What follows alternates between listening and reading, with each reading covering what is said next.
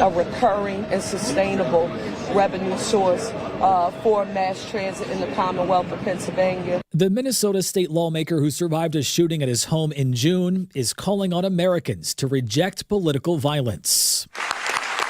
State Senator John Hoffman received a standing ovation as he took the podium at this week's meeting of the Democratic National Committee in Minneapolis. We must call Americans to action in ways that don't incite intimidation and political violence. Hoffman was shot 9 times. You want to see the pattern on my body? It's the same pattern that's in my red door that I no longer have. His wife was shot 8 times and also survived. The gunman killed State Representative Melissa Hortman and her husband at their home. Michael Wallace, CBS News. She writes about love, loss, and relationships. And I love you. But now a love story as Taylor Swift and Travis Kelce are engaged. The singer and NFLer confirmed in an Instagram post with the words, "Your English teacher and your gym teacher are getting married." I say I'm too late. The photos show Kelce on one knee in a garden. That's what people say. This is CBS News. Progressive Insurance, with insurance for cars, home, boat, motorcycles, RVs, and commercial vehicles at 1-800-PROGRESSIVE and Progressive.com. Do you have 3 ex-wives and your current trophy wife wants a life insurance policy 3 times the size of the policies you had to purchase for your previous mistakes? If so, you need to call Big Lou at Term Provider, 800-230-2777. Big Lou is intimately familiar with your problems, and if you're 50 or 60 years old and in reasonably good health, a $1 million policy should only cost about $100 to $200 per month. Big Lou may have a solution for your previous policies as well. You may even save enough money to lighten the load on your new $1 million policy. Remember, call Big Lou. He's like you, except he's only on number 2. Call Term Provider at 800-230-2777. That's 800-230-2777. For $1 million in term life insurance that you can live with. Call Big Lou at 800-230-2777. 800-230-2777. WICC 695.9, Voice of Connecticut Local News Update. Authorities are identifying a Bridgeport man who died after he was struck by a train late last week. The Metropolitan Transportation Authority Police Department has confirmed Andrew Ritz was killed at the Darien station shortly after 6:30 this past Friday evening. MTAPD reports Ritz had gotten on the tracks before he was hit by a westbound train and then pronounced dead at the scene. No passengers or crew members on the train were hurt. Officials say they are still investigating at this time, but there does not appear to be any cause for criminal charges. The Black Rock neighborhood of Bridgeport has been the subject of multiple car break-ins, vandalism, and even unwanted visitors following this past weekend. On a community Facebook page, multiple car break-ins were reported on Fairweather Avenue and Yacht Street, and one car had what appeared to be manure thrown at it. In addition, multiple residents have reported groups of unidentified people ringing their doorbells and knocking on the door late at night. A Norwalk man was sentenced to spend 2 years in prison under an apparent plea deal to dumping a Bridgeport woman's body in Reading last year. 51-year-old Sergio Reyes Cordero was sentenced last Monday in Danbury Superior Court after he pleaded guilty to moving a dead body without a permit and 2 of 4 evidence tampering charges. According to the warrant for Reyes Cordero's arrest, a passerby discovered the body of 26-year-old Leah Chaparro in the early morning hours of February 15th. The warrant says detectives determined that Chaparro died in Reyes Cordero's presence after overdosing and that Reyes Cordero and a friend dumped her body in Reading. Police are investigating a domestic incident this morning in Waterbury. Authorities responded early this morning to a call about a man barricading himself in the residence. Bucks Hill Elementary School was placed under a shelter-in-place order as authorities tried to make contact. This comes as Waterbury officials recently launched a police initiative targeting long-term safety on Willow Street.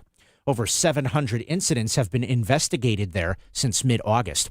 And a New York man is spending time behind bars for raping a young woman in Stamford. A judge has sentenced 39-year-old Paul Isidro to 5 years in prison following his guilty plea on second-degree sexual assault charges. Authorities say Isidro and his friend, Arnold Olivios Cruzado, attacked an 18-year-old woman after meeting her at a nightclub back in 2022. Olivios Cruzado was also sentenced to prison early last year. I'm Chris Williams with WICC News. WICC Smart MLS Right Now traffic. 95 southbound in Milford, the off-ramp at exit 36 is blocked with an accident. On the northbound side of 95, construction exits 19 through 21, and again exit 41 going into Long Wharf. Stay left to get through. On the Merritt Parkway, northbound construction from exit 21 going up to Black Rock Turnpike, and on the upper Merritt from new exit 36 going up to exit 41. On the southbound side of the parkway, you got it in Greenwich, exit 28 down to the state line, and on the upper Merritt from exit 34 going down to exit 31 A and B. On the Wilbur Cross northbound, road work as well, exit 46 going up into Hamden. On the southbound side, you have it exit 41 down to exit 38 in Milford. 91 northbound road work on both sides between exits 8 and 9. Left lane is out. Traffic report is powered by the Fairfield Law Office of Elifson and Tenor. Give your family and yourself the most important gift you can give, peace of mind. Visit ConnecticutElderLaw.com. I'm Edge Krause with WICC Traffic. Partly cloudy this evening and overnight in the mid-50s. Sunny on Wednesday with a high in the upper 70s. On Thursday, sunny with a high near 80. I'm meteorologist Paul Piorek on WICC.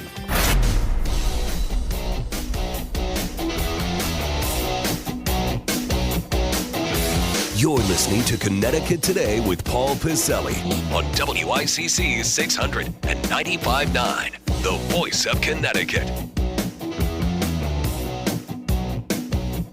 I've always been fascinated at the way people look at wealth, right? I've always been fascinated at what kind of a visceral reaction people have, and also reactions after they think about something.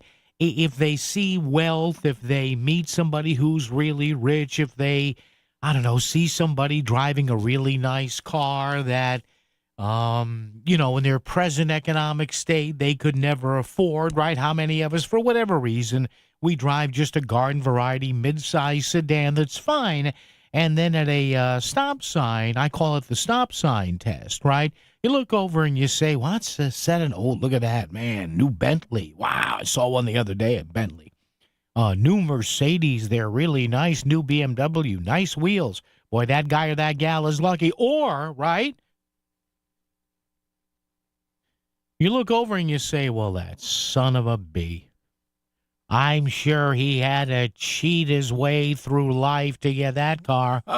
I can't even afford an entry-level Mercedes or BMW or Audi, if there is such a thing. Screw him, right? And I know there are people that react to that.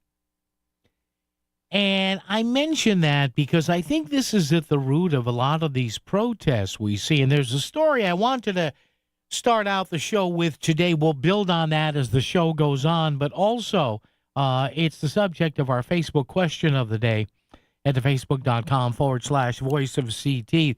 I think it's a pretty interesting, if I do say so myself, or pretty pertinent question as we move through these Trump years.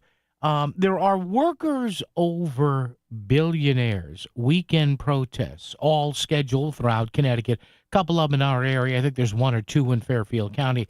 Workers over billionaires. So I ask you, does somebody being worth at least $1 billion bother you?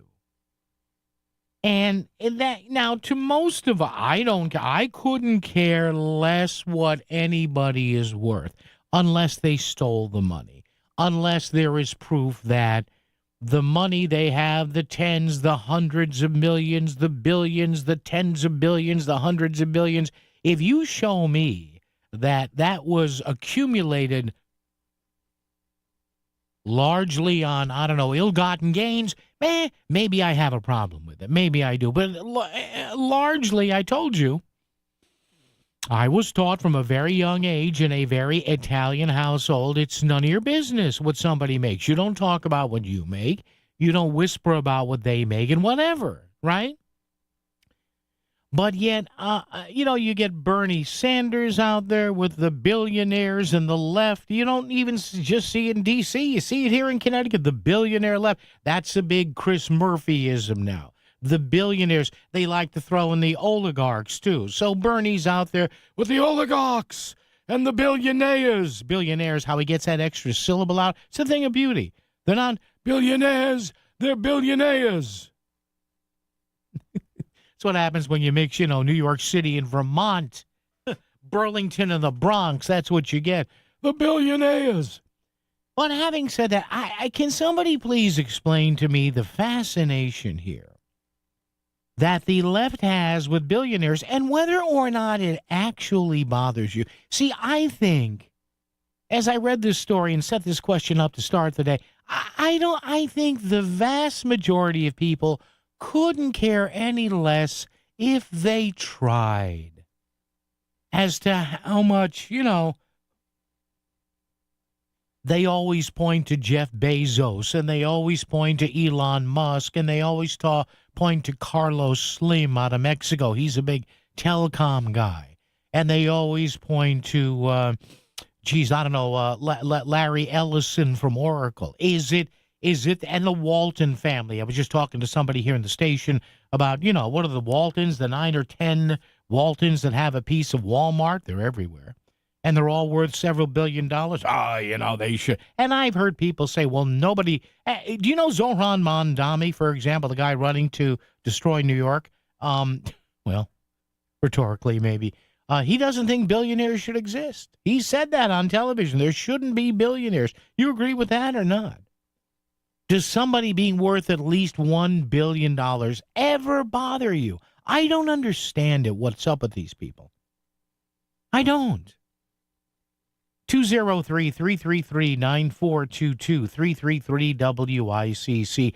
Workers over billionaires protest. Planned for Labor Day Monday in Connecticut. And again, Labor Day is the day that we celebrate organized labor and the labor movement. That's fine. That's whatever you want to celebrate or protest, that's fine. But I don't quite get, like, billionaires only appeared out of thin air when Trump got in office the first time, right? So I guess there were no billionaires at the time of Bill Clinton? No? There were no, billionaires during the Obama years? No, I guess not.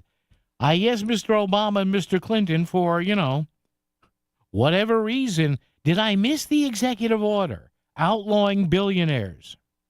Honestly, protesters here, says in the Connecticut News Junkie, protesters and protests are expected to happen around the Capitol and across Connecticut Monday for Labor Day rallies across the state. The protests are called Workers Over Billionaires.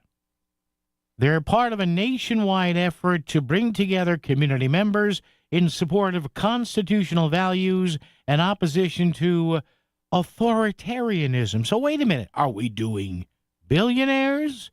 Are we doing the Constitution? Are we doing authoritarian values? Is this just a leftist smorgasbord?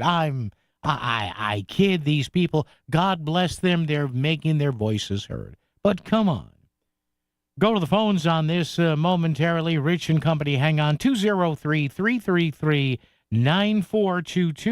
333-WICC. Look, at least during the Trump 2.0 time, we're getting these weekend protests. Maybe that are, seeding the ground for more billionaires. You got police, fire, maybe EMT. Making all this OT? Maybe that's good.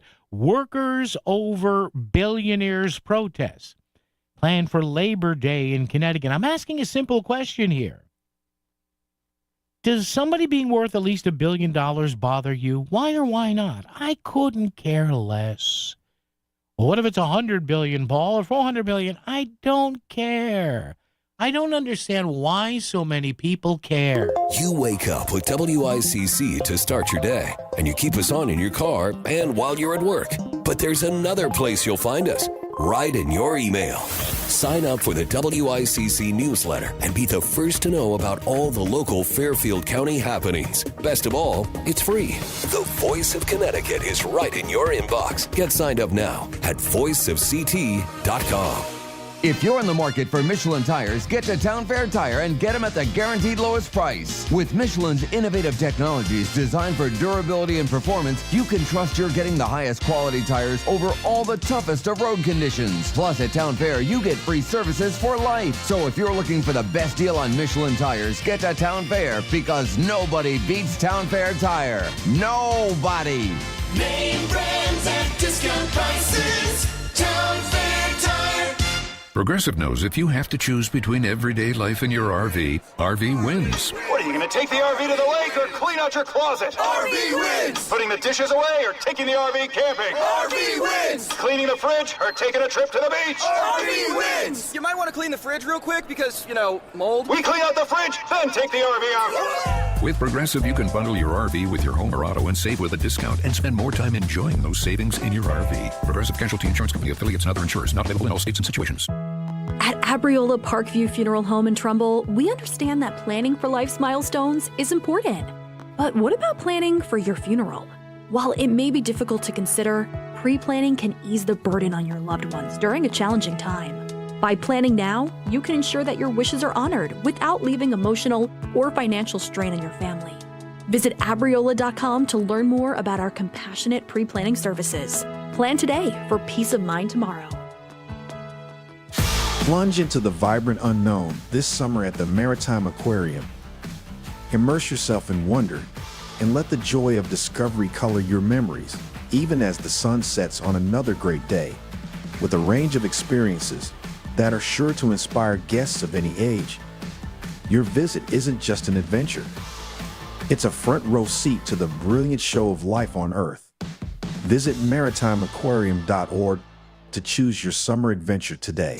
Hi, I'm Lee Gainham, that garden guy from Gainham's Garden Center and Florist in Fairfield. Do you have questions about your garden? Tune in to That Garden Guy Sunday mornings at 8 for an hour of lively talk about your favorite pastime. We'll have weekly do's and don'ts and gardening tips of the week for our specific area, and we'll take your phone calls so we can offer solutions to problems you may be having in your lawn and garden right now. Call in and talk with me, That Garden Guy, Sunday mornings at 8 on WICC 600 and 95.9. You're listening to WICC 600 and 95.9, the Voice of Connecticut, broadcasting from Cadillac of Greenwich Studios, CadillacofGreenwich.com. WICC Smart MLS Right Now Traffic. 95 southbound in Milford, the off-ramp at exit 36 is blocked with an accident. On the northbound side of 95, construction exits 19 through 21. And again, exit 41 going into Long Wharf, stay left to get through. On the Merritt Parkway, northbound construction from exit 21 going up to Black Rock Turnpike. And on the upper Merritt, from new exit 36 going up to exit 41. On the southbound side of the parkway, you got it in Greenwich, exit 28 down to the state line, and on the upper Merritt from exit 34 going down to exit 31 A and B. On the Wilbur Cross northbound road work as well, exit 46 going up into Hamden. On the southbound side, you have at exit 41 down to exit 38 in Milford. 91 northbound road work on both sides between exits 8 and 9. Left lane is out. Traffic report powered by the Fairfield Law Office of Elifson and Tenor. Give your family and yourself the most important gift you can give, peace of mind. Visit ConnecticutElderLaw.com. I'm Edge Krause with WICC Traffic. For this evening and tonight, partly cloudy in the mid-50s. On Wednesday, sunny with a high in the upper 70s. Thursday, sunny with a high near 80. I'm meteorologist Paul Piorek on WICC. Never miss a moment when you listen through your Amazon Echo. It's Connecticut Today. It's Connecticut Today with Paul Pacelli on the Voice of Connecticut, WICC 600 and 95.9. I like when she says it. I like her voice. Yes, but Mr. Deep Throat there, he's okay. 203-333-9422, 333 WICC. There are workers over billionaires weekend protest scheduled throughout Connecticut. Again, God bless people. I don't care if you want to protest. Just don't be violent. Scream and yell your cute little heads off. But I'm sitting here wondering, what is this anti-billionaire thing? I don't quite understand it. There's going to be one in Newtown, 8 a.m. on Labor Day, Monday, actually, in Newtown on Main Street. 11 a.m. at the Ruth Steinkraus Cohen Bridge in Westport. 11 a.m. on the Town Green in New Milford. So there you go. Just some in Fairfield County, lower and upper. I don't get the vitriol against billionaires. I don't. They tend to employ a lot of people. How many people do these politicos that bitch and moan about the billionaires, how many people they employ beyond their office staff? Huh? What do they contribute to the overall economy? Started out today on a Tuesday. Rich in Stratford. Rich, good afternoon, sir. How are you? Hey, Paul, I'm fine. You took the wind. I have 2 points. Sure. One is you just took the wind out of my sails, which I could care less about billionaires. And I was going to say that people with money, multimillionaires, billionaires, they keep the economy going. Yeah. It's trickled down. Somebody else is going to make a lot of money on them. So I have no problem with how much anybody makes. Never did. And the second thing is, hang on, unfortunately, I'm driving. No, that's all right. No, safety first. And Rich, while you straighten yourself out there on the road, I mean, I looked, for example, Rich, online before I started here today. Everybody says, oh, Elon Musk shouldn't be worth the amount of money he is, this and the other. Elon Musk employs 267,000 people, Rich. Of course he's going to be worth that kind of money. It's just jealousy. That's what it is. And I would like to see, and I never did see it, I don't know how you get it. Yeah. They talk about the Democrats, and I was a Democrat for sure a long time ago. Really? But long story short, Yeah. they talk about them being of the people, and how many billionaire and multimillionaire Democrats out there? Yeah. There's always a list of the other guys. I'll bet you there's more. I bet you there's more on the Democratic side, but they know how to hide it, and they know how to hide behind we're for the people when they're richer than most people. Yeah. So I would like to see where it can dig a list up like that. Yeah, I'll poke around for that, Rich. Definitely. Yeah, publicize it because Absolutely. nobody hears it. Yeah. Rich, thank you so much, Rich. Appreciate it. Yeah, and how about we ban trading? And I know there are Republicans against this and Democrats against this. I don't care. How about we completely ban stock trading while you're in Congress? That's it. You can't trade. You can have accounts. You got to put a freeze on those accounts, but I digress. So, again, there's going to be workers over billionaires protests planned for over the weekend, and particularly Labor Day in the state. And I mean, it just, I read this and I said, well, good for these people getting out there. And again, just to give you the locales in our general area here, Main Street in Newtown, 8 a.m. on what's this, Monday? Yep, 8 a.m. Monday. Torrington and Co. Memorial Park, 11 a.m. The Ruth Steinkraus Cohen Bridge in Westport at 11 a.m. on Monday. The Town Green in New Milford, 11 a.m. on Monday, noon. The state capitol in Hartford. So listen, but I mean, it's so tired. It is. Now, if you tell me that whomever was $100 millionaire or a billionaire got their ill-gotten gains, all right, I'm all for you. And then people are going to call up and bitch and moan about the taxes. We'll change the tax code. Again, were there no billionaires during the Obama years? 8 years of Barack Obama? Were there no billionaires during the 8 years of William Jefferson Clinton? I don't think so. I think there were. Are there more now? Yeah, there might be more now. Where are they from? I'm pretty sure Larry Ellison at Oracle's making more money now than he was during the Obama years. I'm pretty sure Jeff Bezos, although he really doesn't run Amazon anymore, it's Andy Jaffe.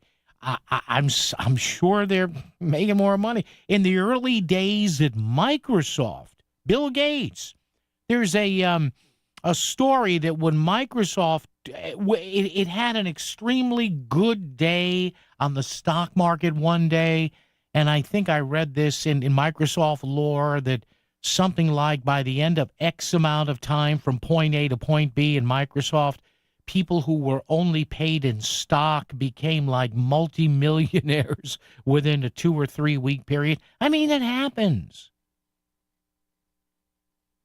Elon Musk employs 267,000 people. Of course, he's probably going to be the world's most richest man. It's not only SpaceX, you know.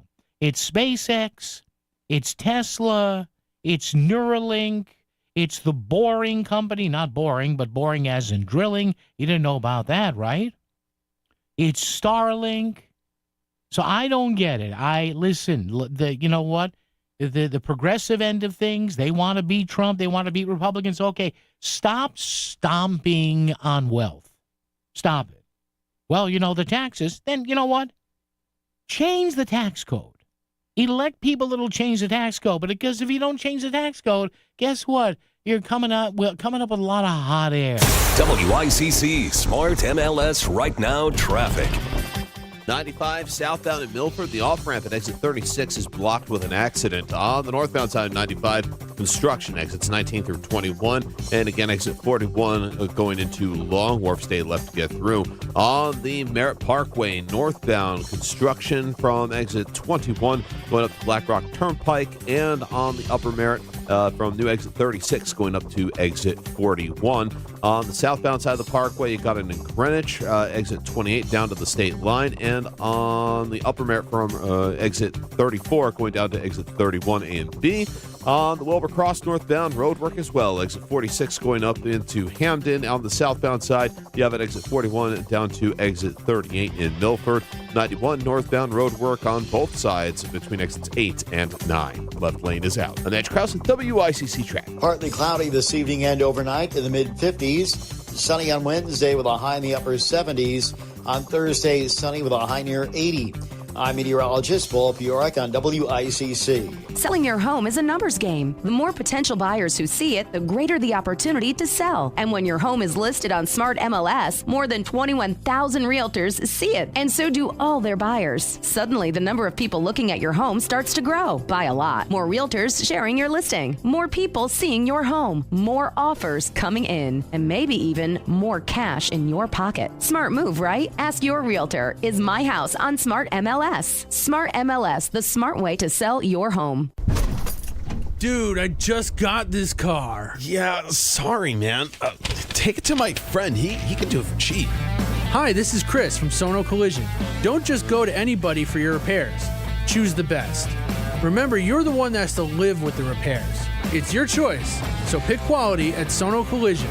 Go to sonocollision.com or call 203-939-9955. Your car will thank you. Chronic migraine is 15 or more headache days a month, each lasting 4 hours or more. Botox, onabotulinum toxin A, prevents headaches in adults with chronic migraine before they start. It's not for those with 14 or fewer headache days a month. It prevents on average 8 to 9 headache days a month versus 6 to 7 for placebo.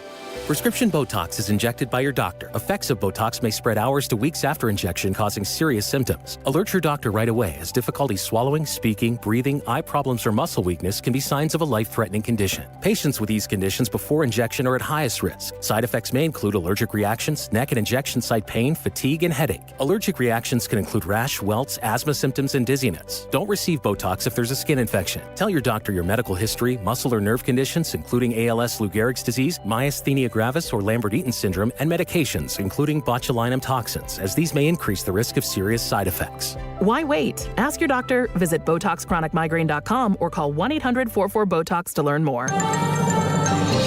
This is WICC 695.9, the voice of Connecticut. CBS News Brief. The Trump administration is threatening funding cuts for 3 states for not enforcing trucker English rules.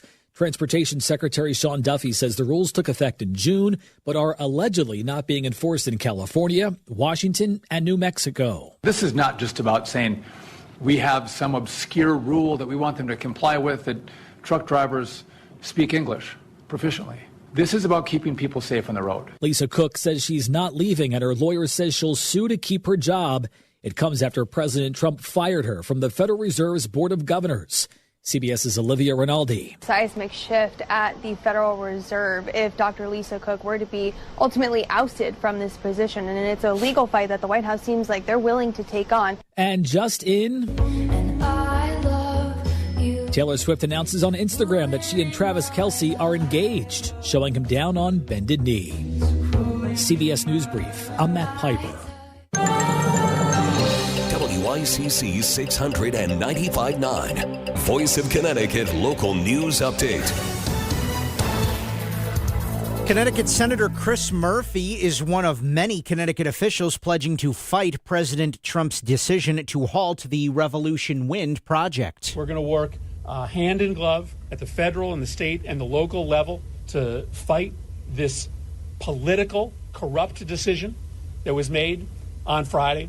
We're going to get these turbines out in the water. We're going to keep costs stable for the people of Connecticut. Construction is 80% complete on the Biden administration approved project. Murphy's outrage was shared by fellow Connecticut Senator Richard Blumenthal. An administration stance on wind power that is truly reckless and irrational. The president said that wind power is, and I'm quoting, the scam of the century. Governor Ned Lamont said at the same news conference that he was not pleased with the president's decision. If they had some issues they wanted to discuss, let's discuss them. Don't shut down work and go on vacation and say we'll discuss it later. And that's sort of where we are right now. There has been an increase in Connecticut residents being detained by ICE, including 2 high school students. And now some Connecticut districts are seeking to reassure students and parents as the school year begins. In a statement released to NBC, Hartford Schools Communications Director Pedro Zayas said in part, quote, "One of the safest places where your child can be is inside a school." Following the detainment of a Meriden High School student earlier this year, Governor Ned Lamont held a news conference attended by WTNH TV News 8 where he expressed his concern. I really worry about ICE and going after our schools. I've said that before, but I want everybody to know that we're looking out for our kids and you're safe in our schools. Drivers in Danbury need to watch for stopped school buses as kids return to class, or those motorists could end up facing a fine. The local school district has partnered with a tech company called Bus Patrol to outfit all the vehicles with outside cameras. This same company installed cameras on Bridgeport school buses, and so far those cameras have issued over 20,000 tickets.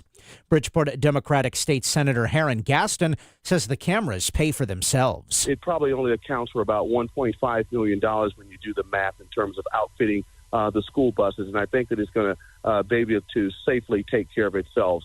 When you think about that and you think about the number of motorists that went across school buses in the city of Bridgeport, we know that that behavior is not going to change overnight, and it's going to be able to sort of self-fund itself. The devices record cars that illegally pass buses while the stop arms are extended and the flashing red lights are on. Drivers who break the law will be required to pay a $250 fine. In a unanimous vote yesterday, the New Haven Board of Education voted to install 330 cameras onto public school buses to catch drivers illegally passing. It's a $250 fine for each violation there. Bus Patrol, the contractor running the cameras, will be compensated by taking a percentage of each ticket. Cameras will be implemented in October. An MTA spokesperson says public comments will be accepted on fare increases for Metro North over the next few weeks. Tickets would increase 4.5% for monthly and weekly rides. Peak City ticket would go up from $7 to $7.25. For more information, go to www.mta.info. West Hartford State Representative Jillian Gilchrist is making a run for Connecticut's 1st congressional district. Gilchrist announced her candidacy this morning and will challenge John Larson in the Democratic primary. She says her campaign will focus on health care as a human right, working families, and new leadership. Gilchrist has served 7 years in the Connecticut General Assembly and co-chairs the Human Services Committee. The Democratic primary is scheduled for August of 2026. Fairfield Republican State Senator Tony Wong will begin the process of gathering over 2,000 signatures from Fairfield voters today in an attempt to force a special election for first selectman. If the signatures are collected, Wong will run in that election against current Democratic First Select woman Christine Vitale.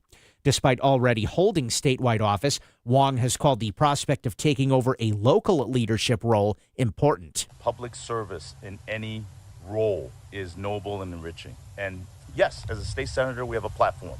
But being able to come back home to a community that we have lived in for over 25 years, it's important. Senator Wong will spend the next 15 days collecting signatures. If you'd like to add yours, you can email for more information at fairfieldpetition@gmail.com. The Connecticut congressional delegation said yesterday Tweed New Haven Regional Airport will receive over $3 million in grant upgrades. The grant will help fund the design of Phase 1 of Runway 2. The runway will upgrade to meet modern standards, handle more passengers, and bring a mix of aircraft. And the 44th Annual St. Leo Fair is back in Stamford this week.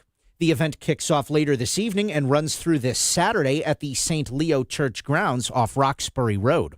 There will be carnival rides, raffles, bingo, and a wide variety of food and drinks. Proceeds from the fair go to support the church. I'm Chris Williams with WICC News. WICC Smart MLS Right Now Traffic. 95 southbound in Milford, the off-ramp at exit 36 is blocked with an accident. On the northbound side of 95, construction exits 19 through 21. And again, exit 41 going into Long Wharf, stay left to get through. On the Merritt Parkway, northbound construction from exit 21 going up to Black Rock Turnpike. And on the upper Merritt from new exit 36 going up to exit 41. On the southbound side of the parkway, you got it in Greenwich, exit 28 down to the state line. And on the upper Merritt from exit 34 going down to exit 31 A and B. On the Wilbur Cross northbound roadwork as well, exit 46 going up into Hamden. On the southbound side, you have at exit 41 down to exit 38 in Milford. 91 northbound road work on both sides between exits 8 and 9. Left lane is out. I'm Edge Krause with WICC Traffic. For this evening and tonight, partly cloudy in the mid-50s. On Wednesday, sunny with a high in the upper 70s. Thursday, sunny with a high near 80. I'm meteorologist Paul Piorek on WICC. If Stamford is talking about it, so is Paul. Connecticut Today with Paul Piselli on WICC 600 and 95.9, the voice of Connecticut. So more protests coming up on this Labor Day weekend. Hey, you know what? I got to tell you, God bless these protesters. They're out there. They're voicing their displeasure with the Trump people. Good on them.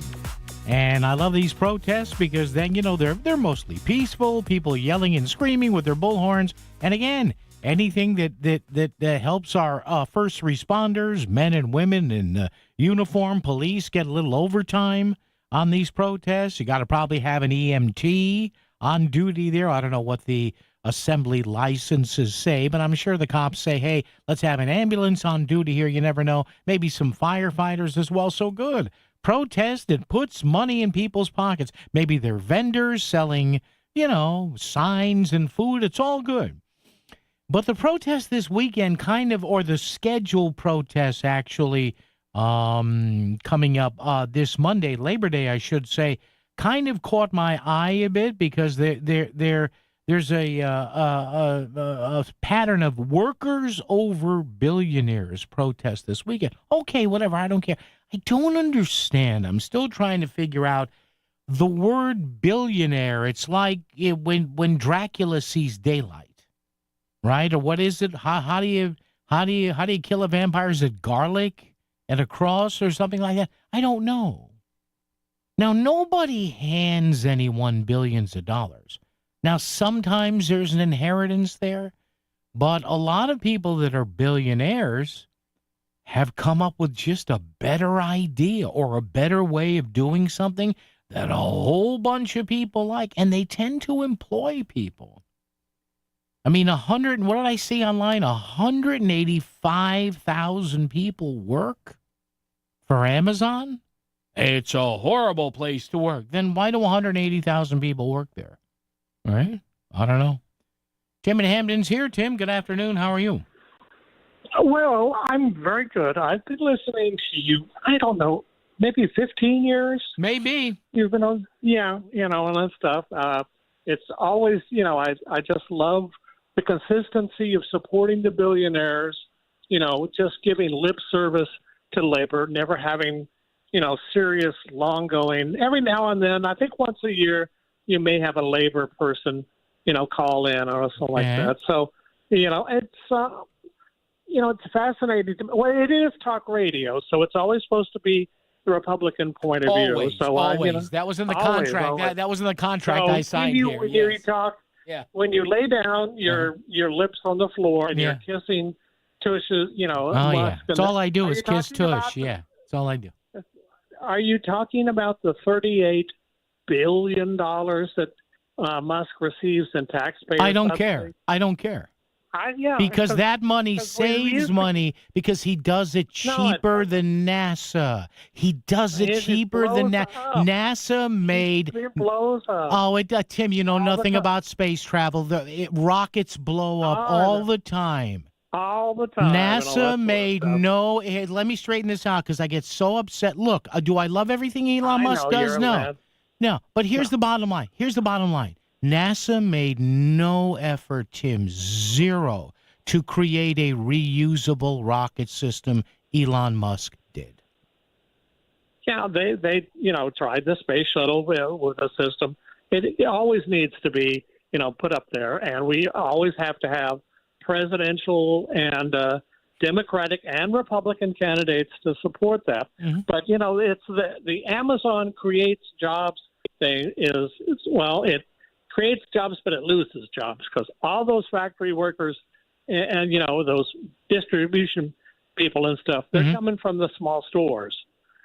Everybody, tell anybody, if they can compete, selling some goods, which are just every bit as good as something you can get from Amazon, but you can't handle the cost because you've got, you've got people, in the big, you're right. Big warehouse, there's no way. It's economics. It's economics.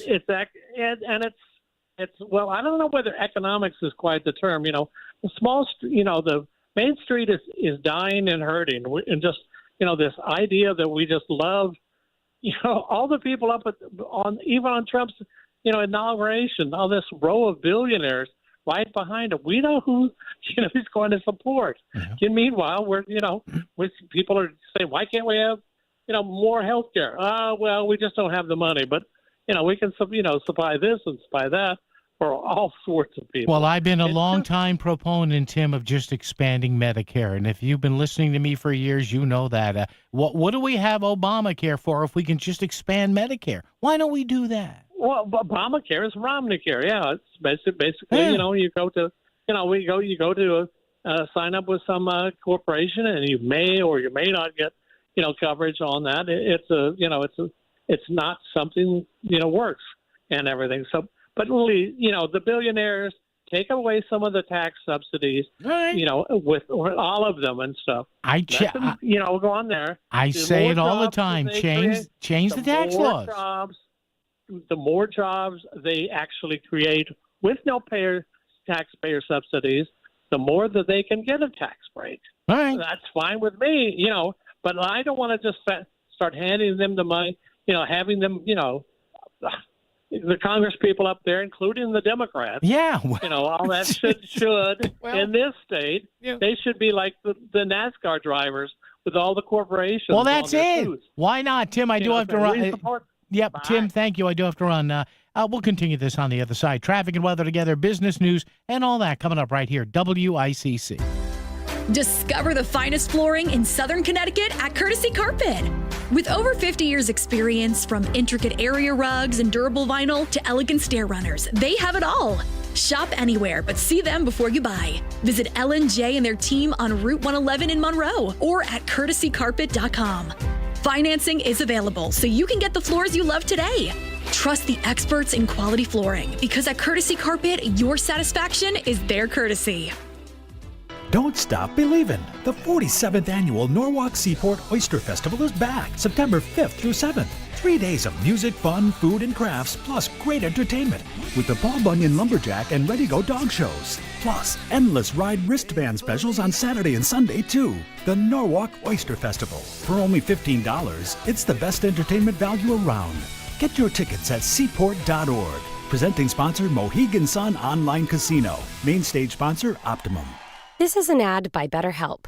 These days, it feels like there's advice for everything. Cold plunges, gratitude journals, screen detoxes. But how do you know what actually works for you? When the internet is overflowing with mental health and wellness content, figuring out what's helpful and what's not can feel overwhelming. That's why there's BetterHelp, the world's largest online therapy platform staffed entirely by qualified therapists. Real people, not AI. And with a 4.9-star rating from over 1.7 million client reviews, you can feel confident you're in good hands. With BetterHelp, you get support that's truly tailored to you, with flexible appointments, online sessions, and help from wherever you're most comfortable. Join the over 5 million people worldwide who have relied on BetterHelp for their mental health and well-being. Visit BetterHelp.com/ABC Radio for 10% off your first month. That's BetterHelp, HELP.com/ABC Radio. WICC Smart MLS Right Now Traffic. 95 southbound in Milford. The off-ramp at exit 36 is blocked with an accident. On the northbound side of 95, construction exits 19 through 21. And again, exit 41 going into Long Wharf. Stay left to get through. On the Merritt Parkway, northbound construction from exit 21 going up to Black Rock Turnpike. And on the upper Merritt from new exit 36 going up to exit 41. On the southbound side of the parkway, you got it in Greenwich, exit 28 down to the state line. And on the upper Merritt from exit 34 going down to exit 31 A and B. On the Wilbur Cross northbound road work as well. Exit 46 going up into Hamden. On the southbound side, you have at exit 41 down to exit 38 in Milford. 91 northbound road work on both sides between exits 8 and 9. Left lane is out. I'm Edge Krause with WICC Traffic. Partly cloudy this evening and overnight in the mid-50s. Sunny on Wednesday with a high in the upper 70s. On Thursday, sunny with a high near 80. I'm meteorologist Paul Piorek on WICC. There's a lot happening around the world. Tell Paul how it impacts you. 203-333-9422. Connecticut Today with Paul Pacelli is back on WICC 600 and 95.9, the voice of Connecticut. Again, there are going to be these workers against or workers not billionaires, or as Bernie likes to say, the billionaires. I should live as long as Bernie. Melissa's got some funny Bernie stories from when she was doing TV up in Vermont. Maybe I'll get her to tell them on the air one day. Hi, Melissa. I know sometimes you listen. Yeah, the whole billionaires thing, it's tired. Can we say, now look, I understand sometimes the money isn't exactly worked for. Some people are born on third base with a silver spoon. I'm not going to deny that. But please, if you're going to criticize this bill, then criticize them all. All right, you want to criticize Musk? Well, how about George Soros? This guy couldn't find enough lefty prosecutors and soft-on-crime prosecutors to finance. Now, that's his right. I don't care. God bless him. Some guy that's hammering Trump right now, J.B. Pritzker, he and his sister Penny, they're worth billions of dollars. I think it's the Hilton chain they own or whatever major hotel. And good for them. I don't care. Right? I mean, my God, though, this unbridled hatred of some people. And yes, if the next rocket, which is due to be launched either to this Starship rocket from Elon Musk, which is 80 feet longer than the Saturn V, if this thing blows up, I love it. Musk's rocket blew up. You know how many rockets NASA launched from the early 50s to the early 60s that blew up on the pad? So please, don't show your ignorance here. It's not becoming. But just enough with the bill. And you know what? If you want them to pay more taxes, change the tax code. God bless you. I'm all for that if you can get it done. But you know what? You can't. You can't. Because both sides like money. The only difference is the Republicans admit it. And they go, come after me. Randy in Easton here. He likes a little cash. Randy, what's up with you? Hey, man. I think we're burying the lead here on the billionaire thing. Okay. To me, it's the influence that they buy. Okay. A multi-hundred billionaire spent $277 million to elect a billionaire in the final 2 months of last campaign. There are 13 billionaires in his cabinet. They are working for themselves. They wrote a tax code to help them. So it's the influence that they buy with their billions. You know, a lot of people don't criticize Warren Buffett. No. Some people criticize Gates for, like, they think he's invented vaccines to make money. The man gave away $50 billion of his own money. Yeah. Steve Wozniak, who was the co-founder of Apple, he's now worth a measly $10 million because he gave the rest of it away. But Bezos and Musk bought influence and came in, and in my opinion, ruined a nicely running government. That's my big beef, Paul. Okay. All right. I don't mind that they're billionaires. They're buying influence, and they're buying influence in our government. And I don't think it should be that way. All right. You see now, Randy, if the Dems had you as their marketing chief, wink, wink. They need a bass player in his 60s to set this country straight. Hey, real quick, can I just deviate real quick to yesterday's Go topic? right ahead. Thank you, Ben. With the troops in cities thing, 2 points. One, what happens when they leave? We can't have armed troops in our cities from now and forever. They're not going to correct anything permanently. Yeah. And second, the big, beautiful bill cut grants to law enforcement in many states. Grants not only to hire police, but for youth programs, because a lot of these criminals, as you know, are youngsters. Now, what Muriel Bowser should say, and if she's smart and these other mayors are smart, his will say, wow, Mr. President, thank you for this limited, although it was, influx. We did see a drop, right, for 2 weeks or 3 weeks now.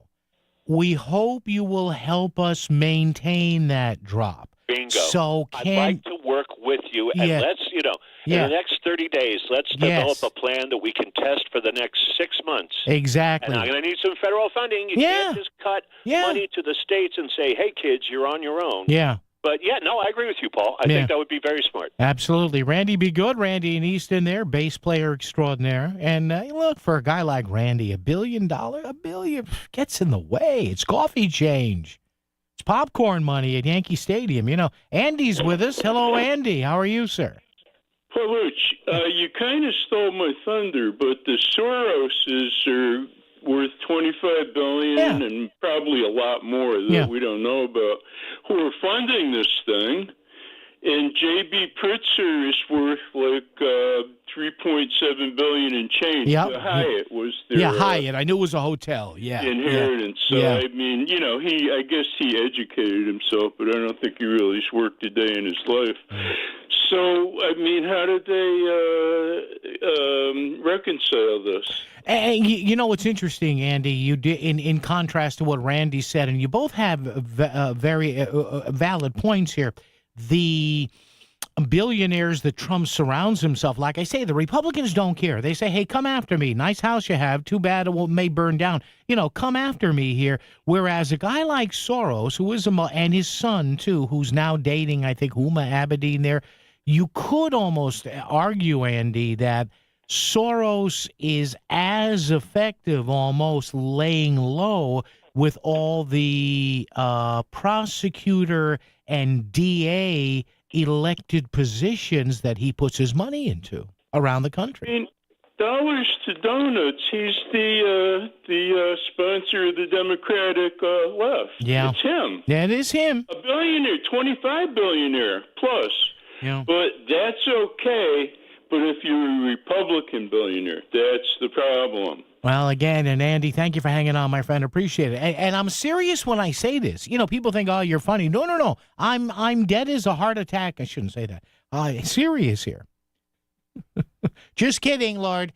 Yeah, I mean, I've said this for years. You people have been listening to me for years. Number one, get a life. Number two, though, yeah, both sides love money. It's the mother's milk. It's the breast milk, shall I say, of politics. The Republicans admit it. And they admit it to your face. Like Randy said, with all those billionaires. The Dems, let's be a little, Mr. Soros, he does, his fingerprint. And don't, if you don't want to believe me, fine. His fingerprints, if there is a lefty, criminal-loving, no cash bail-loving, let's let more people out of jail-loving DA anywhere in the country or prosecutor, there are Soros fingerprints all over. And he admits it. It's called the Open Society. I think you can look it up. And now, look, his son's going to take over. So listen, both sides love it. The Dems are a little more surgical about it, a little subtler. The Republicans are just like a sledgehammer. Oh, we have to kill a fly over there. Let's use a sledgehammer. Traffic and weather together right here on WICC. WICC Smart MLS Right Now Traffic. 95 southbound in Milford. The off-ramp at exit 36 is blocked with an accident. On the northbound side of 95, construction exits 19 through 21. And again, exit 41 going into Long Wharf. Stay left to get through. On the Merritt Parkway, northbound construction from exit 21 going up to Black Rock Turnpike. And on the upper Merritt from new exit 36 going up to exit 41. On the southbound side of the parkway, you got it in Greenwich, exit 28 down to the state line. And on the upper Merritt from exit 34 going down to exit 31 A and B. On the Wilbur Cross northbound road work as well, exit 46 going up into Hamden. On the southbound side, you have at exit 41 down to exit 38 in Milford. 91 northbound road work on both sides between exits 8 and 9. Left lane is out. I'm Edge Krause at WICC Track. For this evening and tonight, partly cloudy in the mid-50s. On Wednesday, sunny with a high in the upper 70s. Thursday, sunny with a high near 80. I'm meteorologist Paul Piorek on WICC. Town Fair Tire is New England's largest volume discount tire dealer with over 100 locations. So we sell Michelin tires for the guaranteed lowest price. Like Michelin tires with all-season capabilities and maximum performance. Plus, Town Fair will give you more free services for life on your Michelin tires for longer tread life and reliable traction in both wet and dry conditions. For the guaranteed lowest price on Michelin tires, nobody beats Town Fair Tire. Nobody! Name brands at discount prices. Town Fair Tire. This is the sound of captivity. This is the sound of rescue. And this is the sound of freedom. Give Armenia's captive bears a second chance by supporting International Animal Rescue. Call 508-826-1083 or search The Great Bear Rescue to learn more. Back to the news and talk, thanks to Smart MLS. Smart sellers ask, is my home on Smart MLS? The voice of Connecticut, WICC's 695.9.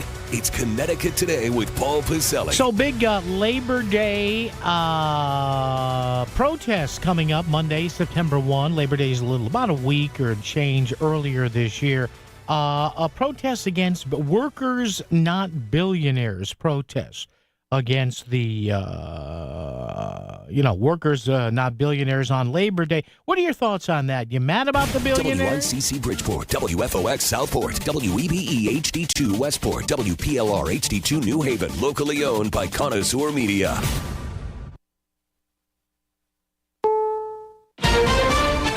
Is CBS News on the Hour, sponsored by Progressive Insurance. I'm Matt Piper. A crackdown on crime. The president now says he wants to bring back the death penalty in D.C. President Trump made his announcement during a lengthy cabinet meeting. If somebody kills somebody in the Capitol, Washington, D.C., we're going to be seeking the death penalty. The president spoke amid his crackdown on crime in the nation's capital, including his deployment of the National Guard in the federal district. Washington, D.C.'s death penalty was nullified by the Supreme Court in 1972 and repealed by the D.C. Council in 1981. Linda Kenyon, CBS News, the White House. Lisa Cook was the first black woman to serve on the Federal Reserve's board. After Trump fired her on social media last night, she says he has no authority to do so and will sue over it. CBS's Aaron Navarro. Waiting to see if there are any formal charges. What kind of kickstarted all of this were allegations that Cook listed 2 addresses as her primary residence in banking forms. This was brought to the attention by Housing Finance Agency Director Bill Pulte, who's known as a Trump ally. Firefighters make progress on a large fire burning in central Oregon. The flat fire is now 7% contained at nearly 22,000 acres. A little rain Monday allowed for the reduction of some evacuation orders on the flat fire. Oregon's Department of Forestry shared the good news with a crowded community meeting in Sisters. We do have this fire lined. We do have a line all the way around it today. Officials say the fire started on private land. The cause is under investigation. So far, the flat fire has burned at least 4 homes. Heather Roberts for CBS News, Portland. Meantime, firefighting crews are trying to corral a fast-growing blaze churning through central California's Sierra National Forest as forecasters warn thunderstorms could spark new ignitions. To Israel, where there's another day of protests in Jerusalem for ending the war in Gaza. It comes as the Israeli military now says its forces were targeting a camera yesterday operated by Hamas in strikes that killed 5 journalists at a hospital. And we are here to remind our government that the deal needs to be sealed. 2 years after they began dating, superstar Taylor Swift and NFLer Travis Kelce are engaged. They revealed the news in a 5-photo joint post on Instagram. The caption read, "Your English teacher and your gym teacher are getting married." It was accompanied by an emoji of a dynamite stick. The announcement comes not long after Swift appeared on New Heights, the podcast hosted by Travis and his brother Jason. Such a nice color on you. Yes, I know. It's the color of your eyes, sweetie. Christopher Cruz. This is CBS. Sponsored by Progressive Insurance. We offer auto, home, and commercial auto insurance, plus a variety of business insurance options. Visit Progressive.com today. You're listening to Leaf Filter Radio, and the guru of gutter protection himself, Chris Coonahan, is here to take your most pressing leaf-related questions. Hey, everybody. Chris here. Understand we have Ron on the line. Ron, where are you calling from? Uh-oh. Ron, are you calling from a ladder? Well, I was. I wanted to ask Chris what I need to do to get my gutters ready to have leaf filter installed. Oh, Ron, you don't have to do anything. A Leaf Filter Trusted Pro will come out and clean out your gutters, realign and seal your gutters, and install Leaf Filter, America's #1 gutter protection system. So I didn't need to get on this ladder? Ron, Leaf Filter Trusted Pros are in your neighborhood and ready to help. Just visit leaffilter.com/deal to schedule your free gutter inspection and get up to 30% off. Thank goodness. What was that site? That's leaffilter.com/deal for your free gutter inspection today. See representative for warranty details. Promotion is 20% off plus a 10% senior or military discount. 1 discount per household. WICC 695.9. Voice of Connecticut Local News Update. There has been an increase in Connecticut residents being detained by ICE, including 2 high school students, and now some Connecticut districts are seeking to reassure students and parents as the school year begins. In a statement released to NBC, Hartford Schools Communications Director Pedro Zias said in part, quote, "One of the safest places where your child can be is inside a school." Following the detainment of a Meriden High School student earlier this year, Governor Ned Lamont held a news conference attended by WTNH TV News 8 where he expressed his concern. I really worry about ICE and going after our schools. I've said that before, but I want everybody to know that we're looking out for our kids and you're safe in our schools. Drivers in Danbury need to watch for stopped school buses as kids return to class, or those motorists could end up facing a fine. The local school district has partnered with a tech company called Bus Patrol to outfit all the vehicles with outside cameras. This same company installed cameras on Bridgeport school buses, and so far, those cameras have issued over 20,000 tickets. Bridgeport Democratic State Senator Heron Gaston says the cameras pay for themselves. It probably only accounts for about $1.5 million when you do the math in terms of outfitting the school buses, and I think that it's going to be able to safely take care of itself. When you think about that and you think about the number of motorists that went across school buses in the city of Bridgeport, we know that that behavior is not going to change overnight, and it's going to be able to sort of self-fund itself. The devices record cars that illegally pass buses while the stop arms are extended and the red lights are flashing. Drivers who break the law will be required to pay a $250 fine. In a unanimous vote yesterday, the New Haven Board of Education voted to install 330 cameras onto public school buses to catch drivers illegally passing. It's a $250 fine for each violation. Bus Patrol, the contractor running the cameras, will be compensated by taking a percentage of each ticket. Cameras will be implemented in October. Police continuing to investigate a domestic incident this morning in Waterbury. Authorities responded early this morning to a call about a man barricading himself in the residence. Bucks Hill Elementary School was placed under a shelter-in-place order as authorities tried to make contact. This comes as Waterbury officials recently launched a police initiative targeting long-term safety on Willow Street. Over 700 incidents have been investigated there since mid-August. And the 44th annual St. Leo Fair is back in Stamford this week. The event kicks off later this evening and runs through this Saturday at the St. Leo Church grounds off Roxbury Road. There will be carnival rides, raffles, bingo, and a wide variety of food and drinks. Proceeds from the fair go to support the church. I'm Chris Williams with WICC News. WICC Smart MLS Right Now Traffic. 95 northbound, a solid hour from Stamford through Fairfield. The lower Merritt is the way to go right now. Out of New Haven, 95, busy but moving through Long Wharf and West Haven, and 84 eastbound, bunched up just a little bit going into the Super 7. Traffic report powered by Optimum Business. Stay ahead of cyber threats with fast and secure fiber internet starting at $65 a month with 99.9% network reliability. Visit Optimum.com/business today. I'm Matt Krause with WICC Traffic. Partly cloudy this evening and overnight in the mid-50s. Sunny on Wednesday with a high in the upper 70s. On Thursday, sunny with a high near 80.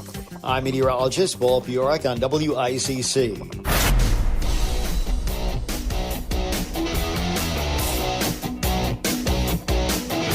You're listening to Connecticut Today with Paul Piselli on WICC 600 and 95.9, the voice of Connecticut. Ah, yes, my friends, boys and girls, children of all ages, moms, dads, whatever that was, in the city of the late great P.T. Barnum, 203-333-9422, 333-WICC, talking about billionaires, or as Bernie Sanders would say, the billionaires. I love that.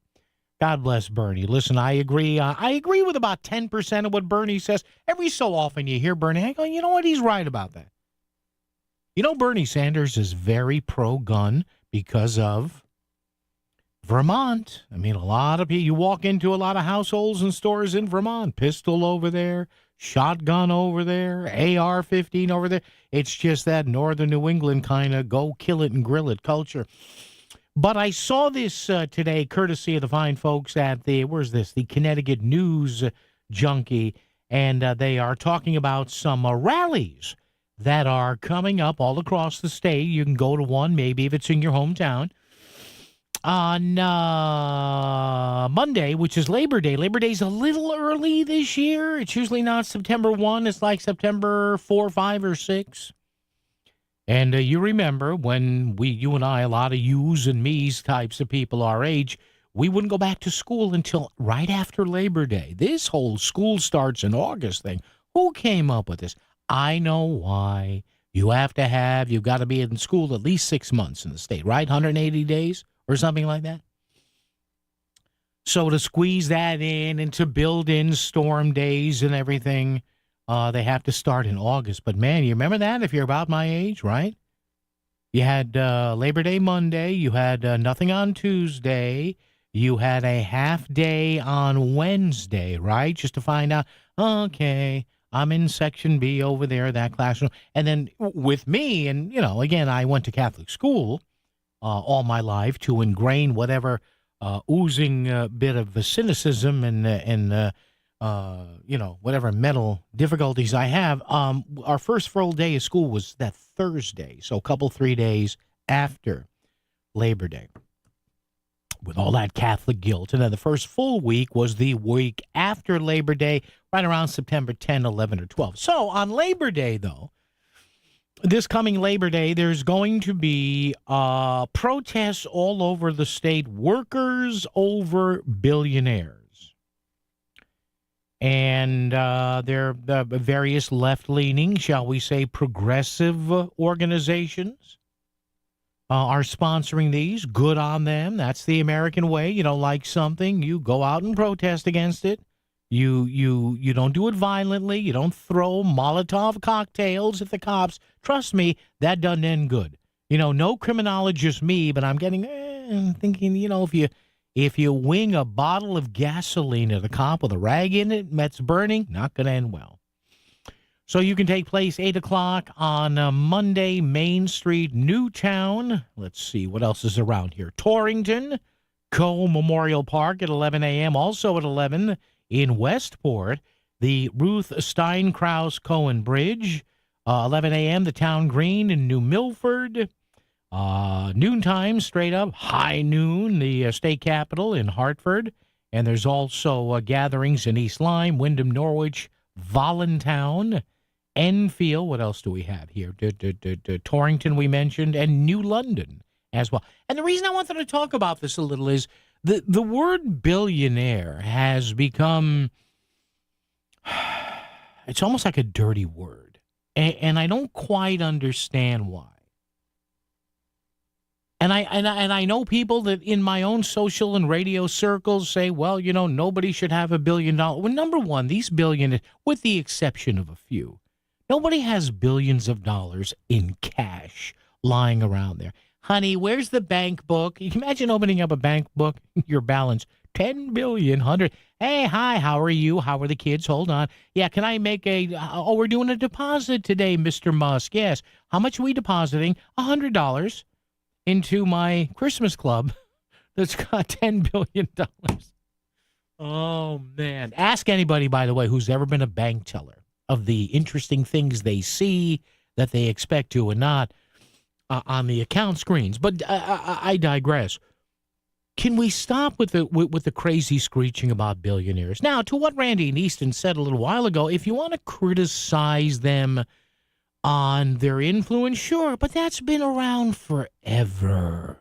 Now, maybe not in the in-your-face way it is today. But again, both parties do it. The GOP just doesn't care. They put it, like Randy said, right out in front. Oh, that guy's a billionaire, he's in the cabinet. That guy's a billionaire, he's in the cabinet. But again, look how 2026 and 2028 are stocking up, right? J.B. Pritzker, known to be a maybe White House candidate. Why do you think he's losing some weight? Seriously. I'm not believe me, I don't make fun of people with weight. Believe me. Been there, done that. Not for me. But you notice I watched that video yesterday. He actually looked a little better. So, J.B. Pritzker and his sister, multi-billionaires, right? George Soros, who doesn't hesitate to say, yeah, I donated to all these DAs, all these prosecutors, all these social justice organizations, one of whose goal is to put more crooks back on the street. Yeah, multi-billionaire there. So they've always been around, but to a greater extent, the Republicans say, you don't like it, come after us. And sometimes they lose, and sometimes they don't. But again, I asked the question today. It's our Facebook question of the day, and about an hour from now, the erstwhile Chris Williams, who's already sifting through the various amounts of obscenities and whatever. I'm just kidding with the obscenities, although sometimes we do get them. So please, folks, if you're answering our Facebook question of the day, all right, just answer it. Be nice. Be convivial. Use a little comedy, not comedy, C-O-M-E-D-Y, comedy, C-O-M-I-T-Y. You can look that up. But our question of the day, talk or text at 333-9422. Workers over billionaires weekend protests are scheduled for all across our great state of Connecticut, the DPRC, the Democratic People's Republic of Connecticut. Does somebody being worth at least $1 billion or several billion, does that bother you? I mean, Zohran Mamdani, the guy that wants to be and probably will be the next mayor of New York City, I played you that audio of his a couple months ago when he says with a smile on TV, wink and a nod, Teflon guy, this guy, well, there shouldn't be billionaires. Says who? You? You fell off the turnip truck 2 weeks ago.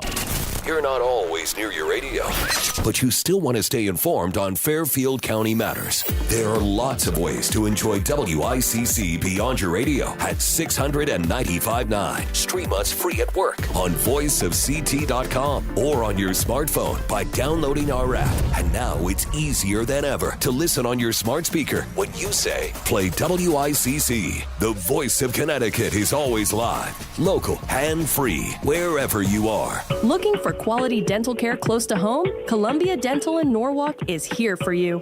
As part of our robust network of 12 locations, we're open 6 days a week to fit your busy schedule. From routine cleanings and checkups to implants and oral surgery, Columbia Dental provides complete care for the whole family, all in one place. Call us today at 860-645-0111 or visit columbiadental.com. That's columbiadental.com. Your smile, our priority. Hi, this is David from Standard Oil. If you use propane to heat your home, now is the right time to sign up for automatic delivery and our award-winning service. We deliver propane for heating your home, propane for your cooktop, propane for your pool heater, and propane for your generator. We can even install a new propane fireplace in time for the holiday festivities. Most importantly, our technicians work 24/7 to provide you with the absolute best service possible. So for all your heating oil, air conditioning, and propane needs, call Standard Oil today or visit us online at standardoil.com.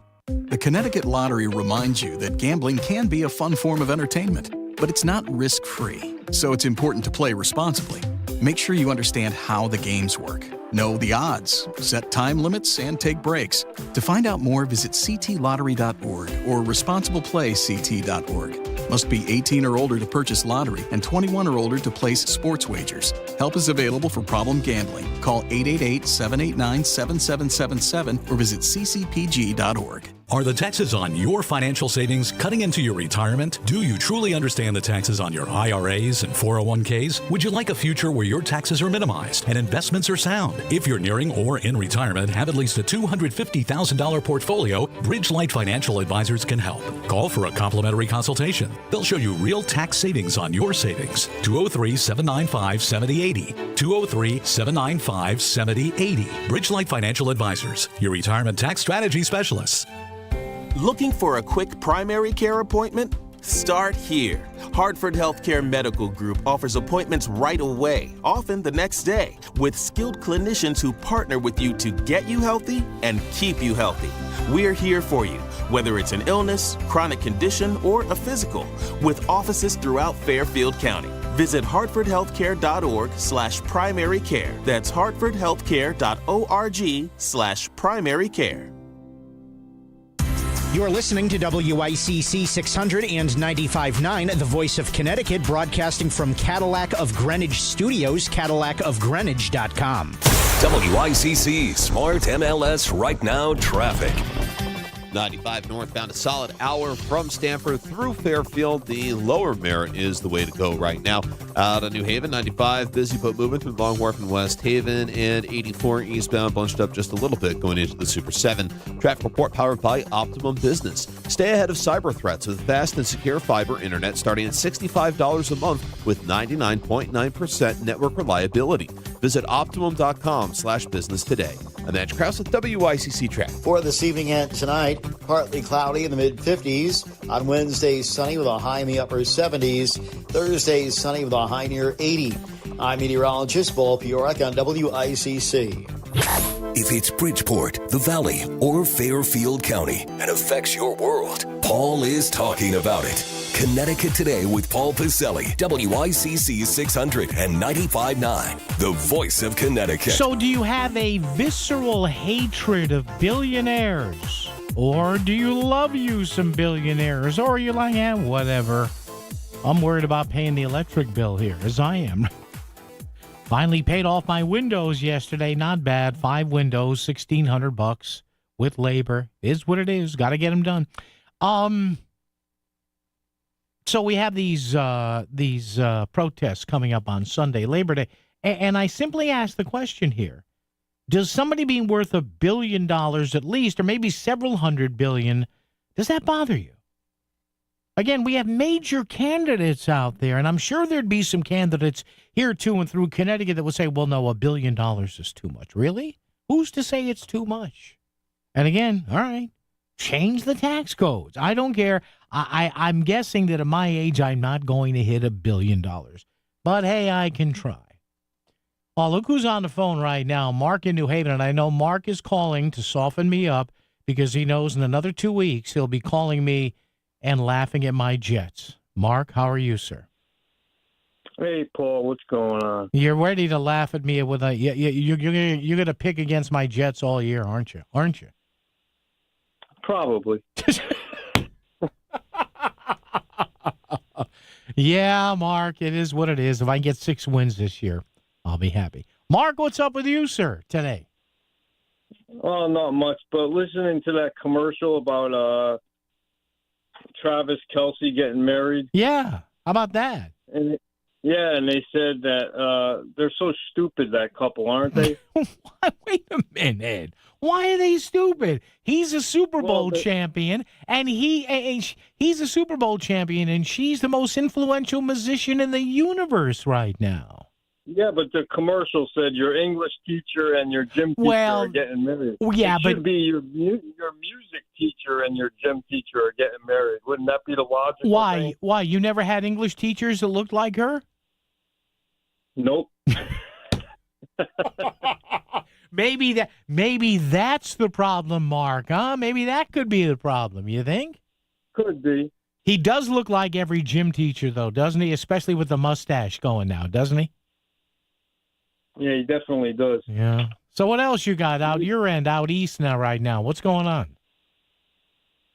I don't know. Are we going to do the picks this year or what? Yes, you better call me up for the picks. Man, we'll do that starting what? Next week, the week after, whatever. Absolutely, we're going to do the picks. Man. All right. Great. Sounds good. All right. When is opening day? Opening day, I believe, is a week from just Thursday next, I believe. They open up on a Thursday. Yes. Oh, yeah. So we got 2 Sundays from today then. Yeah, that's so. Well, you just. I need your people. Hang on your picks, Mark. You know that, don't you? When they hear them on this show, right? All right, Paul. Have a good day. All right, Mark. I'll talk to you again. All right, buddy. Put that NFL cap, Mark. If in case you don't know, Mark, who used to be in New Haven, he's now moved out east. Mark is the he said I was wrong because betting on football is not a pari-mutuel bet in the strict case of horse races or pari-mutuel wagering, but I made him the Connecticut Today executive VP of pari-mutuel wagering. Mark fancies himself a scribe, a Svengali, a Swami on picking football. And he's actually pretty good. Now, we're not you'll hear me give the disclaimer when Mark starts to call in a couple of weeks when it's pro football time, but Mark's actually pretty good. So listen, don't bet totally by what he says, and it's only for, what am I supposed to say? Entertainment purposes. We're not telling you to bet the kid's inheritance or whatever. One thing here before we go to news and traffic and weather together. I schlep my stuff in during the day. You know, my lunch and some cables and my phone. I have a bag, and I got it from my local independent grocer. It's an IGA store in Wallingford. It's not part of the chain.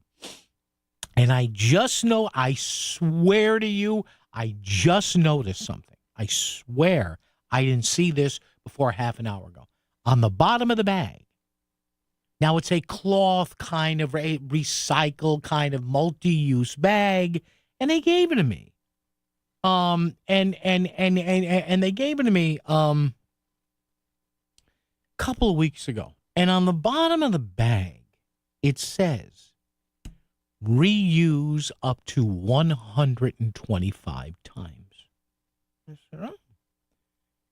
And you know, with reusable bags, they're okay for dry goods, for non-perishables. They say be careful because if you have any meat dripping in there, and which I never do because I put stuff in 2 or 3 of the plastic bags because I'm cognizant of that. But they say that the one drawback of using these reusable bags is that if you don't clean them or you get some milk or some meat spillage in there, you can get bacteria, whatever.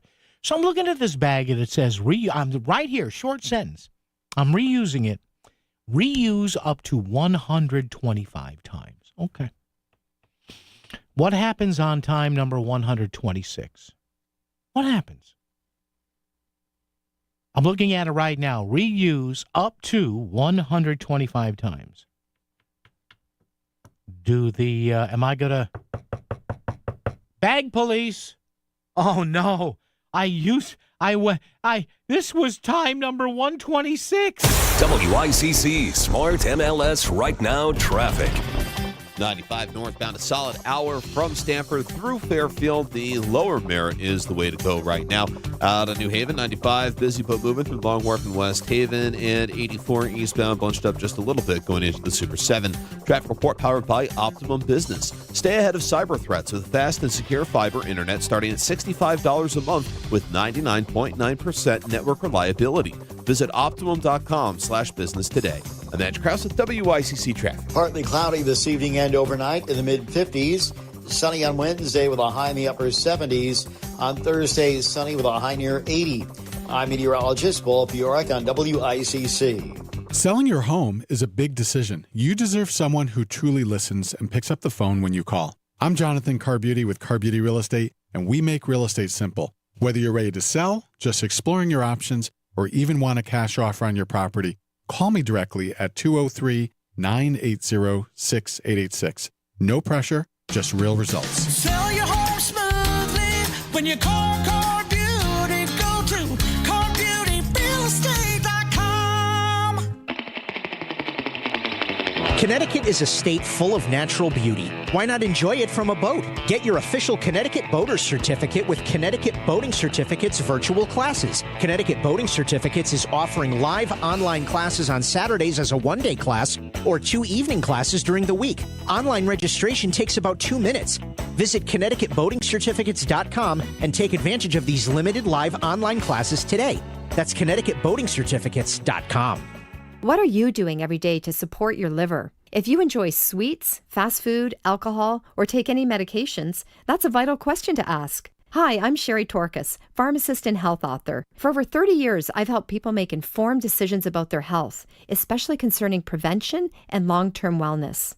Supporting your liver isn't just a wellness trend, it's a daily essential. That's why I recommend Active Liver by New Nordic. It's made with plant-based ingredients like milk thistle, turmeric, and globe artichoke, herbs clinically studied for their protective and restorative effects on the liver. Active Liver blends traditional herbal wisdom with modern scientific research. Not all supplements are created equal. I trust Active Liver because it's backed by science, meets strict quality standards, and delivers true daily liver support. Protect your liver and give it the support it deserves. Make Active Liver from New Nordic part of your daily wellness routine. Active Liver is available online at Amazon or find it in stores at CVS, Meijer, and now available at ShopRite. Looking for complete dental care in one convenient location? Visit Columbia Dental in Norwalk. Their expert team includes a general dentist, periodontist, and oral surgeon. So whether you need a routine checkup and cleaning, dental implants, or wisdom teeth extraction, they've got you covered. Quality care all under one roof. Call Columbia Dental in Norwalk today at 203-299-0111 or visit columbiadental.com. Now you can find out who's under the helmet and behind the jersey with the Rudin Report Athlete Profile. High school sports are made great by the student athletes who play them. Check out the High School Athlete Profile, sponsored by BMW of Darien at therudinreport.com. This is WICC 695.9, the voice of Connecticut. CBS News Brief. President Trump says those who commit murder in Washington, D.C. should get death. If somebody kills somebody in the Capitol, Washington, D.C., we're going to be seeking the death penalty. The death penalty move comes after Trump deployed the National Guard to Democrat-run Washington and took federal control of the city's police department earlier this month. Trump says he fired Lisa Cook from the Federal Reserve's Board of Governors, but she says he has no legal basis and that they plan to file a lawsuit.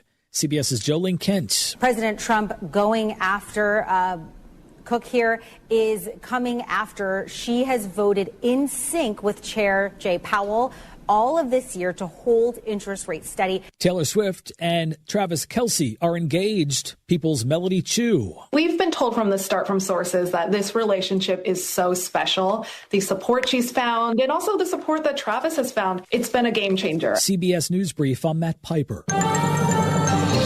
WICC 695.9, Voice of Connecticut Local News Update. Authorities are identifying a Bridgeport man who died after he was struck by a train late last week. The Metropolitan Transportation Authority Police Department has confirmed Andrew Ritz was killed at the Darien station shortly after 6:30 this past Friday evening. MTAPD reports Ritz had gotten on the tracks before he was hit by a westbound train and then pronounced dead at the scene. No passengers or crew members on the train were hurt. Officials say they are still investigating, but at this time, there does not appear to be any cause for criminal charges. A Norwalk man was sentenced to spend 2 years in prison under an apparent plea deal to dumping a Bridgeport woman's body in Reading last year. 51-year-old Sergio Reyes Cordero was sentenced last Monday in Danbury Superior Court after he pleaded guilty to moving a dead body without a permit and 2 of 4 evidence tampering charges.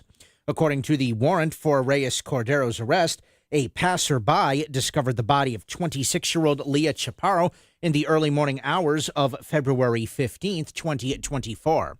The warrant says detectives determined that Chaparro died in Reyes Cordero's presence after overdosing and that Reyes Cordero and a friend dumped her body in Reading. A New York man is spending time behind bars for raping a young woman in Stamford. A judge has sentenced 39-year-old Powell Isidro to 5 years in prison following his guilty plea on second-degree sexual assault charges. Authorities say Isidro and his friend Arnold Olivios Cruzado attacked an 18-year-old woman after meeting her at a nightclub back in 2022. Olivios Cruzado was also sentenced to prison early last year. The Black Rock neighborhood of Bridgeport has been the subject of multiple car break-ins, vandalism, and even unwanted visitors following this past weekend. On a community Facebook page, multiple car break-ins were reported on Fairweather Avenue and Yacht Street, and one car had what appeared to be manure thrown at it. In addition, multiple residents have reported groups of unidentified people ringing their doorbells and knocking on the door late at night.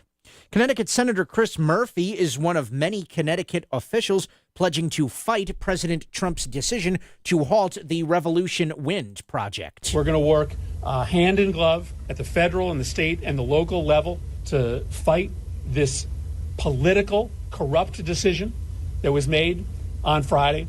We're going to get these turbines out in the water. We're going to keep costs stable for the people of Connecticut. Construction is 80% complete on the Biden administration-approved project.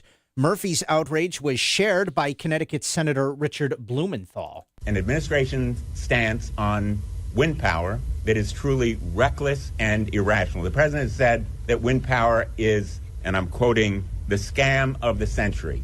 Governor Ned Lamont said at the same news conference that he was not pleased with the president's decision. If they had some issues they wanted to discuss, let's discuss them. Don't shut down work and go on vacation and say we'll discuss it later. And that's sort of where we are right now. West Hartford State Representative Jillian Gilchrist is making a run for Connecticut's first congressional district. Gilchrist announced her candidacy this morning and will challenge John Larson in the Democratic primary. She says her campaign will focus on health care as a human right, working families, and new leadership. Gilchrist has served 7 years in the Connecticut General Assembly and co-chairs the Human Services Committee.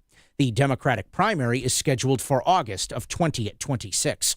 Fairfield Republican State Senator Tony Wong will begin the process of gathering over 2,000 signatures from Fairfield voters today in an attempt to force a special election for first selectman. If the signatures are collected, Wong will run in that election against current Democratic First Select Woman Christine Vitale. Despite already holding statewide office, Wong has called the prospect of taking over a local leadership role important. Public service in any role is noble and enriching. And yes, as a state senator, we have a platform.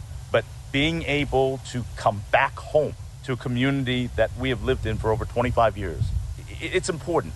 Senator Wong will spend the next 15 days collecting signatures.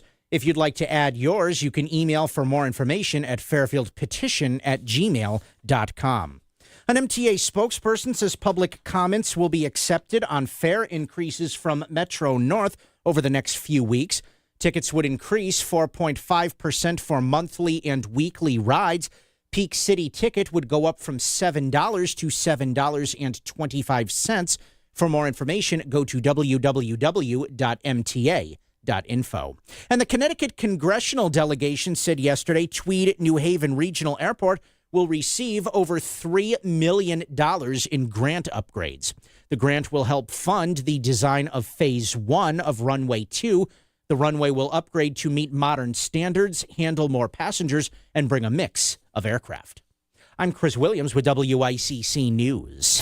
WICC Smart MLS Right Now Traffic.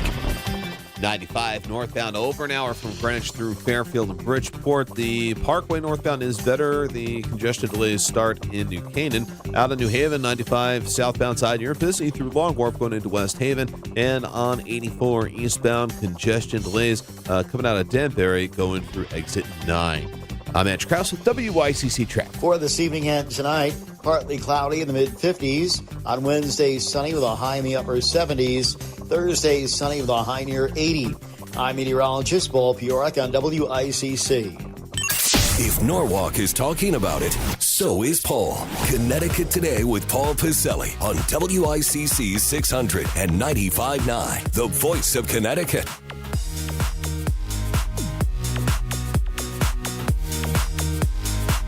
Same number, talk or text here if you want to send me a message, or if you would like to get on the radio here. And a lot of people still like to, get their voices on the radio, but sometimes there's a reason you want to get me an idea or a thought on what we're covering, but you can't. Well, I can't go on the radio because so-and-so is going to recognize me. And that, ladies and germs, is why we set up the text line. Same number, talk or text, 203-333-9422, 333-WICC. Just use your voice to text feature on your wireless device, or type it in and send it to that same number, 333-9422, if you'd like to respond to our question of the day. My opening thought of the day, there are a lot of these workers over billionaires. Weekend protests set for Connecticut, most of them going to be on Labor Day.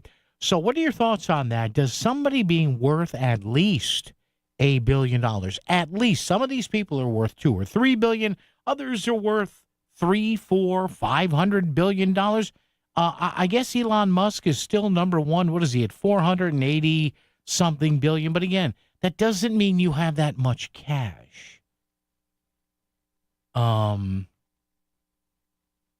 If you employ a lot of people, Elon Musk employs 267,000 people. It's 250,000 people. Is anybody with that kind of money or that kind of wealth going to have maybe an outsized influence? Yeah. But it is on both sides. But the difference is, and I think you have to admit I'm right on this, the difference is the Republicans in the Trump camp right now and the billionaires in his cabinet, they don't care if you know. We're here and come after us. Whereas some of the billionaires on the Democratic side like to play a little low.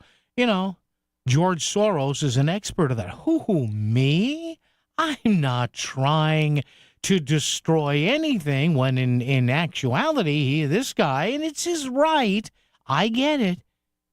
Soros and his son and his it's not open secrets. His foundation is open societies. That's it. He and his son finance every leftist, pro-criminal, pro-crime DA or prosecutor out there. If you're soft on crime and you're running to be a DA or a prosecutor in America, you could probably get money from George Soros. That's his right. I get it. That's why I keep saying, folks, you had better pray. You had better pray that Connecticut remains, I guess we're one of only 5 states now that does not elect anything to do with the criminal justice system. We don't elect judges. Judges are appointed in this state and questioned, and we don't elect prosecutors. If this state ever moves to elect judges or elect prosecutors, get out. I'm telling you, leave. Because a Northeast blue state like Connecticut will, and if you don't believe me, look who gets elected in New York and in Massachusetts. You will elect prosecutors and judges in this state who will kiss the asses of criminals 8 ways to Thursday. You don't believe me? Look around. We have a guest coming up. We'll talk about a controversial move in the airline industry. First, Henry's with us. Henry, good afternoon. How are you? Hey, Paulie, always good talking to you. Thank you, sir. I did not call to break up the party. Okay. I did not call to break up the party. Okay. But just let me have 2 thoughts, and then I'll stay on the phone, because I always love what you've got to say about well, thank it. you, And sir. I mean that sincerely. I got about 3 minutes, Henry. Go ahead. I got about 3 minutes. Oh, that's good. I don't even need that much. You touched on it before about how it's never going to change. Yeah. The let's say the tax laws. Mm-hmm. The people that vote on that, which is the Senate. Yeah. Are also millionaires. Now, you can't look at their salaries. Their salaries are $50,000, $60,000. They make millions from the lobby. Yeah. And I swear to you, God is my witness. I was in maybe the 5th or 6th grade, and they had to teach us social, whatever the hell it was. Social and studies. It was either 10 or 9 or 20 questions. Yeah. At the end of the week, you had to. But during the week, it's okay. What's a senator? What's Congress? What's the 3 forms of it? What's this? What's that? Yeah. And the 18th or 19th, maybe even the last one, was lobbyist. Yeah. What's a lobbyist? Oh. And I'm telling you the truth only because of where I grew up. Yep. The east side of Bridgeport. I know that you hand a couple of bucks over to somebody and you can get free this or free. I just knew that in my head. I said, you mean the teacher wants me to get this right? A lobbyist is, and the Fed definition is, they hang around the lobby. Yeah. That's what they call them, a lobbyist. That's where it came from. And they hand over, they don't say the word money, they just influence all the votes that are going to happen. It's called walking around money. Yeah, and that's how you got the answer right. Yeah. Now, just give me another 30 seconds. Now, Okay. this one is good. Now, I was never a Musk fan. Okay. And I'm still not, but I just like to watch bull. You know how much money we have pumped into NASA. Yeah, because it's cheap. It saves us money. Now, you remember, it saves us we money. Just pump. No, the entire federal government since Kennedy putting the man on the moon. Please, remember those 2 or 3 poor people that were in space for over a year, and they were getting out next week. Yeah. Remember next week, and then next week, and then they delayed it 3 months. Yeah. NASA always had a problem with meeting the deadline, and those poor people, they never actually came out. No. They did, Henry. I do have to go. No. This is okay. This is something else I have to. This is something else I have to explain. Yes, those people came. Henry, thank you for the call. But sometimes I have to correct people as to why things happen in space. We'll do that later. Henry, thank you. Now, let me ask you this. Henry, good to hear from you. If you're a little large, you're going to have to buy 2 airline seats from now on. You might have to. We'll talk about that coming up. This is the Concert Guide, powered by Duchess Restaurants. Fresh food served fast. Friday, August 29th, James Taylor at the Hartford Healthcare Amphitheater. Saturday, August 30th, Extreme on the Mohegan Sun Patio. Tuesday, September 2nd, UB40 at Ridgefield Playhouse. Saturday, September 6th, it's the Outlaw Music Festival featuring Sheryl Crow at Xfinity Theater in Hartford. Tuesday, September 9th, see Haim at Westville Music Bowl. Thursday, September 11th, 10cc at District Music Hall. Friday, September 12th, Sheena Easton plays the Kate in Old Saybrook. Sunday, September 14th, Lindsey Sterling visits the Hartford Healthcare Amphitheater. Tuesday, September 16th, Melissa Etheridge and Indigo Girls take over the Hartford Healthcare Amphitheater. And Friday, September 19th, Conan Gray is at Hartford Healthcare Amphitheater. The Concert Guide. Whether it's breakfast, lunch, or dinner, get fresh food served fast at any one of 12 Duchess restaurants located throughout Connecticut. Duchess Restaurants. Fresh food served fast. Chronic migraine is 15 or more headache days a month, each lasting 4 hours or more. Botox, onabotulinum toxin A, prevents headaches in adults with chronic migraine before they start. It's not for those with 14 or fewer headache days a month. It prevents on average 8 to 9 headache days a month versus 6 to 7 for placebo. Prescription Botox is injected by your doctor. Effects of Botox may spread hours to weeks after injection, causing serious symptoms. Alert your doctor right away, as difficulty swallowing, speaking, breathing, eye problems, or muscle weakness can be signs of a life-threatening condition. Patients with these conditions before injection are at highest risk. Side effects may include allergic reactions, neck and injection site pain, fatigue, and headache. Allergic reactions can include rash, welts, asthma symptoms, and dizziness. Don't receive Botox if there's a skin infection. Tell your doctor your medical history, muscle or nerve conditions, including ALS, Lou Gehrig's disease, myasthenia gravis, or Lambert-Eaton syndrome, and medications, including botulinum toxins, as these may increase the risk of serious side effects. Why wait? Ask your doctor, visit BotoxChronicMigraine.com, or call 1-800-44-BOTOX to learn more. WICC Smart MLS Right Now Traffic. 95 northbound over an hour from Greenwich through Fairfield and Bridgeport. The Parkway northbound is better. The congestion delays start in New Canaan. Out of New Haven, 95 southbound side, you're busy through Long Wharf going into West Haven. And on 84 eastbound, congestion delays coming out of Danbury going through exit 9. I'm Andrew Krause at WICC Traffic. Partly cloudy this evening and overnight in the mid-50s. Sunny on Wednesday with a high in the upper 70s. On Thursday, sunny with a high near 80.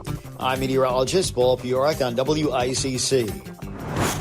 You've got thoughts. Share them with Paul. Text 203-333-9422. Connecticut Today with Paul Pacelli is back on WICC 600 and 95.9, the voice of Connecticut. All right, if you're a traveler, I don't travel that much. I haven't flown in a few years. Now, my son travels probably, I don't know, 10, 15 times a year on business. A lot of folks, snowbirds, north, south, depending upon what the season.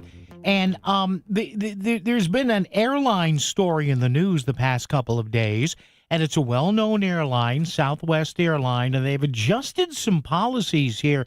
And basically, the upshot of this story is that under the Southwest's new policy, it would force larger passengers to buy 2 seats in advance, depending upon if they want to go somewhere, whether or not they fit into 1 seat. You know, you hear this and you say, well, wait a minute. Can somebody sue here? Is this now a trend in the airline business? What's the dividing line between 1 seat or 2? Interesting stuff here. Joining us right now is Parag Amin, the founder of the Law Office of Parag Amin, business expert and attorney who deals in business issues large and small. Parag, it's Paul here at WICC in Connecticut. How are you? I'm doing great, Paul. How are you? Very well, thank you. Thanks for joining us. We know you're busy out there on the West Coast. So what are your thoughts on this? And Parag, I had a couple of people over the past few days, well, geez, does that mean overweight people can now sue because they're being forced to spend more money? What are the legalities here involved?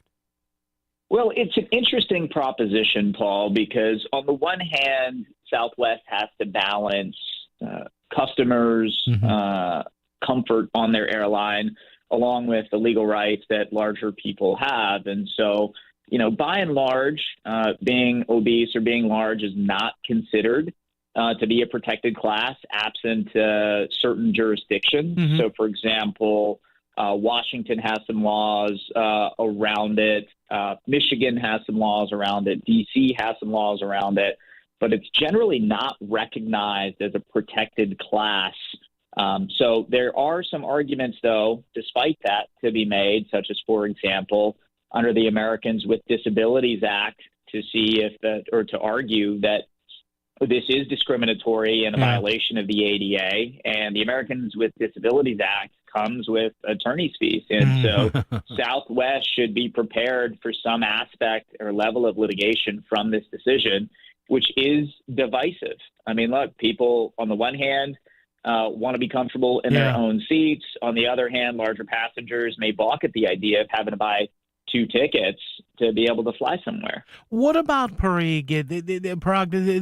There's got to be some safety issues here, too, I'm sure. Do you think, for example, would an attorney for Southwest Parag say, well, wait a minute, though, we have to look at worst-case scenarios, right, of maybe a larger person having to move freely and get off the airplane in an emergency, and if they're, in a sense, stuck in one seat, that could be a problem for our flight attendants. Would you anticipate those kind of arguments being used if this ever got to court?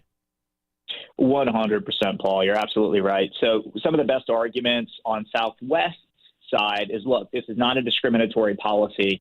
This is applied uniformly throughout for everybody, and this is a policy of both comfort and safety. And there's a lot of arguments to be made relating to safety, including in the event of an emergency evacuation, somebody being able or needing to be able to move freely and potentially quickly without being stuck in a seat.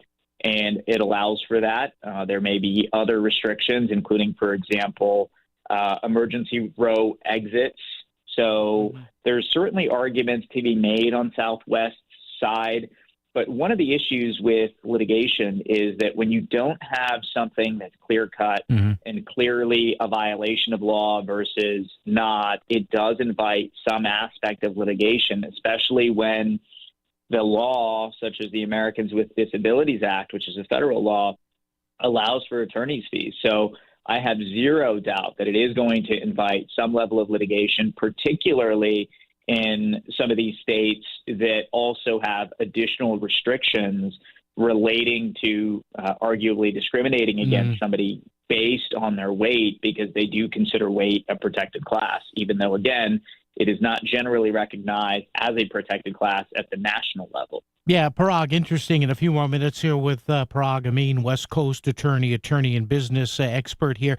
Parag, we all know that there is, for example, a law of the seas. In other words, those of us who've been on boats, who've been on cruise lines, you hear that once a ship is in international waters, the captain pretty much has purvey as to what's going on with restraining unruly passengers and things like that. Do you anticipate maybe Southwest would, or you tell me if there's any precedent of saying, hey, this is being done because you're not just walking around or sitting in a park. You're in a passenger airplane, which is, once it's airborne, there's a whole different aspect of, and Parag, I don't know if there's aeronautical law or stuff like this, but does any of that, do you think, bear into this? Well, with cruise liners and those kinds of things, you're referring to maritime law, which is a unique and different aspect of law. And there's a lot of interplay between what is going on with cruise liners, for example, which flag do they fly? So each cruise liner and their ships have a certain flag that they fly, meaning what country are they kind of domiciled in, those cruise liners? Yeah. And where did the incident occur? So there is often a complex interplay between maritime law along with the laws of the country in which they're domiciled. But this is a little bit different because you're talking about a domestic airline carrier, Southwest Airlines, and there are national laws that largely regulate these. And so really, largely, it is a matter of federal law because there's an aspect of federal preemption. And what that means is if there is a law on a certain aspect at the federal level, it preempts state laws on that very issue. And the whole purpose of it is to help avoid each of the 50 states creating laws that conflict with federal law. So for the purposes of unity and easier regulation, there is federal preemption.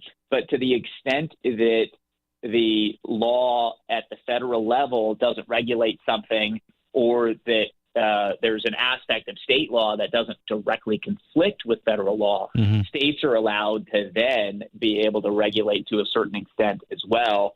So generally speaking, I think that there will be a good argument to be made on Southwest's side that there would be federal preemption in terms of anybody trying to bring claims under state law, including, for example, if it's intrastate, meaning like within the state type flight, because still, even though that one leg of the flight may be flying within the one state, there's the possibility of interstate travel. And so as a result of that, there is Supreme Court precedent that can then be held to be interstate commerce, such that federal law should apply, and rather than having state law apply. So I think that this will create, at least in the near term, some questions relating to whether somebody can properly bring a suit or a claim. Wow. One thing to keep in mind, though, is that Southwest has said that they will have these passengers buy 2 tickets, and to the extent that the flight is not sold out, that they'll refund one of those 2 tickets. So Southwest is trying to make some amends here, or trying to make some efforts to accommodate these individuals who may be on the larger size and may be required to buy 2 seats. Safe to say, Parag, a lot of inter-office emails going in the legal department of the Southwest. Would you say that? That's right. And, I know that Southwest wants to let everybody know that it's all love, but, part of that is a give and take, as we all know, when it comes to love. And so I think that's the challenge that Southwest is facing, that individuals who are in the adjacent seats to larger individuals also having the safety and comfort. And that's really where this comes from, is wanting to accommodate and trying to deal with everybody. So it'll be interesting to see kind of where this goes, because also similarly, Southwest has done away with its free bags policy. So they, and so, as it relates to extra weight, I mean, it's remarkable, Paul, when you do the research on how much extra weight, even an extra 10 pounds on a flight costs to fly across the country. Absolutely. Great stuff. Great analysis. Check out his website, folks, lawpla.com, lawpla.com. Parag Amin. Parag, thank you. We appreciate the time, sir. Good luck, and we'll chat down the road, I know. Thank you, sir. My pleasure, Paul. Thank you. Appreciate it. There you go. All right, there you go. So he says could be a lot of challenges to, Attorney Amin said there could be a lot of challenges to this law from Southwest, or this chain says, hey, if you can't fit in 1 seat, you got to buy 2. WICC Smart MLS Right Now Traffic. 95 northbound over an hour from Greenwich through Fairfield and Bridgeport. The Parkway northbound is better. The congestion delays start in New Canaan. Out of New Haven, 95 southbound side, you're busy through Long Wharf going into West Haven. And on 84 eastbound, congestion delays coming out of Danbury going through exit 9. I'm Andrew Krause with WICC Traffic. For this evening and tonight, partly cloudy in the mid-50s. On Wednesday, sunny with a high in the upper 70s. Thursday, sunny with a high near 80. I'm meteorologist Paul Piorek on WICC. This is your CT Insider weather update. Today, expect mostly sunny skies with a chance of isolated showers later on. Highs in the upper 70s and low 80s. Temperatures dip into the 50s later on. Tomorrow, mostly sunny with highs in the mid-70s. Powered by CT Insider. There's more to Connecticut with CT Insider. A hometown behind every headline. With every issue, investigation, or interview, there's more when you're following from the inside. Visit ctinsider.com for more. If there's one thing we'd all like to learn, it's how to make our retirement more predictable. You need to make your money last in retirement. And David Gagnon of First Financial Planners can tell you how to do just that. Comes down to education. Knowledge is power. In this situation, when people get to that point, they understand what they're doing and they get to enjoy their retirement stress-free. Tune in for Mastering Your Wealth, Saturday mornings at 8, here on WICC 600. Back to the news and talk, thanks to Smart MLS. Smart Sellers Ask, is my home on Smart MLS? The voice of Connecticut, WICC 695.9. It's Connecticut Today with Paul Pacelli. And thanks once again to Caliborn, California, I should say, based attorney and business analyst Parag Amin, lawpla.com, if you want to get a little bit more about his background and his firm there. But there you go. So he foresees, at least maybe at the outset, some litigation here for And against this, Southwest says if you can't fit one seat, gotta buy two. WICC Bridgeport, WFOX Southport, WEBE HD2 Westport, WPLR HD2 New Haven, locally owned by Connoisseur Media.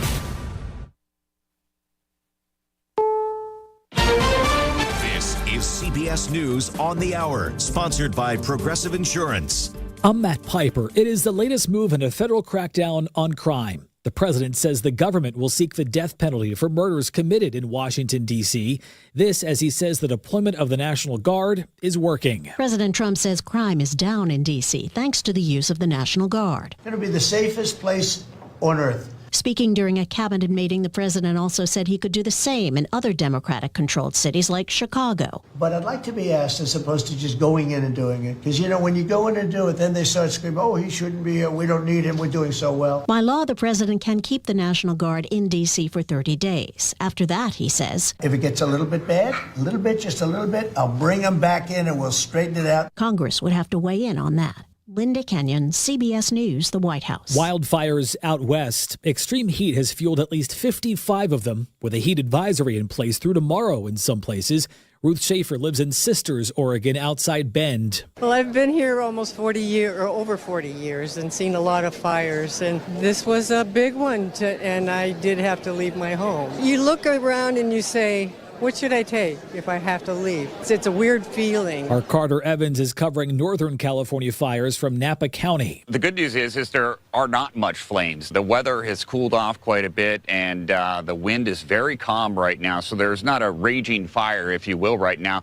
Rather, it's just hot spots within the fire containment zone. Overseas, the Israeli military says its strikes on a hospital in Gaza that killed 20 people, including 5 journalists, was allegedly targeting a Hamas surveillance camera. The latest from our Christopher Cruz. The military said the back-to-back strikes on southern Gaza's largest hospital were ordered because soldiers believed militants were using the camera to observe Israeli forces, and because Israel has long believed Hamas and other militant groups are present at hospitals, although Israeli officials rarely provide evidence to support that claim. Prime Minister Benjamin Netanyahu has called the strikes a tragic mishap. To Southern California, where the parents of a missing 7-month-old boy have now been charged with murder.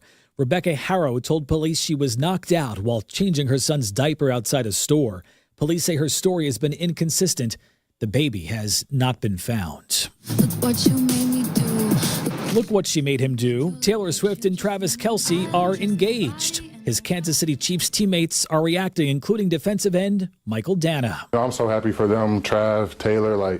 That's a wonderful, time in life, a wonderful part of their journey. So, that's a beautiful thing to see. The pair began dating 2 years ago. This is CBS News. Sponsored by Progressive Insurance. Get renter's insurance to protect the things that make your place a home, including coverage for theft or damage. Visit Progressive.com. You still have 40 million plus vehicles globally that are driving around with a potential ticking time bomb, a grenade in either their steering wheel or their dashboard. When we look to what injuries may have transpired from a defective airbag, we generally see loss of vision in an eye, or we see facial lacerations. We also see hearing loss. Unfortunately, we started seeing death after death after death. When that passenger airbag exploded, it basically degloved his entire face. He lost his nose, he lost his right eye. The type of catastrophic injuries that one is more accustomed to seeing in a Hollywood movie, not something from a device in an automobile that's supposed to protect you. Morgan & Morgan has a national reach in terms of handling and prosecuting cases. Notwithstanding the team of lawyers that we have collected that focus only on product liability day in and day out. Morgan & Morgan. Visit us at badairbags.com for an office near you. Prior results do not guarantee a similar outcome. WICC 695.9. Voice of Connecticut Local News Update. Fairfield Republican State Senator Tony Wong began the process of gathering over 2,000 signatures from Fairfield voters today in an attempt to force a special election for first selectman. If the signatures are collected, Wong will run in that election against current Democratic first selectwoman Christine Vitale. Despite already holding statewide office, Wong has called the prospect of taking over a local leadership role important. Public service in any role is noble and enriching. And yes, as a state senator, we have a platform. But being able to come back home to a community that we have lived in for over 25 years, it's important. Senator Wong will spend the next 15 days collecting signatures. If you'd like to add yours, you can email for more information at fairfieldpetition@gmail.com. West Hartford State Representative Jillian Gilchrist is making a run for Connecticut's 1st congressional district. Gilchrist announced her candidacy this morning and will challenge John Larson in the Democratic primary. She says her campaign will focus on health care as a human right, working families, and new leadership. Gilchrist has served 7 years in the Connecticut General Assembly and co-chairs the Human Services Committee. The Democratic primary is scheduled for August of 2026. The Blackrock neighborhood of Bridgeport has been the subject of multiple car break-ins, vandalism, and even unwanted visitors following this past weekend. On a community Facebook page, multiple car break-ins were reported on Fairweather Avenue and Yacht Street, and one car had what appeared to be manure thrown at it. In addition, multiple residents have reported groups of unidentified people ringing their doorbells and knocking on the door late at night. An MTA spokesperson says public comments will be accepted on fare increases for Metro North over the next few weeks. Tickets would increase 4.5% for monthly and weekly rides. Peak City ticket would go up from $7 to $7.25. For more information, go to www.mta.info. And the 44th annual St. Leo Fair is back in Stamford this week. The event kicks off later this evening and runs through this Saturday at the St. Leo Church grounds off Roxbury Road. There will be carnival rides, raffles, bingo, and a wide variety of food and drinks. Proceeds from the fair go to support the church. I'm Chris Williams with WICC News. WICC Smart MLS Right Now Traffic. 95 northbound over an hour, Greenwich to Bridgeport. The Parkway northbound slow ride starts in Stamford. Congestion follows you pretty much all the way up through Trumbull. On 84 eastbound side, volume delays through Danbury and Newtown. And on the Wilbur Cross north and southbound, congestion delays both sides going into the West Rock Tunnel. Traffic report is powered by Brown Roofing, Fairfield County's premier roofing replacement, repair, and gutter contractor. Contact Brown Roofing today at brownroofing600.com. Brown won't let you down. I'm Andrew Krause with WICC Traffic. Partly cloudy this evening and overnight in the mid-50s. Sunny on Wednesday with a high in the upper 70s. On Thursday, sunny with a high near 80. I'm meteorologist Paul Fiorek on WICC.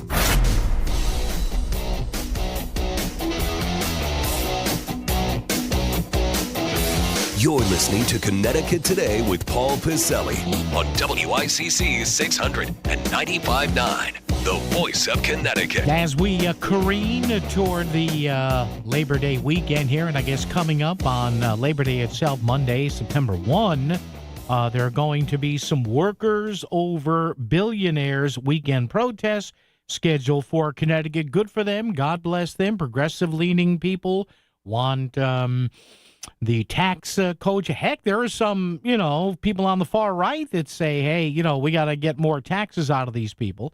It's interesting how the far left and the far right sometimes intersect on issues.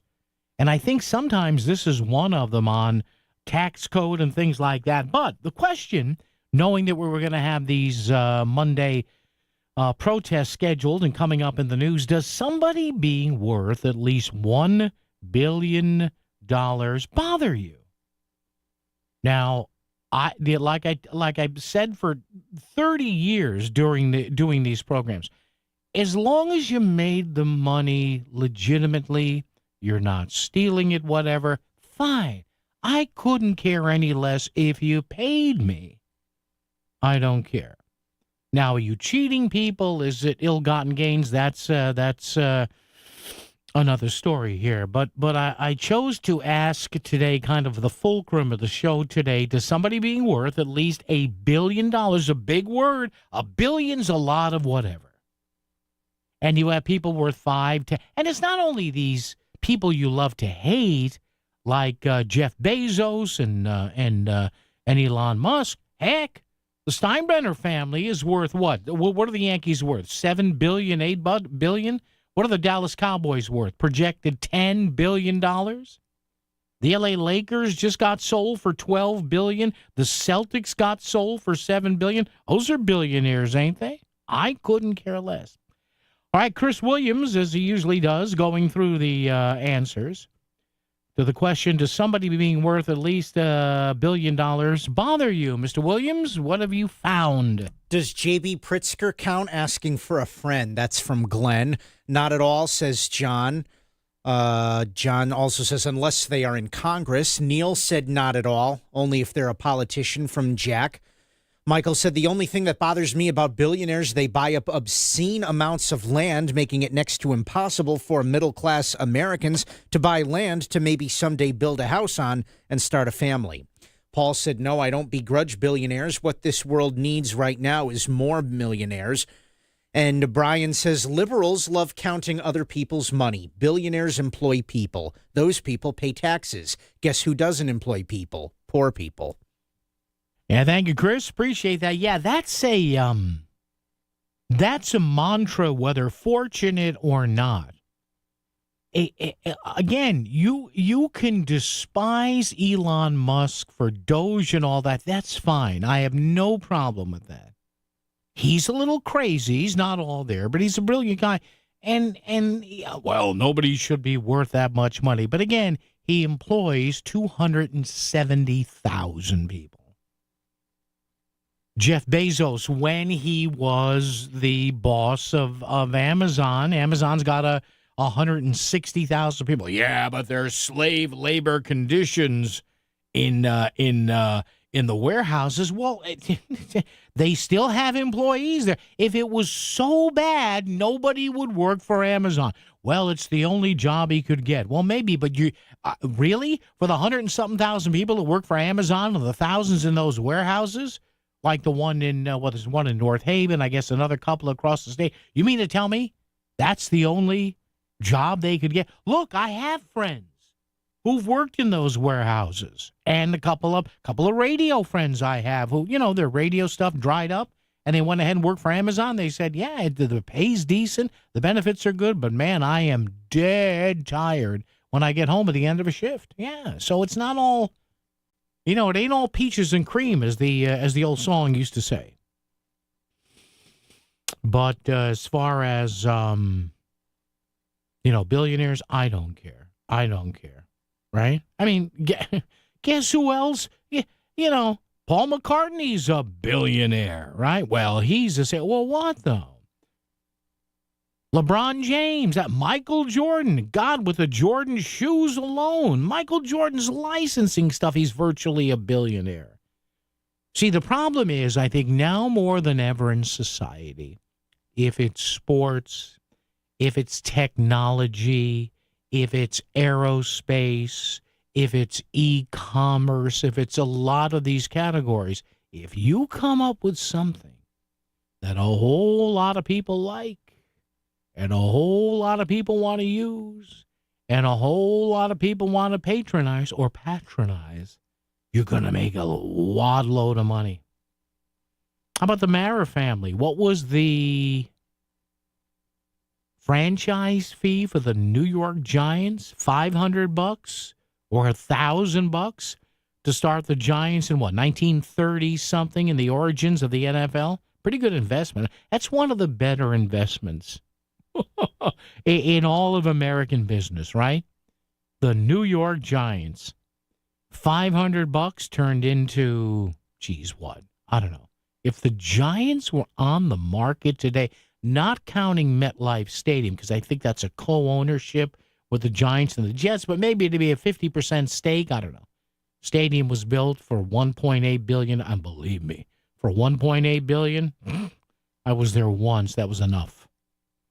I was at the old Meadowlands. It was great. The old Giant Stadium, much better place, more comfortable, better sidelines. You could actually park near your gate and walk in. The new place, stop. But so from that $500 or $1,000 franchise fee, what are the Giants worth today? If the New York Giants went on the market and were sold to whomever in the Mara family, they're suddenly worth what? $8 billion, $9, $10 billion?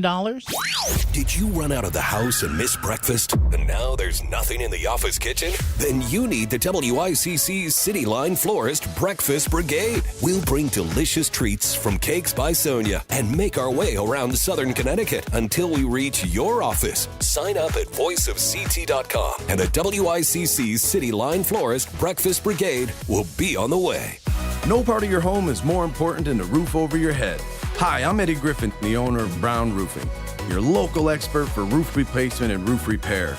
Water resistant, weather resistant, wind resistant, our products offer superior protection that come with a 50-year lifetime transferable warranty. Call us today at 475-445-1195 or visit us at brownroofing600.com. Brown won't let you down. Looking for a quick primary care appointment? Start here. Hartford Healthcare Medical Group offers appointments right away, often the next day, with skilled clinicians who partner with you to get you healthy and keep you healthy. We're here for you, whether it's an illness, chronic condition, or a physical, with offices throughout Fairfield County. Visit hartfordhealthcare.org/primary care. That's hartfordhealthcare.org/primary care. Selling your home is a numbers game. The more potential buyers who see it, the greater the opportunity to sell. And when your home is listed on Smart MLS, more than 21,000 realtors see it, and so do all their buyers. Suddenly, the number of people looking at your home starts to grow by a lot. More realtors sharing your listing, more people seeing your home, more offers coming in, and maybe even more cash in your pocket. Smart move, right? Ask your realtor, is my house on Smart MLS? Smart MLS, the smart way to sell your home. The Center for Family Justice proudly presents the 28th Annual Speaking of Women Luncheon, featuring Beverly Gooden, September 9th at the Waterview in Monroe. Beverly Gooden is an author, activist, and creator of the viral social media movement, #WhyIStayed. Speaking of Women helps CFJ provide crisis and supportive services to victims of domestic and sexual violence in 6 local communities. For tickets and info, visit centerforfamilyjustice.org. Frank Pepe Pizzeria Napolitan, celebrating 100 years of Abits. A century ago, my grandparents, Frank and Philomena Pepe, opened a small pizzeria on New Haven's Worcester Street. They'd never have imagined the incredible legacy they built. Today, Pepe's is still here, still family-owned, and still Connecticut's old reliable. We celebrate 100 years and invite you to celebrate with us. Frank Pepe Pizzeria Napolitan, passionate about pizza for 100 years. Join the celebration at your local Pepe's today. You're listening to WICC 600 and 95.9, the voice of Connecticut, broadcasting from Cadillac of Greenwich Studios, CadillacofGreenwich.com. WICC Smart MLS Right Now Traffic. 95 northbound over an hour, Greenwich to Bridgeport. The Parkway northbound slow ride starts in Stamford. Congestion follows you pretty much all the way up through Trumbull on 84. Eastbound side, volume delays through Danbury and Newtown. And on the Wilbur Cross north and southbound, congestion delays both sides going into the West Rock Tunnel. Traffic report is powered by Brown Roofing, Fairfield County's premier roofing replacement, repair, and gutter contractor. Contact Brown Roofing today at brownroofing600.com. Brown won't let you down. I'm Andrew Krause with WICC Traffic. For this evening and tonight, partly cloudy in the mid-50s. On Wednesday, sunny with a high in the upper 70s. Thursday, sunny with a high near 80. I'm meteorologist Paul Piorek on WICC. He might not agree with you, but he promises to listen. Join Connecticut Today with Paul Pacelli, 203-333-9422, WICC 695.9, the voice of Connecticut. All right. 2-0 there, Mr. Echo on that one. I keep forgetting that. 203-333-9422, 333-WICC. I'm going to give you a little lesson momentarily on economics and why people hating on Elon Musk for what he does with SpaceX makes no sense. It just shows their level of non-understanding of how space and economics work. Bob and Trumbull's here first. Bob, how are you? I don't know, Reverend Paul. Yeah. But I get 2 things. Yeah. One on billionaires. Yeah. If you did what they did, you'd have what they have. Exactly. Yes, sir. And you said they're having a protest one of these protests? Well, in there's Newtown this weekend? Yeah, I think so. I don't have the list up here yet, but Well, I thought you said Newtown when you were reading. I don't know. I gotta read. Yeah. There are so many more wealthy people in Newtown than probably any. I don't, Bob. I don't understand people's infatuation. I don't care what side of the aisle it is with how much money somebody else makes. I couldn't care less. I don't care. Nope. Me either. Yeah. And I did work for a lot of wealthy. Oh, you saw the numbers, Bob, right? You saw the numbers. Yeah. Yeah. Hey, and I got one on the airline. Yeah. Oh, think about it. If you go in and your bag is overweight, Yeah. they charge you extra. Yeah. If it's too big, they charge you extra. Yeah. So if a normal-sized person has to sit in a seat next to one of these, Be nice now. Larger individuals. Let's call them that. we'll call them, Okay. larger Stout. obese individuals. Yes. Okay. The person sitting next to him should get half at least half their fare refunded because they're only getting half a seat. You know, Bob, and I'm glad you brought that up and thank you for the call, Bob. I actually read, somebody suggested this, and Bob mentioned that, and it popped in my fat little head. Somebody said once, and when I say somebody, I've read it over the years, right? They said maybe one of the greatest, what's the word I'm looking for? Incentives for people to lose weight. And Bob's mentioning of what we've all done, right? Good morning. How are you? Can you put your bag on the scale, please? And somebody said if we did that with people, and if people knew that if they lost weight, especially if they were, frequent flyers, or say they fly once or twice a year to go see their kids or the grandkids or whatever in person, besides the Zoom calls, somebody said that if the airlines actually were, and they could never do this because the lawsuits, like our last guest said, would be up the wazoo crazy. If they told people, hey, if you're below a certain weight, step on the scale, shoes off, right? If you're below a certain weight at the airport, you would save 40% or 50% off the ticket. Do you realize how many people would lose weight? Now, some people wouldn't care. Hey, I got the money. I embrace my body positivity, whatever. That's fine. But Bob brought that up, and I remember somebody saying, using Bob's, example there. Well, wait a minute. If I have to pay another $50 or $60 because my bag is heavy, with the 13 pair of shoes my wife said she needs, love you, honey.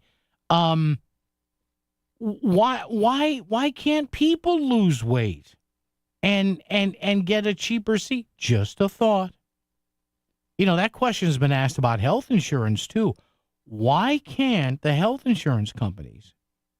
Now, we know why, because they would get sued for discrimination. But, heck, my auto insurance is based on the car, the year, the mileage I drive. Why should my health insurance come down if I lose 30 pounds year to year? And you have, my doctor has a federal form to fill out, or a form attesting under penalty of, under oath, virtual oath there saying, yeah, I attest this guy's lost, 30 pounds in the past year. Lower his insurance. Just a thought about what Bob said. Chris in Stratford's here. Hello, Chris. How are you? Hi, Paul. You were talking about the mayors and the Giants and all the money they made. Yeah. You know who was the smartest one of all? Which one? Doing that? Yeah. George Steinbrenner. Oh, you know why? Why? Because there was a lapse of a short period of time in the inheritance tax. Yeah. And he died during that brief period where there was no inheritance tax in this country, and it went on to Hal and the other brother. Oh, I got to check that out. Hey, Chris. You can look that one up. I'm going to look that up. Hey, Chris. Smart guy, huh? And the craziest thing is, remember when he He bought. Now the Yankees were sold. Remember this? CBS owned them, and they sold, and the price was $10 million. And from what I read, Steinbrenner bought them with a group. His actual cash contribution before he bought some of those guys out was like $800,000. Chris, he did pretty good for himself. Yeah, I would say so. Yeah. That's it. Just a little aside. Thank you, Chris. Appreciate that. Yeah, I got to look that up. Yeah, the Steinbrenner family's done good. I remember that. Boy, when CBS owned the Yankees. Oh. And then I'm like, who's this Steinbrenner guy? And back then, you can still look at the Daily News page online. Yankees sold to shipbuilding company owners, Steinbrenner Shipbuilding. $10 million. And remember what Steinbrenner said at the time? He was going, in so many words, he said, man, I'm going to be an absentee. I'm not going to say much. I'm going to be an absentee. Oh, yeah, he done good. I mean, if the Yankees were, it may be when, Hank passed away a few years ago, sadly, and Hal now, I think. And is there a daughter involved there? And I know there's some other people on the Yankee board, whatever. But, when if the Steinbrenner family wants to get an event, I'm reading now where the grandkids are telling Hal and everybody else, don't sell, we want the team. The Yankees are worth what? $12 billion, $13, $14 billion. New York market, number one, if you couple in the stadium and the Yes Network, yikes. So, funny money. Paul and Trumbull Hangout will be with you after news right here on WICC. WICC Smart MLS Right Now Traffic. 95 northbound over an hour, Greenwich to Bridgeport. The Parkway northbound slow ride starts in Stamford. Congestion follows you pretty much all the way up through Trumbull. On 84 eastbound side, volume delays through Danbury and Newtown. And on the Wilbur Cross north and southbound, congestion delays both sides going into the West Rock Tunnel. Traffic report is powered by Brown Roofing, Fairfield County's premier roofing replacement, repair, and gutter contractor. Contact Brown Roofing today at brownroofing600.com. Brown won't let you down. I'm Andrew Krause with WICC Traffic. Partly cloudy this evening and overnight in the mid-50s. Sunny on Wednesday with a high in the upper 70s. On Thursday, sunny with a high near 80. I'm meteorologist Paul Piorek on WICC. This is the Concert Guide, powered by Duchess Restaurants. Fresh food served fast. Friday, August 29th, James Taylor at the Hartford Healthcare Amphitheater. Saturday, August 30th, Extreme on the Mohegan Sun Patio. Tuesday, September 2nd, UB40 at Ridgefield Playhouse. Saturday, September 6th, it's the Outlaw Music Festival featuring Sheryl Crow at Xfinity Theater in Hartford. Tuesday, September 9th, see Haim at Westville Music Bowl. Thursday, September 11th, 10cc at District Music Hall. Friday, September 12th, Sheena Easton plays the Kate in Old Saybrook. Sunday, September 14th, Lindsey Sterling visits the Hartford Healthcare Amphitheater. Tuesday, September 16th, Melissa Etheridge and Indigo Girls take over the Hartford Healthcare Amphitheater. And Friday, September 19th, Conan Gray is at Hartford Healthcare Amphitheater. The Concert Guide. Whether it's breakfast, lunch, or dinner, get fresh food served fast at any one of 12 Duchess restaurants located throughout Connecticut. Duchess Restaurants. Fresh food served fast. What are you doing every day to support your liver? If you enjoy sweets, fast food, alcohol, or take any medications, that's a vital question to ask. Hi, I'm Sherry Torkas, pharmacist and health author. For over 30 years, I've helped people make informed decisions about their health, especially concerning prevention and long-term wellness. Supporting your liver isn't just a wellness trend, it's a daily essential. That's why I recommend Active Liver by New Nordic. It's made with plant-based ingredients like milk thistle, turmeric, and globe artichoke, herbs clinically studied for their protective and restorative effects on the liver. Active Liver blends traditional herbal wisdom with modern scientific research. Not all supplements are created equal. I trust Active Liver because it's backed by science, meets strict quality standards, and delivers true daily liver support. Protect your liver and give it the support it deserves. Make Active Liver from New Nordic part of your daily wellness routine. Active Liver is available online at Amazon or find it in stores at CVS, Meijer, and now available at ShopRite. This is WICC 695.9, the voice of Connecticut. CBS News Brief. President Trump says the federal government would seek the death penalty for murders committed in Washington, D.C. It's the latest move in a federal crackdown on crime, where he also says he's still considering sending the National Guard to Chicago. We have the toughest guys and we have the best guys, and I'm willing to go to Chicago, which is a big trouble, but we have a governor that refuses to admit he has problems. Huge problems. The president is convening his cabinet after he ousts Federal Reserve Board Governor Lisa Cook. CBS's Aaron Navarro. Under federal law, federal board members can be removed and fired, quote, for cause, though courts have said little to clarify what for cause could mean. In Jerusalem, protesters say they want their prime minister to end the war in Gaza. A deal for returning the hostages and end the fighting and the war. Israel says it thought it was targeting a surveillance camera yesterday when 5 journalists were killed among 20. CBS News Brief, I'm Matt Piper.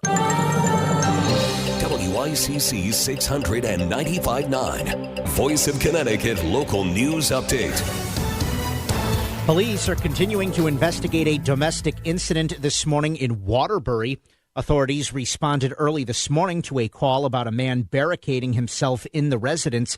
Bucks Hill Elementary School was placed under a shelter-in-place order as authorities tried to make contact. This comes as Waterbury officials recently launched a police initiative targeting long-term safety on Willow Street.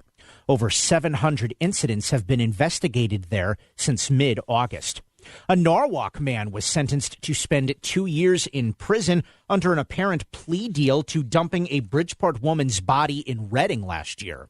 51-year-old Sergio Reyes Cordero was sentenced last Monday in Danbury Superior Court after he pleaded guilty to moving a dead body without a permit and 2 of 4 evidence tampering charges. According to the warrant for Reyes Cordero's arrest, a passerby discovered the body of 26-year-old Leah Chaparro in the early morning hours of February 15th, 2024. The warrant says detectives determined that Chaparro died in Reyes Cordero's presence after overdosing and that Reyes Cordero and a friend dumped her body in Reading. Authorities are identifying a Bridgeport man who died after he was struck by a train late last week. The Metropolitan Transportation Authority Police Department has confirmed Andrew Ritz was killed at the Darien station shortly after 6:30 this past Friday evening. MTA PD reports Ritz had gotten on the tracks before he was hit by a westbound train and then pronounced dead at the scene. No passengers or crew members on the train were hurt. Officials say they are still investigating, but at this time there does not appear to be any cause for criminal charges. A New York man is spending time behind bars for raping a young woman in Stamford. A judge has sentenced 39-year-old Powell Isidro to 5 years in prison following his guilty plea on second-degree sexual assault charges. Authorities say Isidro and his friend, Arnold Olivios Cruzado, attacked an 18-year-old woman after meeting her at a nightclub back in 2022. Olivios Cruzado was also sentenced to prison early last year. There has been an increase in Connecticut residents being detained by ICE, including 2 high school students, and now some Connecticut districts are seeking to reassure students and parents as the school year begins. In a statement released to NBC, Hartford Schools Communications Director Pedro Zias said, in part, quote, "One of the safest places where your child can be is inside a school." Following the detainment of a Meriden High School student earlier this year, Governor Ned Lamont held a news conference attended by WTNH-TV News 8 where he expressed his concern. I really worry about ICE and going after our schools. I've said that before, but I want everybody to know that we're looking out for our kids and you're safe in our schools. Drivers in Danbury need to watch for stopped school buses as kids return to class, or those motorists could end up facing a fine. The local school district has partnered with a tech company called Bus Patrol to outfit all the vehicles with outside cameras. This same company installed cameras on Bridgeport school buses, and so far those cameras have issued over 20,000 tickets. Bridgeport Democratic State Senator Heron Gaston says the cameras pay for themselves. It probably only accounts for about $1.5 million when you do the math in terms of outfitting the school buses, and I think that it's going to be able to safely take care of itself. When you think about that and you think about the number of motorists that went across school buses in the city of Bridgeport, we know that behavior is not going to change overnight, and it's going to be able to sort of self-fund itself. The devices record cars that illegally pass buses while the stop arms are extended and the flashing red lights are on. Drivers who break the law will be required to pay a $250 fine. In a unanimous vote yesterday, the New Haven Board of Education voted to install 330 cameras onto public school buses to catch drivers illegally passing. It's a $250 fine for each violation. Bus Patrol, the contractor running the cameras, will be compensated by taking a percentage of each ticket. Cameras will be implemented in October. Connecticut Senator Chris Murphy is one of many Connecticut officials pledging to fight President Trump's decision to halt the Revolution Wind project. We're going to work hand in glove at the federal and the state and the local level to fight this political, corrupt decision that was made on Friday. We're going to get these turbines out in the water. We're going to keep costs stable for the people of Connecticut. Construction is 80% complete on the Biden administration-approved project. Murphy's outrage was shared by fellow Connecticut Senator Richard Blumenthal. An administration stance on wind power that is truly reckless and irrational. The president said that wind power is, and I'm quoting, the scam of the century. Governor Ned Lamont said at the same news conference that he was not pleased with the president's decision. If they had some issues they wanted to discuss, let's discuss them. Don't shut down work and go on vacation and say we'll discuss it later. And that's sort of where we are right now. And the Connecticut congressional delegation said yesterday Tweed New Haven Regional Airport will receive over $3 million in grant upgrades. The grant will help fund the design of Phase 1 of Runway 2. The runway will upgrade to meet modern standards, handle more passengers, and bring a mix of aircraft. I'm Chris Williams with WICC News. WICC Smart MLS Right Now Traffic. 95 northbound over an hour, Greenwich through Fairfield. The Parkway northbound, not much help. The Upper Merritt north of Black Rock will help you out the most. Out of New Haven, 95, volume delays through Long Wharf into West Haven. The same on the Wilbur Cross north and southbound going into the tunnel. And 84 eastbound, a bunch of extra cars through Danbury and Newtown. I'm Andrew Krause with WICC Traffic. For this evening and tonight, partly cloudy in the mid-50s. On Wednesday, sunny with a high in the upper 70s. Thursday, sunny with a high near 80. I'm meteorologist Paul Piorek on WICC. A place where you can complain freely. In fact, we encourage it. The voice of Connecticut, WICC 695.9 and Connecticut Today with Paul Pacelli. All right, 203-333-9422. Lot on the table today. Going to be some protests coming up Labor Day all around the state against billionaires. Again, this whole thing with billionaires do good work. They employ a lot of people. They pay those people money. They pay those people salaries. They give them, health insurance, life insurance, whatever. Okay. My answer to, not everybody, but my answer to a lot of people who always poo-poo billionaires and, I hate Elon Musk and I hate Jeff Bezos and Larry Ellison well, what have you done for people? I mean, and you know what? The older I get, that's a question I ask more and more of people, some people who constantly bitch and moan, well, this guy and that guy. All right, well, what have you done? Especially with some of these jokers in Hartford. Well, when like I say, we see issues about Connecticut business and everybody, especially on the Democratic side in Hartford, what a great state we have. Yeah, but how come the two main categories, the cost of doing business in Connecticut and business friendliness of Connecticut, we rank near the bottom? Because we have people who have never done jack other than make laws and work for themselves. No offense to accountants or lawyers, but it is what it is. Paul in Trumbull has been hanging on patiently. Hello, Paul. How are you, sir? I'm very good. I'm not on the billionaire thing, but I just want to comment on this other thing one viewer said, talked about for airline people. Yes. I had a different type of way of looking at it. I'm a big portly guy. Okay. I'm about 5'8", about 330. All right. And I can't fit into those damn economy or even extended leg room. Passenger seat. Leg room. Yeah. Right.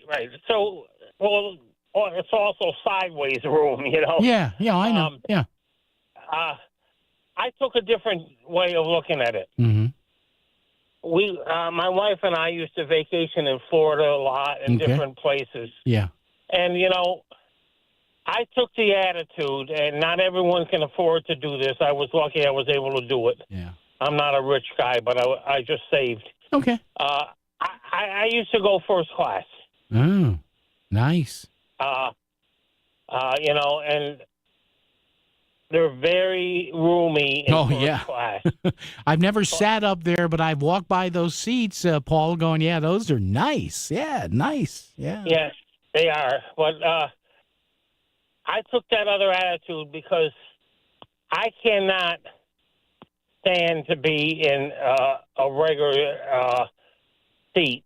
They're just too small now. They made them smaller. Yeah, and Paul, I have lost a lot of weight over the years, but even with the weight I've lost, and I haven't flown in about 6 or 7 years, but I'm like, yeah, these seats are not getting bigger. So even with that, they're still uncomfortable. Still. Yeah, I mean, if you're 120 pounds or 140 pounds and, built like a string pole, you can sit in those seats. But the average person really cannot sit in those seats comfortably, especially like on a long, transatlantic flight or cross country, something like that. Cross country, yeah.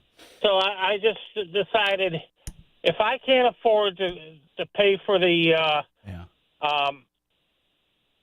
first class seats, I don't go. All right. Well, now tell me, Paul, I've never been able to do that. It's kind of nice, isn't it? First class, they look nice and comfy. It is very nice. I mean, they're big.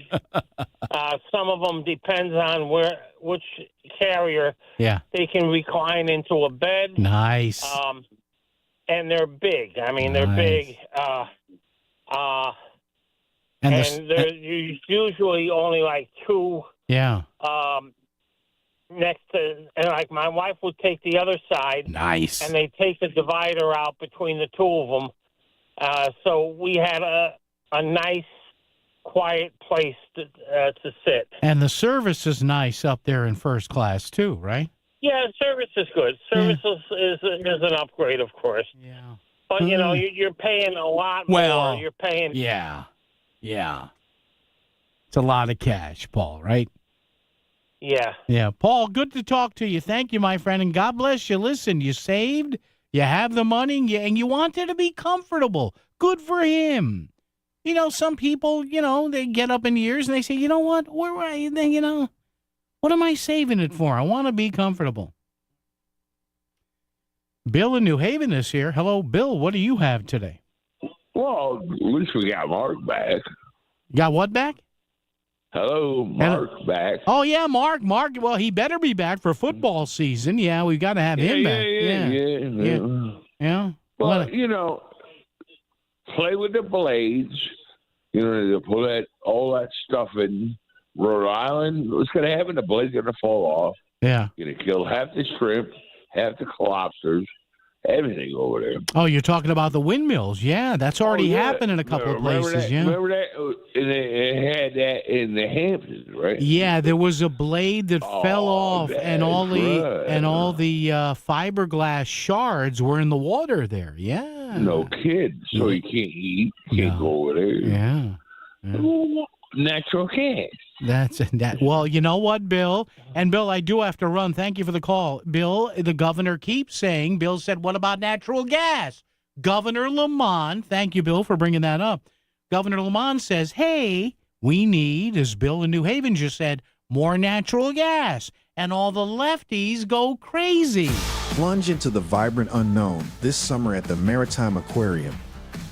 Immerse yourself in wonder and let the joy of discovery color your memories, even as the sun sets on another great day. With a range of experiences that are sure to inspire guests of any age, your visit isn't just an adventure. It's a front row seat to the brilliant show of life on Earth. Visit maritimeaquarium.org to choose your summer adventure today. The Connecticut Lottery reminds you that gambling can be a fun form of entertainment, but it's not risk-free, so it's important to play responsibly.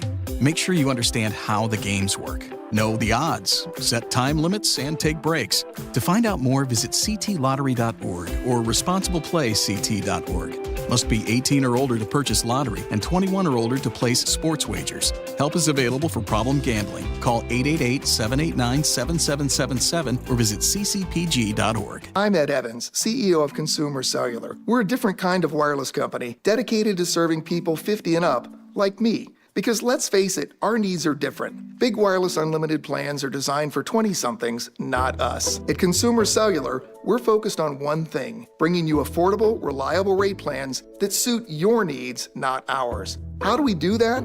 We start by using the same towers as the big guys, the exact same towers. We then create rate plans designed for your usage. The fact is, we can offer you an unlimited plan with the same network quality for less because we understand how you use wireless services. Our plans start at just $20 a month. And forget trying to chat with robots. You'll get 100% US-based award-winning customer service when you need help. Come find out how wireless should be and join the millions who've made the switch. Call 1-888-FREEDOM or visit consumercellular.com/facts. Plans include $5 credit for auto pay and e-billing. See site for additional facts. It's time for the Market Scoreboard Report with Ron and Sana. Now on WICC 695.9, the voice of Connecticut. Stocks finished today modestly higher despite concerns about whether or not the president's putting pressure on the Federal Reserve to cut interest rates, first by firing one of its governors and threatening to do more in order to bring rates down. The Dow finished with very modest gain after spending time on the downside, holding above 45,000. The S&P up fractionally. The NASDAQ also moving ahead rather mildly. Interestingly enough, bond market yields fell today amid mixed economic data. The yield on the 10-year note at 4.25%. Oil dropped $1.51 to $63.29 a barrel, while gold was up $19 to $34.36 the ounce. There was some action in crypto, though. Bitcoin closed off its lows, down $249 to $111,000. It dropped as low as $109,000. Now, for the remainder of the week, the market will be keeping an eye on this ongoing battle between the White House and the Federal Reserve, and also take a look at some economic numbers, the most important of which will come out later in the week. A key inflation report included in personal income and spending data that could affect the outlook for interest rates. What are you doing every day to support your liver? If you enjoy sweets, fast food, alcohol, or take any medications, that's a vital question to ask. Hi, I'm Sherry Torkis, pharmacist and health author. For over 30 years, I've helped people make informed decisions about their health, especially concerning prevention and long-term wellness. Supporting your liver isn't just a wellness trend, it's a daily essential. That's why I recommend Active Liver by New Nordic. It's made with plant-based ingredients like milk thistle, turmeric, and globe artichoke, herbs clinically studied for their protective and restorative effects on the liver. Active Liver blends traditional herbal wisdom with modern scientific research. Not all supplements are created equal. I trust Active Liver because it's backed by science, meets strict quality standards, and delivers true daily liver support. Protect your liver and give it the support it deserves. Make Active Liver from New Nordic part of your daily wellness routine. Active Liver is available online at Amazon or find it in stores at CVS, Meijer, and now available at ShopRite. WICC Smart MLS Right Now Traffic. 95 northbound over an hour, Greenwich through Fairfield. The Parkway northbound, not much help. The Upper Merritt north of Black Rock will help you out the most. Out of New Haven, 95, volume delays through Long Wharf into West Haven. The same on the Wilbur Cross north and southbound going into the tunnel. And 84 eastbound, a bunch of extra cars through Danbury and Newtown. I'm Andrew Krause with WICC Traffic. Partly cloudy this evening and overnight in the mid-50s. Sunny on Wednesday with a high in the upper 70s. On Thursday, sunny with a high near 80. I'm meteorologist Paul Piorek on WICC. Saying everything that's on his mind. Connecticut Today with Paul Pizzelli. WICC 695.9, the voice of Connecticut. All right, 203-333-9422, 333-9422. See, Chris Williams, my erstwhile engineer news guy, at one time a very active volunteer firefighter, so I say Niner because that's how the first responders say. Alpha, Bravo, Charlie, 1, 2, 3, 4, 5, 6, 7, 8, Niners. See? Now, I wouldn't last 10 seconds doing what Chris used to do, fighting a fire. I'd run. Chris was one of those guys who would actually fight the fire. I'd run and hide behind the donut truck. Where's Pacelli? He's behind the truck. All right, we got to go vent the fire. Let's go. Statewide politics. Interesting race here. Look, Chris Murphy will have the Senate seat for life if and when he decides to run for president officially. Now, Senator Murphy is running for the 2028 Democratic nomination. He's just not said it yet. But he's raised $12 million and he's out everywhere, and that's fine. My sense is Mr. Blumenthal will not run for re-election, but I don't know. Jim Himes' seat in the 4th is secure. Rosa DeLauro's seat in the 3rd is secure. Joe Courtney's seat in the 2nd district is secure. And let's call it for what it is. Johanna Hayes now had 2 relatively close races with George Logan. Her seat is now secure. It's the closest one that could go Republican. Ain't going to happen. Because, again, the last time the redistricting after the 2020 census, a large chunk of Republican voters in the state were gerrymandered right out of the 5th. The 1st district is interesting. It ain't going to go Republican, so don't get your hopes up for the 1st. But there's a pretty good steel cage death match now forming in the 1st district. We told you about John Larson, 77 years old. He's been there since he had lunch with Abe Lincoln. I'm kidding. I kid Congressman Larson. Met him a couple times in Hartford. Good guy. He's a big Social Security guy. That's good. Got it. Luke Bronin, the former mayor of Hartford, is in the race. And now there's, and this is interesting because it's a microcosm of not just national Democratic politics, but state Democratic politics.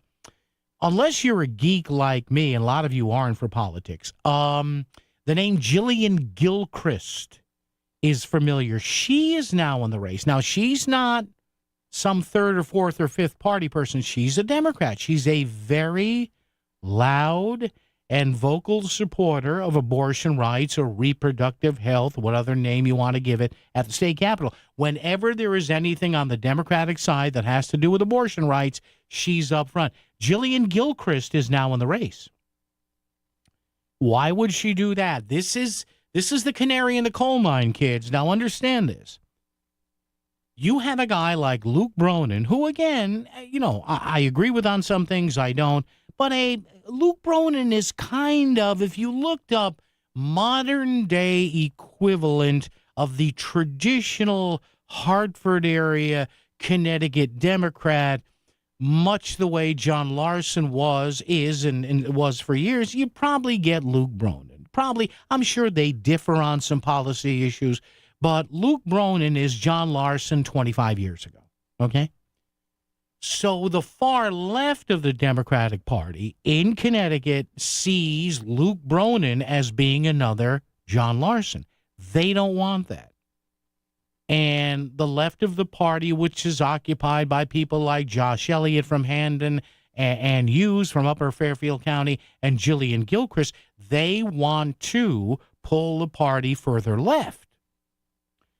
So was I shocked that Jillian Gilchrist got in the race? No, I'm mildly surprised, though. Jillian Gilchrist, West Hartford, and again, West Hartford is about as blue as you can get in Connecticut, very left-leaning, progressive, high-income part of the state. She's in the race. She said, quote, right now we need a different type of leadership in D.C. So as I say to people, I was talking to somebody here at Connoisseur about this the other day. They said, what do you think? I said, well, what's happening with the Democratic Party now happened with the Republican Party back in 2015. And Donald J. Trump pulled it off. Ran 3 times, elected twice. The middle time when he lost, it was only 40-something thousand votes aggregate in 3 or 4 states. So now the Democrats are going through it. And I got to tell you, keep an eye on this 1st district race. You have a long-time, kind of centrist Democrat trying to be replaced by a much younger, generational, kind of center, slightly center-left Democrat who has been an administrator. But there's a part of the party here that tells Jillian Gilchrist, well, go ahead. And you enter the race, too. Now, maybe she's entering the race just to make a statement. I don't know. But this is, it's interesting. Says right here in the Hartford Courant, the steady ascendancy of President Trump and his MAGA coalition have pushed many Democrats and especially progressives to look for answers. So listen, you progressives out there, you people who are generally in the Martin Looney, Ann Hughes, Jillian Gilchrist, Josh Elliott, wing of the party, you should be thanking Donald Trump. You should. I'm dead serious about this. Dead serious about this because let's face it, for a long time in Democratic politics, completely also here in Connecticut, especially the Democratic political base in this state and the voters, it's been another 2 years, honey. Yeah. Honey, yes. We have to vote for Larson tomorrow. Okay. Can we vote for Rosa DeLar? No, she's not in our district. All right, honey, I'll tell you. Now, you got Trump kicking the progressives' tails here in the state and around the country, and they've woken up. So keep an eye on this 1st district. You've got John Larson, longtime leader in the state, 77 years old. Luke Bronin, who I think is in his 50s. And now Jillian Gilchrist. Fascinating stuff. Traffic and weather together. Is that fascinating on WICC? WICC Smart MLS Right Now Traffic. 95 northbound over an hour, Greenwich through Fairfield. The Parkway northbound, not much help. The Upper Merritt north of Black Rock will help you out the most. Out of New Haven, 95, volume delays through Long Wharf into West Haven. The same on the Wilbur Cross north and southbound going into the tunnel. And 84 eastbound, a bunch of extra cars through Danbury and to Newtown. I'm Andrew Krause with WICC Traffic. For this evening and tonight, partly cloudy in the mid-50s. On Wednesday, sunny with a high in the upper 70s. Thursday, sunny with a high near 80. I'm meteorologist Paul Piorek on WICC. Hello, my name is Bob Cinto, and I would like to rent you office space. The reason we've done so well is that we put our tenants in front of everything else we do. Your growth is my growth. Your success is my success. And I would love to show you some beautiful properties if you should need space. Thank you. Start online, SCINTO.com. We all have the ability to make a difference, to come together, to change a life, to make a wish come true. By supporting Make-A-Wish Connecticut, you are bringing hope and joy to children fighting critical illnesses. Children like me. Visit ct.wish.org to learn how you can become a wishmaker and be part of a journey that changes lives. Just imagine what you can do. Visit ct.wish.org today to learn more. That's ct.wish.org. Back to the news and talk, thanks to Smart MLS. Smart Sellers Ask, is my home on Smart MLS? The voice of Connecticut, WICC's 695.9. It's Connecticut Today with Paul Pacelli. All right, just a reminder here, the same number we have is for talk and text. I'd like to remind you that as often as possible. So if you have a thought on a particular topic that you'd like to make, but you don't want to come on the phone because, if my wife hears me or my brother-in-law, was that you on WICC with that right-wing nut? No, it wasn't. That wasn't me. You must be mistaking me for somebody. So if you want to get me something on text, you can. Why did you call that man on the radio? He's so crude. 203-333-9422. 333-WICC, as I like to say, talk or text. Or you can still use email. Yes, I still get emails every day. Paul, P-A-U-L, Paul, at voiceofct.com. Will you do that for me? All right, there. Whatever's on your mind. By the way, I got a couple of emails. I'm sorry. I know you folks have emailed me over the past few days. Got to see if I can work that in. All right. Is the General Assembly in the state here, the literati and the cognoscenti that govern us here in the state, is the Democratic majority off of this horrible story in Waterbury? Are they eyeing homeschool parents? Talk about that coming up next hour. WICC Bridgeport, WFOX Southport, WEBE HD2 Westport, WPLR HD2 New Haven, locally owned by Connoisseur Media.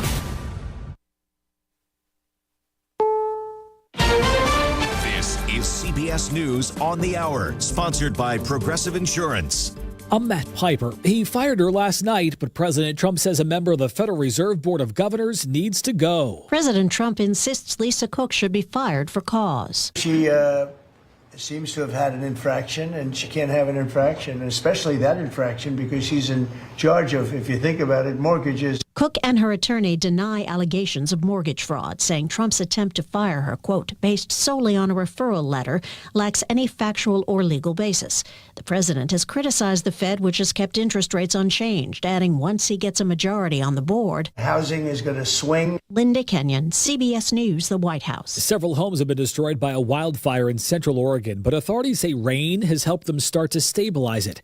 Elsewhere, a fire in Northern California wine country has so far spared some of the state's most famous vineyards. Our Carter Evans is there. A lot of this fire is in really rough, steep terrain, and there is a concern about smoldering debris rolling down the hill and ending up starting a new fire outside of the fire line. So what they've been doing is putting chicken wire there to catch any potential flaming debris that might come down. A federal judge throws out the Trump administration's challenge that bars federal immigration officials from immediately removing migrants who are challenging the legality of their detentions. Legal analyst Thane Rosenbaum. The court ruled that co-equal branches of government don't sue each other in order to get their way. The Trump administration could have appealed each of the immigration rulings with which it disagreed, but here it attempted to enjoin all the federal judges in Maryland from interfering with deportation orders. Our Michael Wallace reports that Lilly will file for FDA approval of a pill form of its weight loss drugs. In the drug maker's latest clinical trial of pill forms of Zepbound and Mounjaro, overweight or obese people who are diabetic lost 22 pounds over 72 weeks. Dr. Louis Aroni is a consultant for Lilly. So it's easier to make, doesn't have to be refrigerated. It's going to be significantly less expensive to produce. A change at a golfing annual tradition. For more than 80 years, the Masters Tournament has been a rite of spring. The Masters is moving away from inviting PGA Tour fall winners and will now invite the winners of 6 tournaments around the world.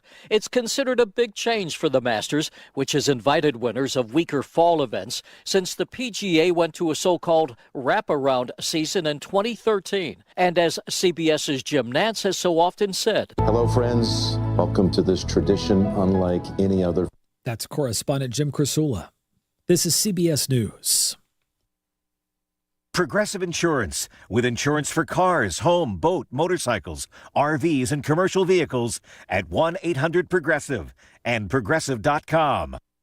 I'm Matt Morgan of Morgan & Morgan. Your car steering wheel could be a ticking time bomb. At least 24 people have died and many more injured because their airbags fired shrapnel at them upon inflating. Tens of millions of cars have been recalled. If you suffered cuts that required stitches, hearing or vision loss, or broken bones, please contact us today. You could be owed money for medical bills and other damages. Morgan & Morgan. Visit us at badairbags.com for an office near you. Prior results do not guarantee a similar outcome. Mint is still $15 a month for premium wireless. And if you haven't made the switch yet, here are 15 reasons why you should. 1, it's $15 a month. 2, seriously, it's $15 a month. 3, no big contrast. 4, I use it. 5, my mom uses it. Are you playing me off? That's what's happening, right? Okay. Visit mintmobile.com/radio. Upfront payment of $45 for 3-month plan. $15 per month equivalent required. New customer offer first 3 months only. Then full price plan options available. Taxes and fees extra. See mintmobile.com. WICC 695.9. Voice of Connecticut local news update.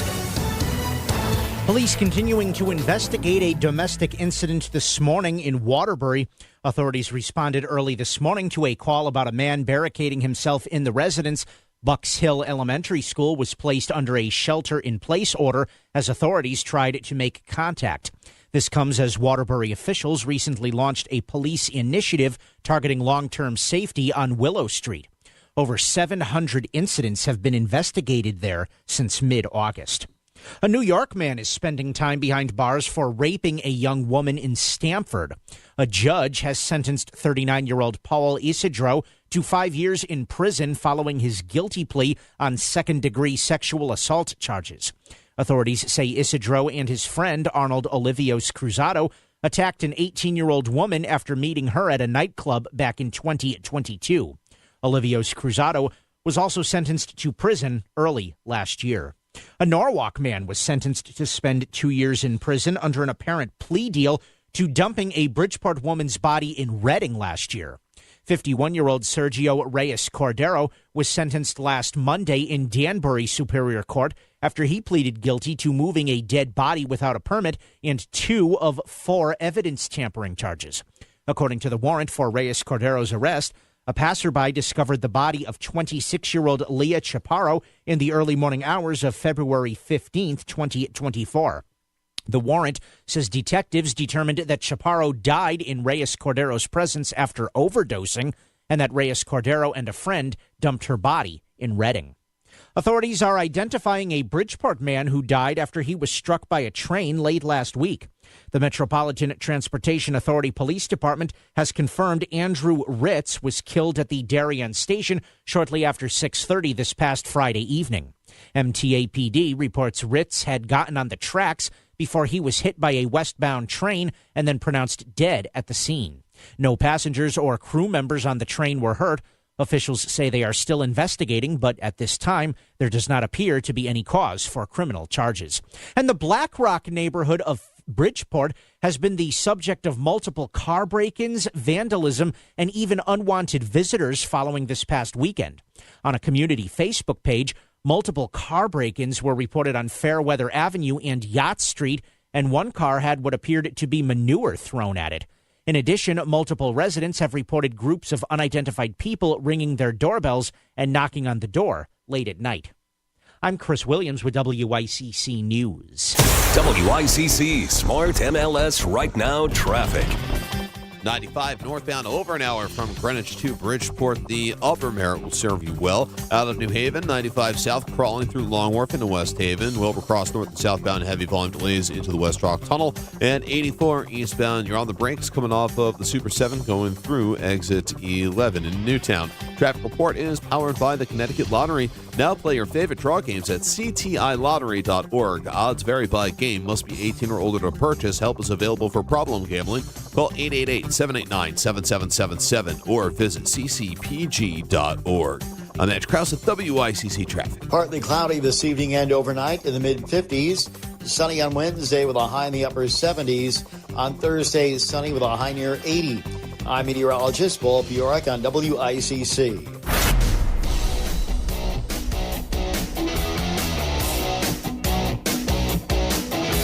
You're listening to Connecticut Today with Paul Piselli on WICC 695.9, the voice of Connecticut. Hey, hello, hi, and welcome back. 203-333-9422, 333-WICC. How you doing there?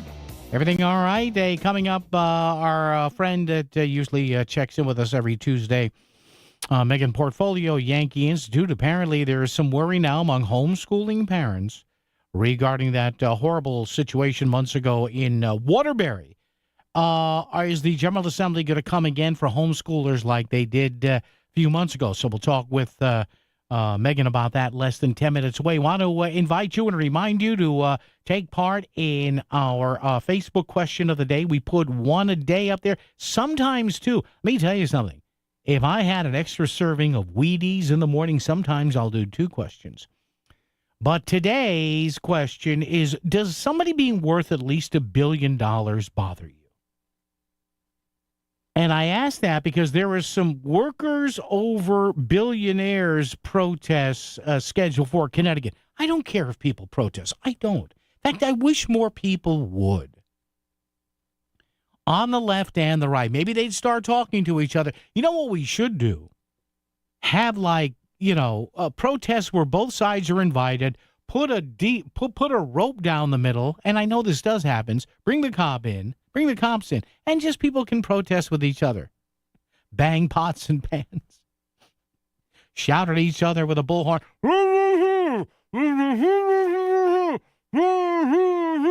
Don't you love that? Don't you love you hear these protests? And you're going, listen, buddy, I probably don't agree with you. What the hell are you saying? So again, we're going to have these protests, I guess, coming up on Labor Day weekend, workers over billionaires. Does somebody being worth at least $1 billion bother you? Now, everybody points to Elon Musk. Oh, nobody should be able to be worth $400 billion. Well, being worth something is not how much cash you have. The guy runs Tesla. The guy runs SpaceX. He runs the Boring Company, not like he's boring, but boring is in tunnels, right? He runs Starlink. By the way, his Neuralink company, did you see what Neuralink pulled off the other day? There's a guy who is a paraplegic or a quadriplegic. I guess quadriplegic. He can't even speak. Did you see? He's got one of these Elon Musk neurostimulators in his brain now, and he can communicate. He's giving interviews. He says he can actually play video games. Are you serious? But who likes Elon? And I know he rubbed people the wrong way with the Doge thing. I get it. Yes, Elon Musk looks at me. I look at him someday and say, yeah, he's crazy. But look at all he accomplishes. He employs almost 270,000 people. Yeah, but he's a billionaire. Oh, shut up. Now, we had a question earlier. And this is what you always hear about Musk. Well, he gets all this government funding for his space launches. Yeah, you know why? It saves you and I money. Remember how we used to schlep stuff back and forth to the space station? What did we use? The International Space Shuttle. What did we use? The Space Shuttle. Okay? It was cutting edge when it first flew in 1979, 80, 81, something like that, the Enterprise, as an homage to all us Star Trek geeks. But look at this. I'm reading this right off an AI summary. The total program cost for the Space Shuttle was $200 billion. The individual flights of the Space Shuttle cost per launch of the Space Shuttle, $450 million. You know what it costs to have the government pay for a SpaceX Falcon 9 launch, which is used with the Dragon capsule to get stuff up to the space station? $65 to $70 million. That's saving you and I money? Yes. A 2025 analysis by the Washington Post found that Elon Musk's companies have received about $40 billion in government funding, including contracts over 2 decades. That's $2 billion a year, roughly. And yet we were schlepping stuff there on the space shuttle for $500 million a launch. Come on. Stop. Elon Musk and even other, there are other companies, ULA, the United Launch Alliance, Blue Origin with Jeff Bezos. Oh, he sells tickets for a suborbital flight. Yeah, you're damn right he does. And I'd buy one too. Seriously, if I was a multimillionaire, honestly, and what's he charge people, $250,000 a seat? Are you kidding me? I would be there in a New York second. Well, you're not really in orbit. No, you're not, but you're weightless for about 5 or 10 minutes. How many people in the history of mankind and womankind have actually been in zero gravity? Not that much. All these private space companies, they're billionaire toy. No, No, they provide a service, reusable space. NASA was never, and still is never, about reusable stuff. NASA is one-time use. Henry before asked us about, well, what about the capsule that couldn't function? Well, that was a Boeing Starliner capsule. It wasn't a NASA capsule. It wasn't a SpaceX capsule. It was a Boeing Starliner.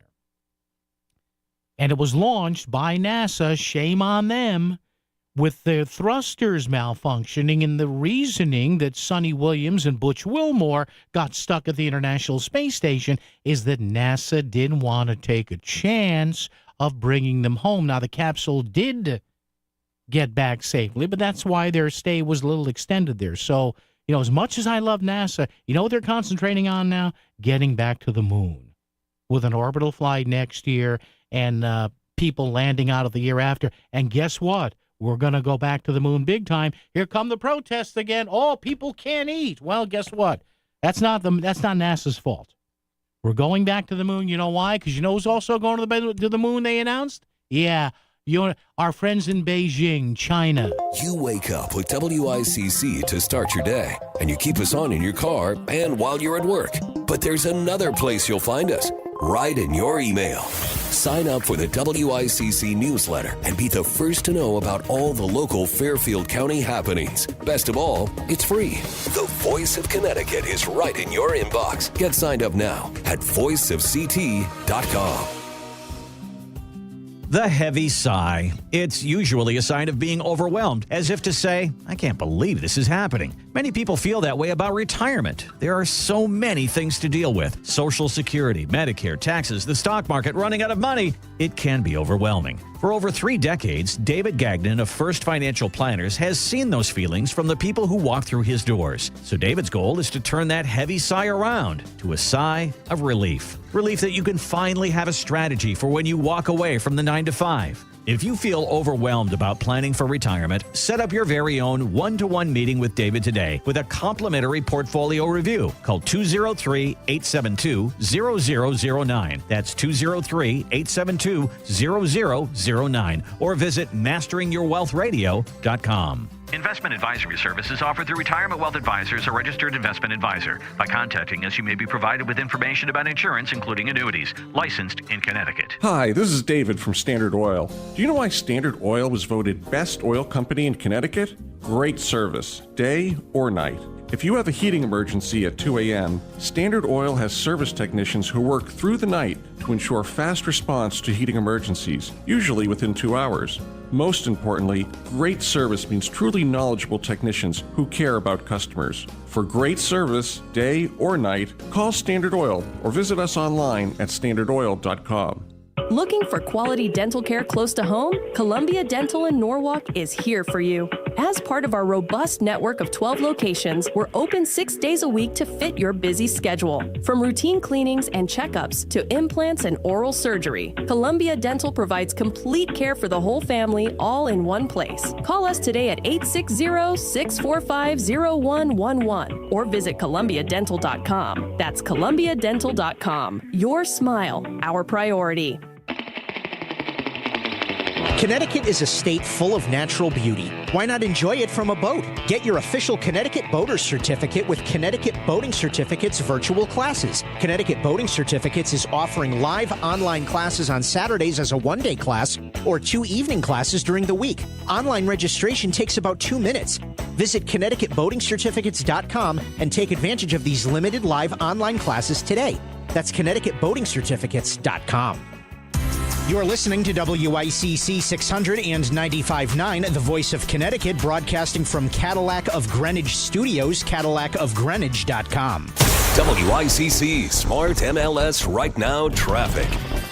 95 northbound over an hour from Greenwich to Bridgeport. The upper Merritt will serve you well. Out of New Haven, 95 south crawling through Long Wharf into West Haven. Wilbur Cross north and southbound heavy volume delays into the West Rock Tunnel. And 84 eastbound, you're on the brakes coming off of the Super 7 going through exit 11 in Newtown. Traffic report is powered by the Connecticut Lottery. Now play your favorite draw games at ctilottery.org. Odds vary by game. Must be 18 or older to purchase. Help is available for problem gambling.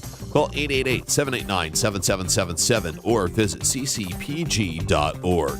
I'm Edge Krause at WICC Traffic. For this evening and tonight, partly cloudy in the mid-50s. On Wednesday, sunny with a high in the upper 70s.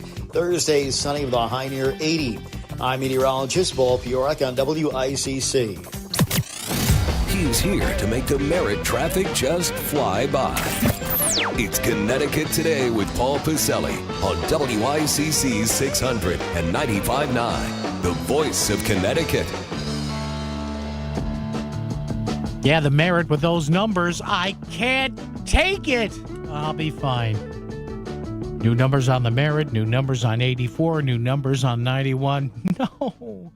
My home exit was exit 59 in the Westville section of New Haven. I passed it the other day. It's like exit 20-something. I know why they're doing it. You don't have to wag your finger at me. Well, that's because it's got to match the mileage. I know it. They're destroying a piece of my childhood. That's what they're doing. Megan Portfolio's here. Maybe she'll make me feel better. Tell me it's going to get better, Megan. Please tell me it'll be all right. Will you do that? My colleague Andy Fowler on yesterday, and it's not going to get much better. No, there's no fun. There's no fun. No fun in Connecticut, and now we have new numbers to learn. Because us old people used to go by exit numbers. Because like in the old days before GPS, we had maps and. And I'd have to go to my friend's house. Oh, what exit are you? What exit are you? It was easy, right? Okay, take a ride. How did we survive, Megan? I don't know. Without GPS. Barely, though. Oh my God, I don't mind that. Oh my God. So you have a piece, your latest piece. Check it out, folks. The Hartford Portfolio blog, the Yankee Institute. I guess, Megan, there are some people that aren't so convinced that. Some people will stop using the tragedy in Waterbury to go after homeschoolers here. What's up with that? Yeah, this was actually I really enjoyed this piece. I had spoke to some homeschool advocates earlier in the week. There was a town hall up in Tolland, and I was curious. And nerds like me like to go to town halls in our evening. No, you're involved. You're not a nerd. You care. So go ahead. Continue. And I was just very interested, and I got to talk to a bunch of these homeschool families, and they were exactly what they thought they were. They were just families that wanted to be more in charge of their education, and some had issues with the private schools or public school. There was a whole slew of reasons, but they were like totally normal people. And then I started digging into it a little bit, and then an attorney reached out to me. Yeah. There's like this secret war on homeschooling coming from our state. It's actually kind of creepy. So it all stems back. I mean, I don't know how far back it's gone. That's going to be another piece of mine in the future because I'm so fascinated with this. But we all know about the Waterbury case. Sure, horrible case. Absolute horrible. And it was an absolute failure on our government and the government agencies all around. And so what does the state do? They come up with this report that they put out because, we need to know what's happening and we need to make sure this doesn't happen again. And this report has all this data in there. And the conclusion was essentially homeschool bad and that we need to regulate them more. Never mind the fact that the agencies that were involved, notably DCF, they had their own audit, the state auditors, randomly audit the different agencies. And there's no mention of how to deal with DCF. There was about 18 findings in the audit. It was like 44 pages long. That's a long audit. Like an audit came out today on the paid family medical leave. It was like 5 pages and there were no findings. They were operating, they were in compliance. Good. But DCF had missing children. They had instances where they weren't reporting abuse to the appropriate authorities. So you would think that this report that the Office of Child Advocates put out after the Waterbury case would include all of these things to we need to do something about DCF because we can't have kids just missing. We can't have abused children missing. I mean, it opens up a whole sort of hell for these kids, human trafficking, death. It's terrible. So nothing in this report is actually going down to the root cause. All it does is attack the homeschool community who's been operating, just fine. But this law firm that I was talking to actually took this report that OCA put out and sent it over to Yale to UConn and to UC Santa Barbara. To some statisticians, and they're like, yeah, this is nice, but these are just random numbers, and this should not be used for like Interesting. anything. Wow. There was no hypothesis that was tested. There was no control group. There were no variables isolated. It's essentially the state is using this report that they're going to use to make legislation to make life miserable. Well, look, we know, Megan, and of course the guest is Megan Portfolio. We know that the teachers unions and the education, they hate homeschooling because they see it as money they don't get their hands on. They despise homeschool, and they come right out and say it. They don't care. They say it. The teachers' unions hates any form of education outside of public school, and they really hate homeschool because they're not counted in enrollment. So that's less money for them. It's all about money, and it's sad because here you have these families that are doing the best they can. You know, sometimes it's one parent is working because the other's homeschooling, and they're doing a fantastic job with these kids. Time and time again, they do studies that show these kids are like more prepared for college. Yep. They're graduating college. They're successful in whatever career path they go on. Am I saying 100% of the time it's perfect? No, but nothing is. But it's like it's almost as if the state knows that their agencies are failing families and children, and they need to cover it up and then go after the homeschool. I have an idea. How about we fix, Megan, how many decades, and this is nothing against overworked caseworkers, how about we fix DCF? I've been in the radio news business and radio in general now for 42 years. I can remember my first news job 35 years ago, doing story after story about what at that time, and I think it's gotten a little better, but sometimes what a train wreck DCF is. Oh, it is a train wreck, and for a whole slew of reasons, and a lot of it comes from management. I mean, this is anecdotal, but I mean, I had a girl at my gym. Yeah. Licensed social worker, has worked in social work, was looking for a job. Yeah. And I'm like, why don't you apply for the state? They're always crying that they need people. She's like, I did 6 months ago. I haven't heard anything. Like, you can't expect someone who's looking for a job to sit around and wait for you to finally decide that you're ready to hire. No, you're going to go and find another job. Well, you know why she's still waiting? They're checking to make sure she's not a Republican. That's. Well, I don't know if that's actually on the job application. I'm just kidding. Megan Portfolio, once again, the guest. Check it out. The state's war on homeschooling rests on bad data. Megan, thanks. Have a wonderful rest of the week. Thanks, and enjoy the gym, and we'll talk down the road. Thanks. All right, there you go. Traffic and weather together right here on WICC. WICC Smart MLS Right Now Traffic. 95 northbound over an hour from Greenwich to Bridgeport. The upper Merritt will serve you well. Out of New Haven, 95 south crawling through Long Wharf into West Haven. Wilbur Cross north and southbound heavy volume delays into the West Rock Tunnel. And 84 eastbound, you're on the brakes coming off of the Super 7 going through exit 11 in Newtown. Traffic report is powered by the Connecticut Lottery. Now play your favorite draw games at ctilottery.org. Odds vary by game. Must be 18 or older to purchase. Help is available for problem gambling. Call 888-789-7777 or visit ccpg.org. I'm Edge Krause with WICC Traffic. Partly cloudy this evening and overnight in the mid-50s. Sunny on Wednesday with a high in the upper 70s. On Thursday, sunny with a high near 80. I'm meteorologist Paul Piorek on WICC. Selling your home is a numbers game. The more potential buyers who see it, the greater the opportunity to sell. And when your home is listed on Smart MLS, more than 21,000 realtors see it, and so do all their buyers. Suddenly, the number of people looking at your home starts to grow by a lot. More realtors sharing your listing, more people seeing your home, more offers coming in, and maybe even more cash in your pocket. Smart move, right? Ask your realtor, is my house on Smart MLS? Smart MLS, the smart way to sell your home. Plunge into the vibrant unknown this summer at the Maritime Aquarium.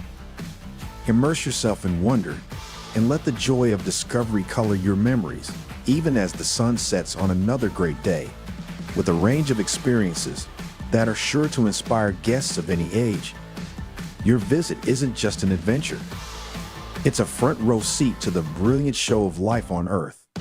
Visit maritimeaquarium.org to choose your summer adventure today. What are you doing every day to support your liver? If you enjoy sweets, fast food, alcohol, or take any medications, that's a vital question to ask. Hi, I'm Sherry Torkas, pharmacist and health author. For over 30 years, I've helped people make informed decisions about their health, especially concerning prevention and long-term wellness.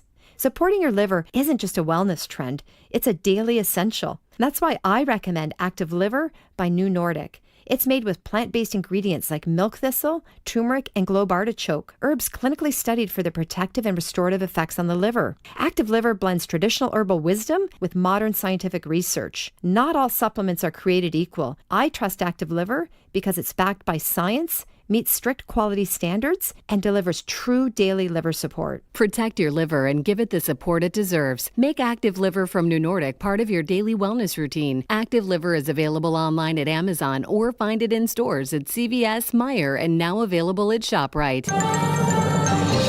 This is WICC 695.9, the voice of Connecticut.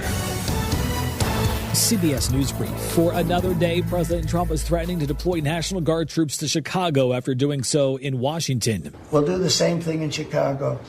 But I'd like to be asked as opposed to just going in and doing it. Because, you know, when you go in and do it, then they start screaming, oh, he shouldn't be here. We don't need him. We're doing so well. A day after he fired her on social media, Lisa Cook, formerly on the Federal Reserve's Board of Governors, says Trump has no legal basis. Correspondent Natalie Brandt. Cook said in a statement no cause exists under the law and she will not resign. Financial analysts say the president's move risks undermining the independence of the central bank. Wildfires are still burning in Oregon and California. In Napa County, correspondent Carter Evans says all eyes are on vegetation. You'll see little wisps of smoke here and there, and they've got hand crews inside the fire lines basically extinguishing those fires right now. That is a concern for all of these grapes and all of these vineyards out here. CBS News Brief. I'm Matt Piper. WICC 695.9, Voice of Connecticut Local News Update. Fairfield Republican State Senator Tony Wong began the process of gathering over 2,000 signatures from Fairfield voters today in an attempt to force a special election for first selectman. If the signatures are collected, Wong will run in that election against current Democratic first selectwoman Christine Vitale. Despite already holding statewide office, Wong has called the prospect of taking over a local leadership role important. Public service in any role is noble and enriching. And yes, as a state senator, we have a platform. But being able to come back home to a community that we have lived in for over 25 years, it's important. Senator Wong will spend the next 15 days collecting signatures. If you'd like to add yours, you can email for more information at fairfieldpetition@gmail.com. West Hartford State Representative Jillian Gilchrist is making a run for Connecticut's first congressional district. Gilchrist announced her candidacy this morning and will challenge John Larson in the Democratic primary. She says her campaign will focus on health care as a human right, working families, and new leadership. Gilchrist has served 7 years in the Connecticut General Assembly and co-chairs the Human Services Committee.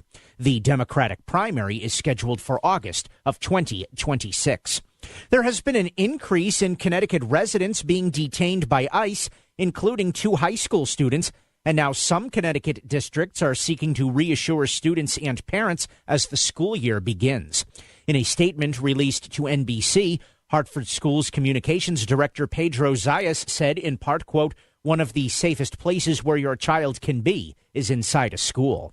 Following the detainment of a Meriden High School student earlier this year, Governor Ned Lamont held a news conference attended by WTNH TV News 8, where he expressed his concern. I really worry about ICE and going after our schools. I've said that before, but I want everybody to know that we're looking out for our kids and you're safe in our schools. Drivers in Danbury need to watch for stopped school buses as kids return to class, or those motorists could end up facing a fine.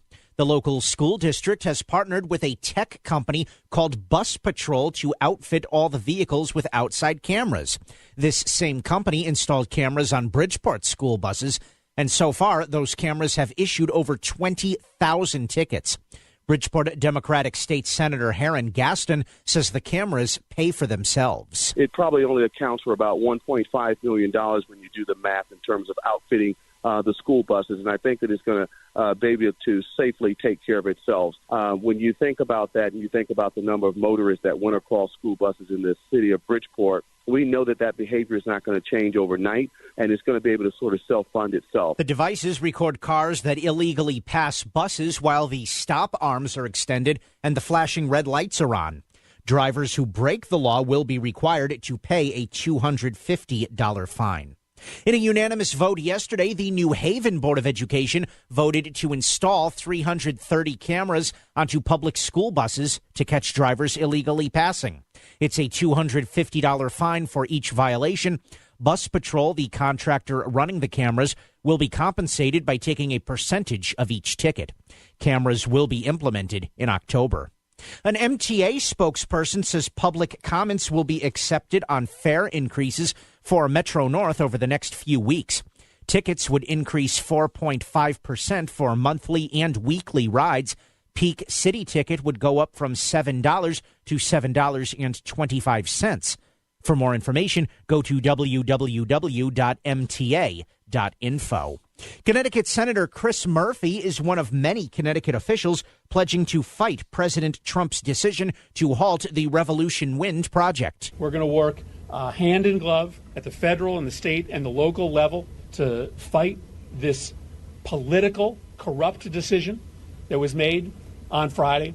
We're going to get these turbines out in the water. We're going to keep costs stable for the people of Connecticut. Construction is 80% complete on the Biden administration-approved project. Murphy's outrage was shared by fellow Connecticut Senator Richard Blumenthal. An administration stance on wind power that is truly reckless and irrational. The president said that wind power is, and I'm quoting, the scam of the century. Governor Ned Lamont said at the same news conference that he was not pleased with the president's decision. If they had some issues they wanted to discuss, let's discuss them. Don't shut down work and go on vacation and say we'll discuss it later. And that's sort of where we are right now. The Connecticut congressional delegation said yesterday Tweed New Haven Regional Airport will receive over $3 million in grant upgrades.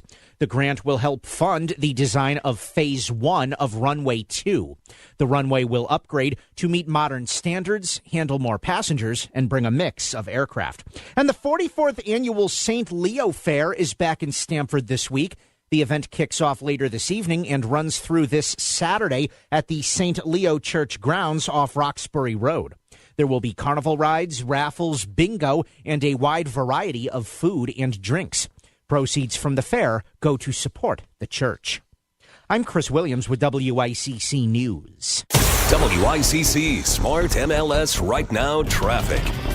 95 northbound, over an hour from Greenwich through Fairfield. The Parkway overall is only a few minutes faster. Out of New Haven, 95 south, jamming through Long Wharf into West Haven. Wilbur Cross southbound, a long line of cars from exit 51 all the way down into the West Rock Tunnel. Northbound, the delays start at about exits 42A and B. On 84 eastbound, jamming through Newtown into the Super 7. I'm Edge Krause with WICC Traffic. For this evening and tonight, partly cloudy in the mid-50s. On Wednesday, sunny with a high in the upper 70s. Thursday, sunny with a high near 80. I'm meteorologist Paul Piorek on WICC. If Bridgeport is talking about it, so is Paul. Connecticut Today with Paul Piselli on WICC 600 and 95.9, the voice of Connecticut. 20 or so minutes here to jump on board. Come on in. The water's fine. By the way, I was talking about this with Chris Williams earlier. Do you remember, and again, this is a serious issue, but... And I was making light, not of this issue in particular, the latest news story, but remember a couple of, and I say this every so often on the show, like I don't think I've ever gone in a stream or a river. I've swam in the ocean maybe twice in my life. I did go snorkeling years ago on my honeymoon at the time down in the Bahamas, and that water was incredible, but did you see in the news somebody was riding a jet ski or a boogie board or something on a river in Arkansas that apparently, from what people were saying in the comments section of this story I read, this river, it does not have the best reputation of being clean. Anyway, this poor person, I don't know how they are, whether they passed away or not. They contract just from water splashing. They contracted a brain-eating amoeba. I'm sorry to do this at dinner time, but that's what I'm telling you. Hey, the swimming holes are nice. The lakes are nice. Oh, let's go in the water. It's clean. Well, a lot of times it's not. That's why I keep saying chlorine is your friend. Pools I was all right with. Chlorine, though, is your friend. Chemicals are from God. And apparently this person, and they say unfortunately, these amoeba can enter through the mouth, the nose, or the ears, ENT canals. We all share. There's a system there that's shared by all three. It's why when you get a cold, a lot of times your ears are stuffy, your nose is stuffy, and you have discharge going down your throat. But God, brain-eating amoeba, no. So when I say the water is fine, I'm doing it in a metaphorical way. It's good if there's chemicals in there. Again, like I said, chlorine should be a food group. Our friend Megan Portfolio just reminded me of this, and I remember this story. Doing this, God, it's stamped in April of 2024, so this was like a year and a half ago. We talked about, what did I say earlier about Representative Jillian Gilchrist, very powerful legislator in Hartford, and she is now running in the 1st congressional district in the state. So that's Luke Bronin v. Jillian Gilchrist. Now, Luke Bronin, much like Ned Lamont, is a person of the Fairfield County area, but again, he was a somewhat effective mayor of Hartford. And I forgot this happened. And this isn't recent. It's a year ago. And it just shows you what part of the Democratic Party is trying to flex its muscle here. And they may in Connecticut. Who knows? Progressive members of the General Assembly's Appropriations Committee were at odds with other state reps over an amendment that adds the term expectant mothers to a mental health services bill. Now, you may say, as I mentioned the first time I brought up this story, what's wrong with expectant mothers? Services for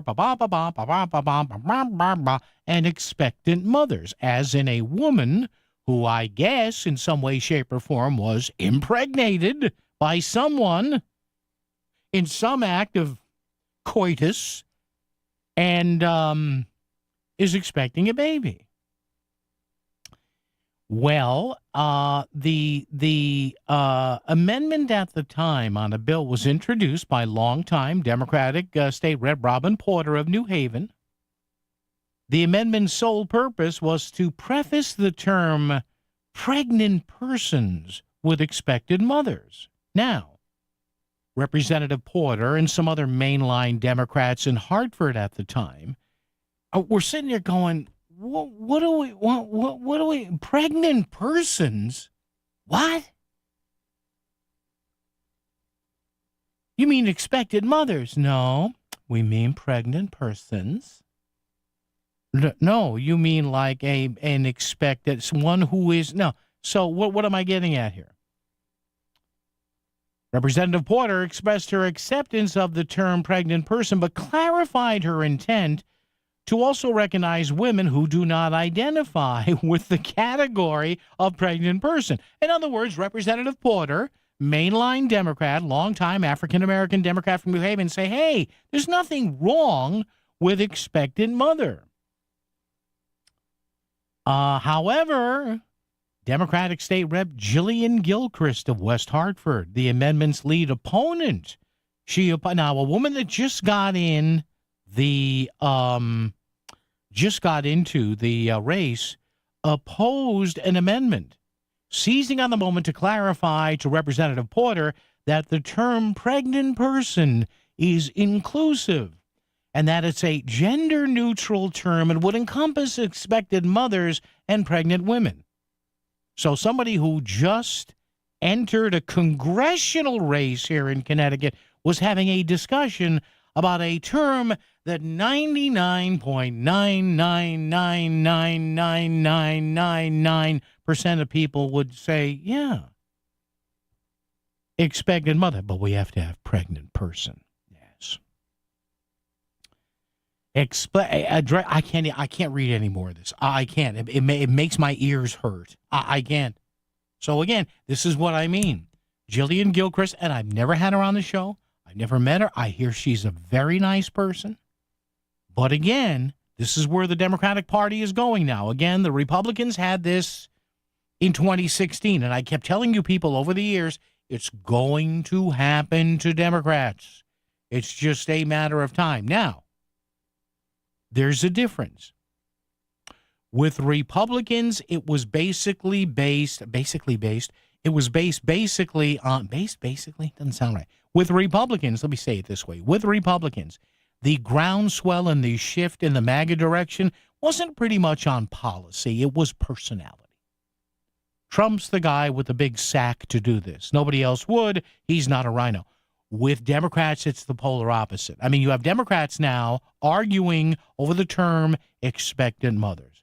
How screwed up has the party of JFK and LBJ and FDR become? Town Fair Tire is New England's largest volume discount tire dealer with over 100 locations. So we sell Michelin tires for the guaranteed lowest price. Like Michelin tires with all-season capabilities and maximum performance. Plus, Town Fair will give you more free services for life on your Michelin tires for longer tread life and reliable traction in both wet and dry conditions. For the guaranteed lowest price on Michelin tires, nobody beats Town Fair Tire. Nobody! Name brands at discount prices. Town Fair Tire. Do you have questions about real estate? Learn the secrets of real estate investing and get your questions answered during the Real Estate Show with Pat Civitella. Listen Sunday mornings from 9 to 10 for expert information about real estate investing, downsizing, and improvements before selling. Pat will help turn your real estate dreams into reality. Tune in and call The Real Estate Show with Pat Civitella. Sunday mornings from 9 to 10, right here on WICC 600 and 95.9. Chronic migraine is 15 or more headache days a month, each lasting 4 hours or more. Botox, onabotulinum toxin A, prevents headaches in adults with chronic migraine before they start. It's not for those with 14 or fewer headache days a month. It prevents on average 8 to 9 headache days a month versus 6 to 7 for placebo.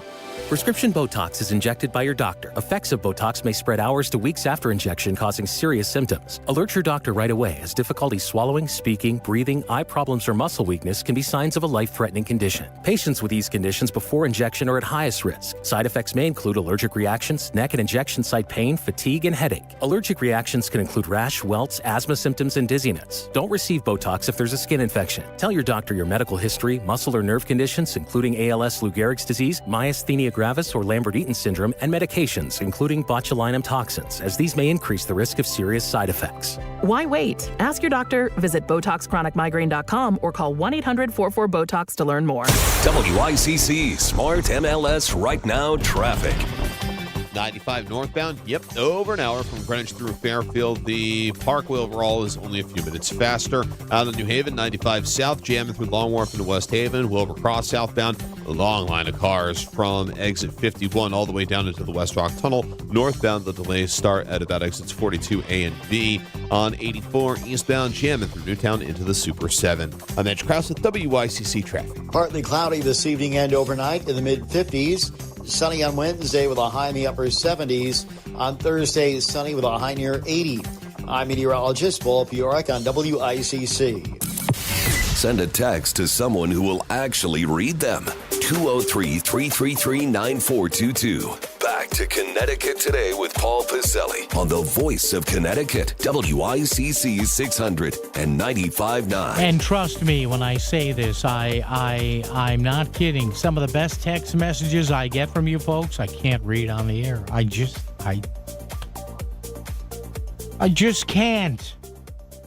Not that they're not funny as all heck, and I share them with Chris and we have a good laugh, but look, I'd like to keep my job. The station probably should avoid a fine from the FCC, that whole thing. But again, this whole thing and thank you once again for Megan for sending me that column she wrote a year and a half ago on this. I remember this. This was a big thing. I think there was footage on it on CTN where a longtime African-American legislator, Robin Porter of New Haven, basically said, well, what's wrong with having the phrase expected mother and Jillian Gilchrist? And, well, pregnant persons. See, this is the exact thing that third way in the Democratic Party said the other day that the Dems need to stop. See, you folks who hate Trump and you folks who hate MAGA, you don't understand. Words mean that the late, great Rush Limbaugh always used to say, in the end with politics, words mean things. And a lot of people, not everybody, but a lot of people say, well, wait a minute, I'm not going to vote for somebody I'm not going to vote for the party of people who don't want to use the term expectant mother and prefer pregnant persons. It's like Third Way said the other day, stop using the term incarcerated people. They're inmates. Because to a lot of voters, they now understand that, and there are some people that say, well, it's only words. Your use of the English language can indicate how much of a connection you have to reality. Prospective voters, especially voters in the middle of the country and people who are like in that undecided group, they say, well, yeah, I really wish Trump would stop this, but I'm not going to vote for somebody who's incarcerated people. What is that? Who talks that way? And believe me, and the Dems are saying it now. It decides elections. I know some of you people out there don't like to think it does. It does. It does. Mind-numbing. Bill in Fairfield. Hello, Bill. How are you? Hey, Paul. Everybody talks like a truck driver. Men, women, everybody talks like a truck driver. So everybody's starting to relate to the MAGA people. Yeah. But I want to mention a car accident at exit 19 North. Okay. In Fairfield, Southport. Yeah. People can get off at exit 18 if they like to avoid that. It just happened, and it's a mess. All right, happened. Thank you, Bill. Appreciate that. What else? If you don't mind me, if I could stay on for one more second. Yeah, sure. The turbine thing. I'm concerned about, they closed the beaches for the piping plover, and now they closed Pleasure Beach for a tick.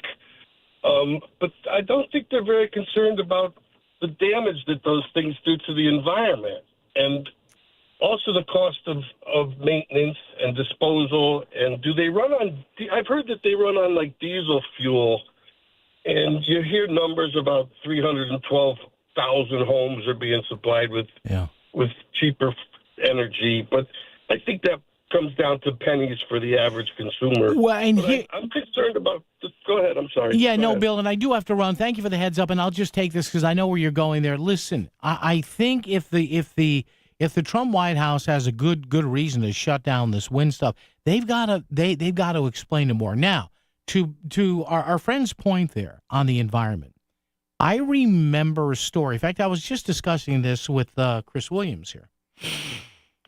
I remember there was this story, and I should probably just look it up, of a few months ago where one of those wind turbine, now, maybe it's a different turbine, maybe it's a different supplier, I don't know. I don't know. But one of those wind turbines broke or whatever, or it was corrupt, and it broke, and because they're made of fiberglass, there was a fiberglass contamination on some beach. Now, again, this doesn't happen every day. I get it. And I guess the power generated by some of these wind turbines can be very expensive. Now, again, I'm not, to me, this is not a smart thing by the Trump White House. Now, if the construction of these things was 10% done, 20% done, that's why this thing is 80% done. Now,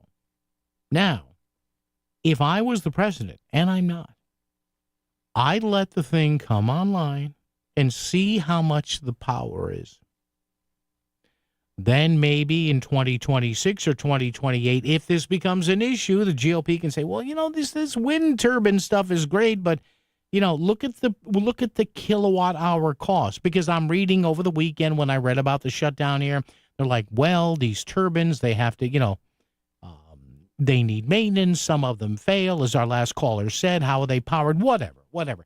I just think the White House has handled this clumsily. I do. But we'll see what now. Apparently, what do we hear on the news today with Chris? Connecticut's in talks with Trump and the White House saying, hey, let this one open. Let's use this as a test case. It's 80% complete. If I'm in the Oval Office, I say, let it start, and let's see what happens. If it breaks down, if you get shards of fiberglass in the water, right, you can say, hey, not as good as build, right? Jack in Stamford is here. Hello, Jack. Hey, how have you been? Huh? How have you been? Oh, how about me? I couldn't hear. I've been okay, Jack. Everything's good. I get out of bed in the morning. It's all good. It's all good. We got a week or so to go till the side hustle starts again. Yeah. We're looking forward to it. Yeah. So you guys stop whining about the size of these seats. Us billionaires, we fly around on our own private jets. Yeah. You're one of those NetJet guys, right? You got the NetJet card out there, right? Yeah. I have a few clients that do have those and stuff. Yeah, it's interesting. But you have that. And hey, listen. These first wind turbines, I think what we need to do for Governor Lamont is we can put them off the coast of Greenwich. Well, put them all right down there. Right off the coast, right near Cos Cob. See if they like right there at the park, and tell Governor Lamont that I have a surveying team ready to go down tomorrow and look for some low-income housing near his residential. I say we build a bunch of them right on Martha's Vineyard, too. Right on the vineyard. Yeah, let's put them out there. Remember, what was it, Hyannisport? Yeah, Kennedy. They didn't want them. We can't, can't have them. We're talking about these things 35 years ago, 35 years later, and they never seem to, something that does go wrong, they never stop, but they keep going on about these things, and I just don't see the science or anything that it works out. And honestly, for Lamont, he's a pretty sharp guy, but the fact that he has to throw that nonsense in, well, he can't go on vacation and shut down jobs. I mean, can we not just talk about the issue and stop with these little snipes, et cetera? You don't sound happy, Jack. You don't sound happy. Any respect I had for him on it. He said it right there. Oh, they're going well, you know why. And Jack, thank you for the call. Listen, he's going into an election year, and if you notice now he hasn't declared yet. He's still trying to keep, Josh Elliott and whomever else may challenge him. He's still Ned's in the driver's seat here. He's good. He can spend another $25-30 million bucks. But somebody in Hartford said to me the other day, he's starting to sound a little more progressive on stuff. And listen, everybody laughs. Oh, Josh Elliott, whatever. He doesn't have a shot. Don't tell me he doesn't have a shot. Look at what Mom Donnie is doing in New York City. Let's wrap it up. Ann in Newtown. Ann, you got about a minute. What's up?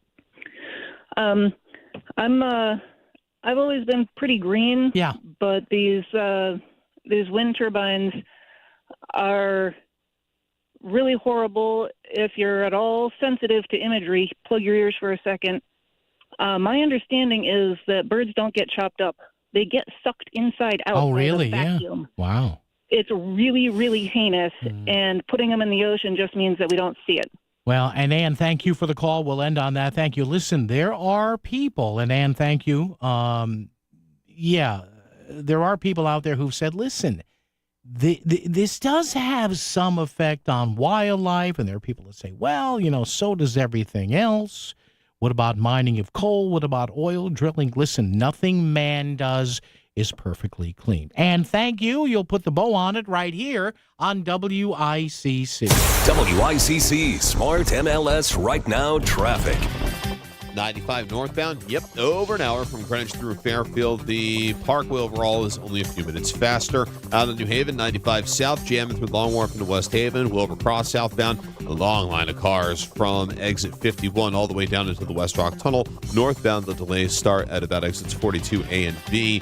On 84 eastbound, jamming through Newtown into the Super 7. I'm Edge Krause with WICC Traffic. For this evening and tonight, partly cloudy in the mid-50s. On Wednesday, sunny with a high in the upper 70s. Thursday, sunny with a high near 80. I'm meteorologist Paul Piorek on WICC. Hello, my name is Bob Cinto, and I would like to rent you office space. The reason we've done so well is that we put our tenants in front of everything else we do. Your growth is my growth. Your success is my success. And I would love to show you some beautiful properties if you should need space. Thank you. Start online, SCINTO.com. Imagine talking to thousands of local consumers about your business. You will with your ads on the Voice of Connecticut. It all comes up to your sales rep. Here, Maria, my sales rep, try to understand my business, customize my need, and that make it different than any other experience that I had. Real stories, real results. It's why advertising on the Voice of Connecticut works. Learn more. Email sales@voiceofct.com. Back to the news and talk. Thanks to Smart MLS. Smart sellers ask, is my home on Smart MLS? The Voice of Connecticut. WICC's 695.9. It's Connecticut Today with Paul Piselli. Well, what a fine and dandy session we've had today, kids. Again, our question of the day is still up there. Does somebody being worth at least $1 billion bother you? Are you okay with okay, Paul, $1 billion or $2 billion, but man, when you get to Elon Musk territory, when you get to Jeff Bezos territory, man, what I wouldn't give for a ride in that Blue Origin thing that Bezos has. All right, the one and only Chris Williams, thank you, sir. Appreciate it, folks. Chew good. 2 hands on the wheel. We'll see you tomorrow. WICC Bridgeport, WFOX Southport, WEBE HD2 Westport, WPLR HD2 New Haven, locally owned by Connoisseur Media. This is CBS News on the Hour, sponsored by Progressive Insurance. I'm Matt Piper. President Trump has been pushing against crime in Washington. Days after the National Guard began carrying weapons, he says he'll seek the death penalty for those who commit murders in D.C. That's a very strong preventative, and everybody that's heard it agrees with it. I don't know if we're ready for it in this country, but where you have it, it is. We have no choice. Trump is still threatening to send the National Guards to other cities like Chicago and New York. New York Governor Kathy Hochul says she said this to Trump when she spoke with him about the possibility. Mr. President, I can give you all the data you need to show that crime is down. It's working. Our policies are working. Israel's military says an early investigation into a strike yesterday that killed at least 20 people, including 5 journalists, shows they were trying to target a camera in Gaza that it says was being used by Hamas for surveillance. Israel has blocked foreign and Israeli reporters from entering the Gaza Strip since the start of the 22-month-old war. Thousands of acres have burned in central and northern California, but our Carter Evans says firefighters are getting the upper hand. The good news is in Napa Valley, where I am now, there is not a lot of smoke, and that's good because the fire is actually on the mountainside and moving the other direction. There are a lot of vineyards in that side, though, and they are concerned about the smoke. The smoke can certainly affect the grapes. Days after 21 dogs were found dead at a boarding facility in upstate New York, the owners are now facing charges. Officials say the owners of Anastasia's Acres dog boarding facility failed to provide adequate water and proper ventilation for the dogs. President Trump said again today that gas is under $2 a gallon, but it does not appear to be true. Trump has made the inaccurate claim numerous times in different settings. You have gasoline that hit $1.98 yesterday in a couple of states. But GasBuddy hasn't found that price anywhere. It tracks gas prices at 150,000 gas stations and gets 12 million price reports every week. We asked the site's Patrick DeHaan about the $2 figure. We have not yet caught up with any stations that have sold gasoline below that $2 a gallon mark. Christopher Cruz, CBS News. She writes about love, loss, and relationships. But now a love story as Taylor Swift and Travis Kelce are engaged. The singer and NFL player confirmed in an Instagram post with the words, "Your English teacher and your gym teacher are getting married." The photos show Kelce on one knee in a garden. This is CBS News. Sponsored by Progressive Insurance. We offer auto, home, and commercial auto insurance, plus a variety of business insurance options. Visit Progressive.com today. I'm Matt Morgan of Morgan & Morgan. your car steering wheel could be a ticking time bomb. At least 24 people have died and many more injured because their airbags fired shrapnel at them upon inflating. Tens of millions of cars have been recalled. If you suffered cuts that required stitches, hearing or vision loss, or broken bones, please contact us today. You could be owed money for medical bills and other damages. Morgan & Morgan. Visit us at badairbags.com for an office near you. Prior results do not guarantee a similar outcome. Summer's here. Get ready for backyard barbecues, trips to the pool, and COVID-19. That's right. COVID isn't taking this summer off and can actually spread year-round. I am Dr. Simone Wiles, and as an infectious disease expert, I know this fact surprises a lot of my patients. The good news is options exist to help treat the COVID virus. Talk to your doctor about whether prescription medication for COVID may be right for you. Learn more at PfizerForAll.com/COVID-19. This message is sponsored by Pfizer. A favorite moment from Melissa in the morning on WICC 600 and 95.9, the voice of Connecticut. The new school year for Darien will begin tomorrow. And before that happens, we want to talk about all the changes coming to the school district, including a new interim superintendent of schools.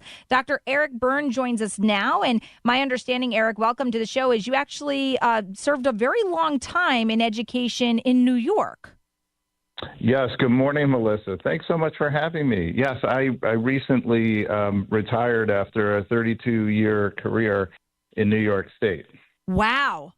So that's a little bit different, New York State, than coming into Fairfield County. What made you come out of retirement to be an interim superintendent in Darien specifically? Well, I would say first, Darien has a stellar reputation as a community and a school district. It's so supportive of the schools. What they're working on here is they're striving for excellence, not perfection. And the school district has a long history of excellence that will continue to be our focus while being mindful of not trying to chase unattainable goals of perfection. And you see that because Darien created something a number of years back called the Vision of the Graduate, which is an extraordinary document and statement that speaks to the important skills and attributes that we are trying to develop in our children. I was also very impressed with the commitment of the Board of Education when I met with them last spring. And we just have incredible faculty, staff, administration, everyone from our school bus drivers to our nurses. It really is an incredibly supportive community. And so, speaking of the Board of Ed, they unanimously approved you to be the interim superintendent back in May of this year. You at the time, though, were the superintendent of the Rye City School District in Rye, New York?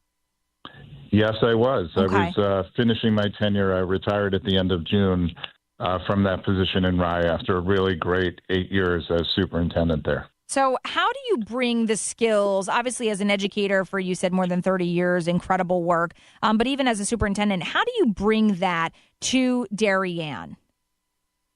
Well, first, I've spent most of my time this summer just getting to know the community, getting to know the families, getting to know the staff, and meeting one-on-one with folks pretty much every day, all day since mid-July. And that helps me to understand what our strengths are, what our needs are, and what are our opportunities for improvement and growth going forward. And that really helps me work collaboratively with the board and the team here at the school district to identify goals for the upcoming school year. And again, we're talking to Dr. Eric Byrne, who is the interim superintendent for Darien. And my understanding, Dr. Byrne, is that the Board of Ed is going to search throughout the year for a new permanent superintendent. Do you think at any point, though, even just in the last, it's only been since July 1st. So it's through the last few weeks, have you already started to think, well, maybe I would want this permanently? Or was that part of the attractiveness of this job as well, was, hey, this is a year. I'm not going to be pigeonholed into this permanently? Well, I certainly haven't. I've spent so much time just getting to know the community. I haven't really put that thought out in front. I do know that the board will be communicating with the community shortly about the process for the search for the new superintendent, and we'll cross that bridge when we come to it. Okay, fair enough. Let's talk about some of the changes coming to Darien schools. Probably one of the biggest ones we've been covering really for the last few years, how schools are adjusting to cell phone policies. And I know Darien made the decision in the spring, kind of as the school year was wrapping up, that they were going to mirror the example of what elementary and middle schools did in the district and bring it to high schoolers, exempting seniors. Talk a little bit about that.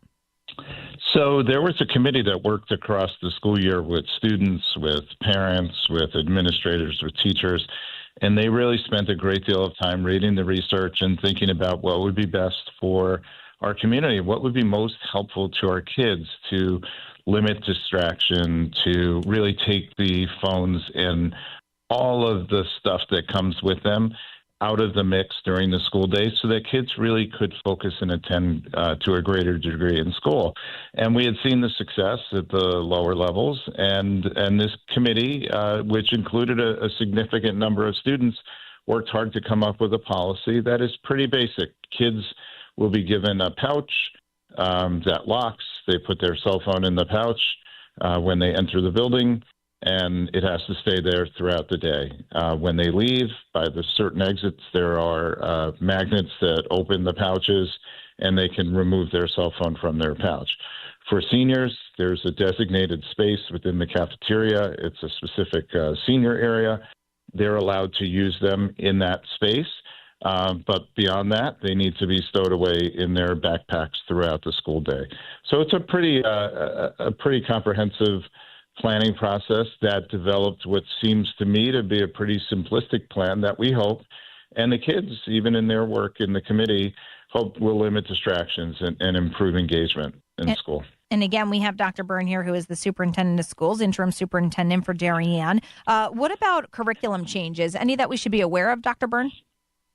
Well, one thing that the district has been working on for a while is really publishing our curriculum. So creating what we call unit maps that will, currently some are, but all of our courses will have curriculum maps available to our families in our community on our website by the end of the school year. And that's a big effort and a lot of work with our teaching teams, our curriculum writing teams, and that's a really important project for us.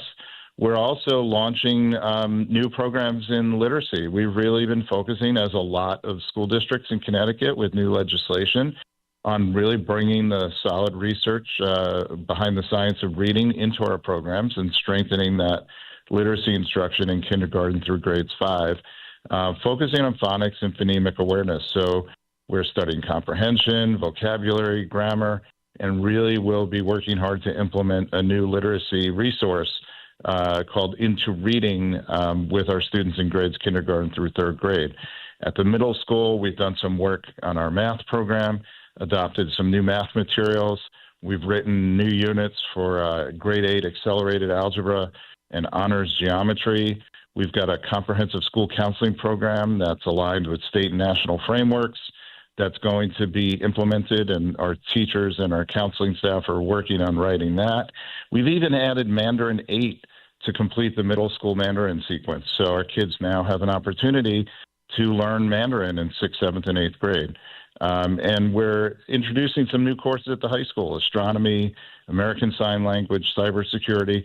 They're all designed to inspire discovery, broaden skills, and prepare students for the world beyond our classrooms, and really demonstrate that vision of the graduate when they leave us in Darien. Wow. Now, Dr. Byrne, I think I was reading for Darien that the projection of enrollment numbers for students was actually lower than what was projected. And when you talk about some of these curriculum changes, I mean, to me, it sounds really exciting to be a student in the Darien School District. Are you concerned at all with the numbers being lower than what was initially hoped? Now, I think 2 years in a row where the enrollment numbers were lower. Yeah, it's really not a concerning issue. I mean, our enrollment's been fairly stable. There are about 25 fewer students this year than last. In fact, enrollment's a tricky game because, you know, when you're in a suburban community, you get demographers that work with you, and they try to predict the number of families that are going to move into a community, move out of a community, the birth rates. And some of those factors aren't particularly helpful in trying to determine what our enrollment is going to be. For example, we needed to add 2 kindergarten sections and a 4th grade section just a few weeks ago because of the way that enrollment shifts across the grade levels. So it's really not something that is concerning to us at this point in time. It's really only about 25 fewer students overall than it was last year, and it's something we'll continue to monitor. But it does shift regularly because people do, they don't move into a community or out of a community on the school year cycle. Sometimes they come in the middle of the year, and as a public school district, we take everyone. Yeah, absolutely. No, the reason I was asking about enrollment numbers was because, like, when you talk about Mandarin being offered to elementary age, I mean, like, I think that's really neat. And I know some districts would have said before that they would love the opportunity to offer almost like virtual classes if kids were interested in that type of curriculum, but it can't be offered in their district. So that's why I was thinking, okay, well, if enrollment numbers are down, but we've got to kind of justify what teachers are being paid, so on and so forth, the investments that are being made in Darien, do you offer that at some point, virtual learning for other districts who can't afford it? Yeah, I think for Darien, the community and the town have really made a commitment to broad, expansive offerings for our students. We really want to help all of our kids find their path, whether it's through studying language, studying Mandarin, starting in middle school, whether it's really focusing on things like cybersecurity in the high school. And we've made that commitment, and the town has made that commitment to support that. So we're really excited about these new opportunities for our kids. Well, Dr. Byrne, again, welcome as interim superintendent for Darien. I hope it's a great school year, and we'll be in touch. Thanks so much. You have a great day, Melissa, and Happy New Year, as we say in the schools. I know, right? Yeah, happy New Year for all the schools opening up this week. Thank you so much. For the latest news in Southern Connecticut, WICC is where you turn first on 600 AM and now 95.9 on FM. Hear your favorite live and local shows during the week. Melissa in the Morning, The Lisa Wexler Show, Connecticut Today with Paul Piselli on both 600 and 95.9. Plus more live and local news updates on weekends to keep you informed. You found the voice of Connecticut. WICC 600 and 95.9. Something you may have missed from Melissa in the Morning. Now on WICC 600 and 95.9, the voice of Connecticut. Melissa in the Morning chats with career strategist and workplace expert Julie Bauke. It's Julie on the job. Now on the voice of Connecticut, WICC 600 and 95.9. Taking and giving compliments at work. That is what we are diving into today with our career strategist, Julie Bauke. And Julie, welcome. What do you think about this one? I know it was a suggested topic from one of our listeners, looking at the idea of, we want feedback, right? We want to be the best version of ourselves, but we don't really love criticism. So how do you strike that balance? Do we really want feedback, though? I'm so glad you said that. No, I'm just joking, but I'm not joking. I mean, it's sorry, really, not sorry. It's funny, isn't it? How we say we want feedback, but anytime we get feedback, a lot of times when we're getting compliments, it's like, oh, shush. Oh, that's not true. Oh, blah, blah, blah. Right. But when we're getting something that could be perceived as criticism, we tense up. We're like, and we get defensive. So the reason I love this topic is it gives me a chance to use my favorite saying. So I'm going to share it with you. Oh boy. Are we ready? I mean, I'm sitting. I'm ready. Okay, everyone, get your pencils out. I'm ready. Sharpen them. Walk up to the pencil sharpener if you must. Never take criticism from someone you wouldn't go to for advice. This is so applicable. This is applicable, honestly, even outside of work. Yeah. But yes, we'll focus on the workplace. And so it really is, when you think about it, and I think this is really, it's a fancier way of saying consider the source. Yes, and I agree. Mm-hmm. Right? So all kinds of feedback we get, we will hear all kinds of things. And here's what I want us to really, really embrace. We get to decide what we do with it. You can not take it. You can consider it. You can decide whether someone's feedback has some pieces in it, regardless of the way it was delivered. You can decide, are there some grains of truth in here? And then what do I want to do about it? And if we could just really step back and take that as our approach, it's like, wow, you're really, wow, I don't know I don't know that you handled that question well. I think that when so-and-so asked you that question, you got a little defensive. What if our first response to something that felt like negativity was, tell me more about that? In other words, be curious instead of defensive. Well, he's just an idiot and I don't like anything he says. Okay, so the only way we get better is to learn from things we did that we could have improved on, and then also learn, this gets to the compliments, learn to accept feedback, embrace feedback on things we do well, because that's how we learn what we're good at. I also think talk too about all the time. I know. And the other thing to this, Julie, is sometimes I do think people let the work reflect who they are as people. What I mean by that is, here's a great example. My show. Okay, Melissa in the Morning is different than Melissa Sheketoff. So if somebody says, hey, that segment that you talked about before, don't really know if I agree with that, or I don't really know if I loved that you didn't ask about this. Immediately, I think most people would go on the defense and be like, well, you don't even know what the topic is. You don't even know, because they're thinking, wait, you think I'm a failure? Like, I don't know if we just have head games that we play with ourselves, but immediately we think if our work or that project or that client, how we handle whatever, we immediately think that's an attack on our character.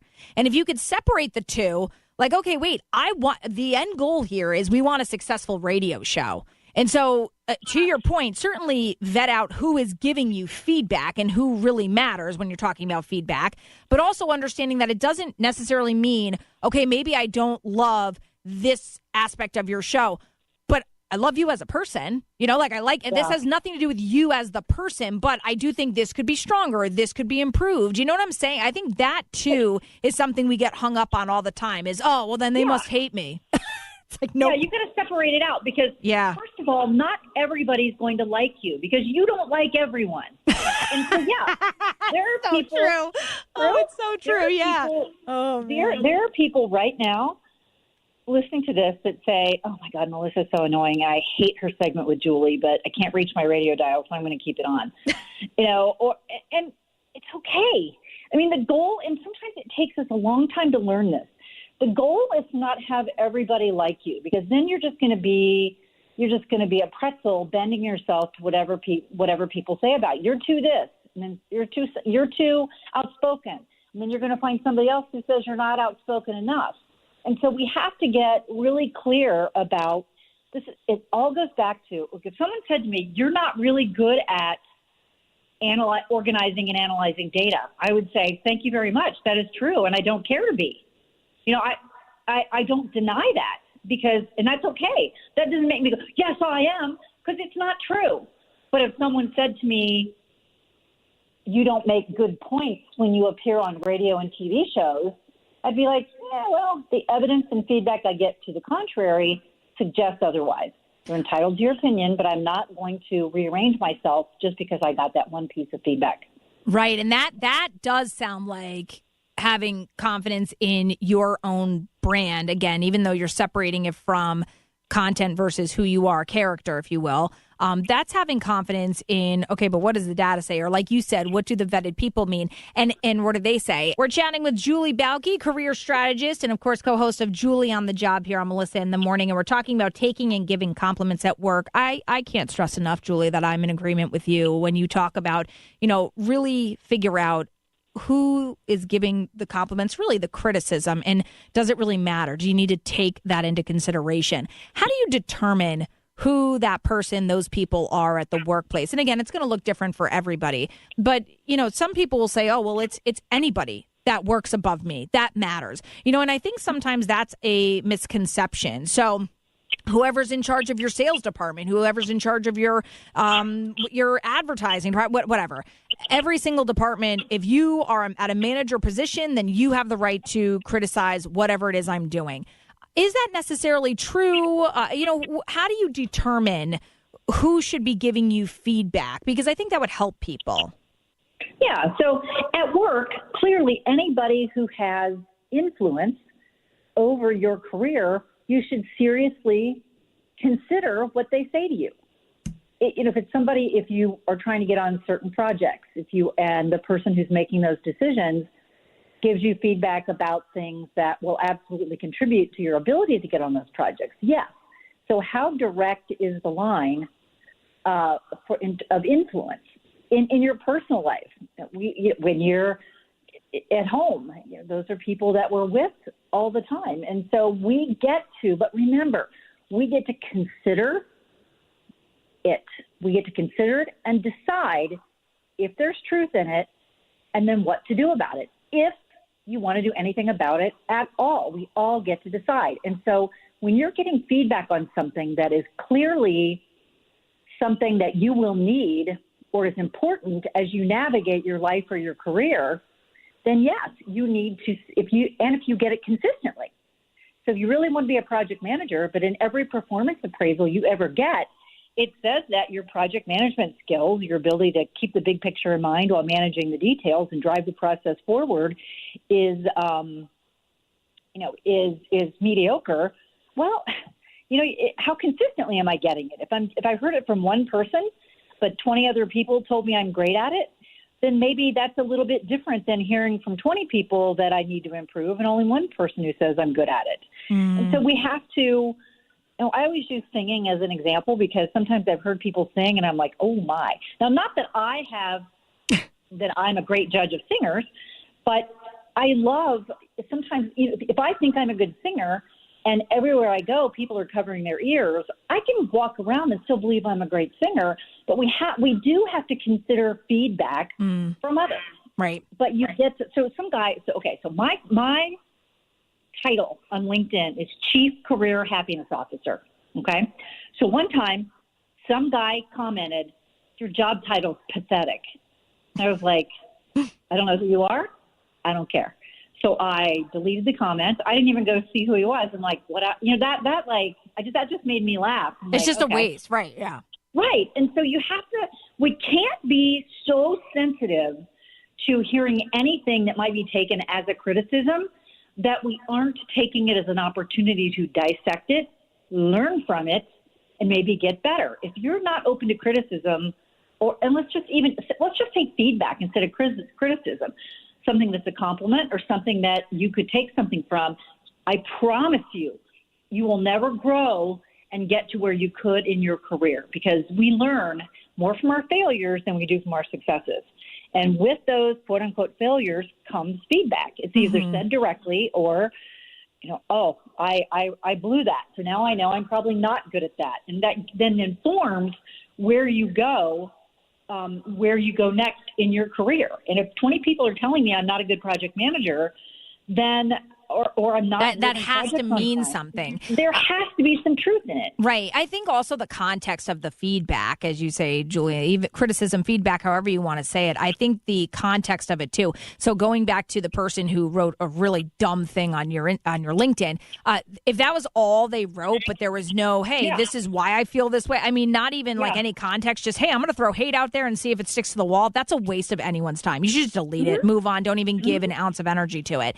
But if you have somebody who's like, hey, I'm really concerned about this because it could be seen as you're a therapist, Julie, when you say you're a happiness, whatever. I'm just making something up. But you know what I'm saying? Whereas if you have somebody who actually gives context to like, hey, I came across your profile and actually I thought I was on a therapist profile, not a career strategist. That was kind of confusing to me. That to me is, even if I don't know who you are, that to me is constructive of, oh, okay. Well, I didn't even think that maybe my title would be confusing. So that too, I think, is a red flag. If you see somebody who just blatantly throws something that is seen as negative or really not helpful, it's not like he gave you any sort of solution. He's just like, hey, you know what? I'm feeling nasty today. I'm going to throw it at Julie Balke. Waste of time. And you should just recognize it and do what Julie did, which is delete it. Don't even look them up. Don't try to get even with them. Just, you're a waste of energy. I'm going to pray for you and hope that you have a better day today and stop attacking people. So I think this is such a good conversation and something to really think about daily, weekly, whatever it is that you do at work. And like I said, even in your personal life, I think this is great advice. Julie Balke, always appreciate you. And I thank you so much. next week. We'll see ya. I look forward to it. Julie Bauke, always here on WICC. Julie on the job, exclusively on Melissa in the Morning. You're listening to a Melissa in the Morning Rewind. Now on WICC 695.9, the voice of Connecticut. Connecticut prides itself on creating as many opportunities as possible for people with disabilities. But like anything, nothing's perfect, and our efforts can certainly improve. But it's a big reason why state Republicans recently were outraged with the State Board of Education and its adoption of a resolution to address violations within the Connecticut Technical Education and Career System. Apparently, the system was found to have disproportionately denied admission to students with disabilities to CTEC's schools. Again, Connecticut Technical Education and Career System. Joining us to talk more about this is State Senator Eric Berthel. And talk to us, first of all, Senator, about the Connecticut Technical Education and Career System. For people who are not familiar, what exactly is that? Sure. Thank you. And good morning. Always good to be on with you. I hope you've had a great summer as we come into the last few weeks here of August. You too, Senator. So thank you. The Connecticut Technical Education System is essentially what we have always called in Connecticut our technical high schools. So up in my neck of the woods, in Waterbury, for example, we have Caner Tech High School, which has been around for decades and decades and attracts students who are high school age from public and parochial schools who are interested in pursuing career education. So we also have Platt Tech, I believe, is in Torrington. There's Vinyl Tech in Middletown. There's all people who have these schools in their neighborhoods or around their we have a neighborhoods are very Platt Tech familiar in Milford. Is that the same Maybe thing that's as what I'm thinking of, in Yeah, so Milford, we have yeah. a Platt Tech right down the street from us in Milford. Yep. Okay. Yeah, it's actually Oliver Wolcott Tech that's up in Torrington. It's Okay. confusing because most of them are named after famous people from the past. But the point is, they attract students who are in 7th and 8th grade who are looking to start into a career versus not necessarily going to a college or into the military. So in these high schools, they're offering training on how to become a plumber, how to become an electrician, how to do heating and air conditioning work. And they're very successful. We see amazing results that come out of these schools where they're now adults when they graduate. They're 18, like generally speaking, any other high school graduate.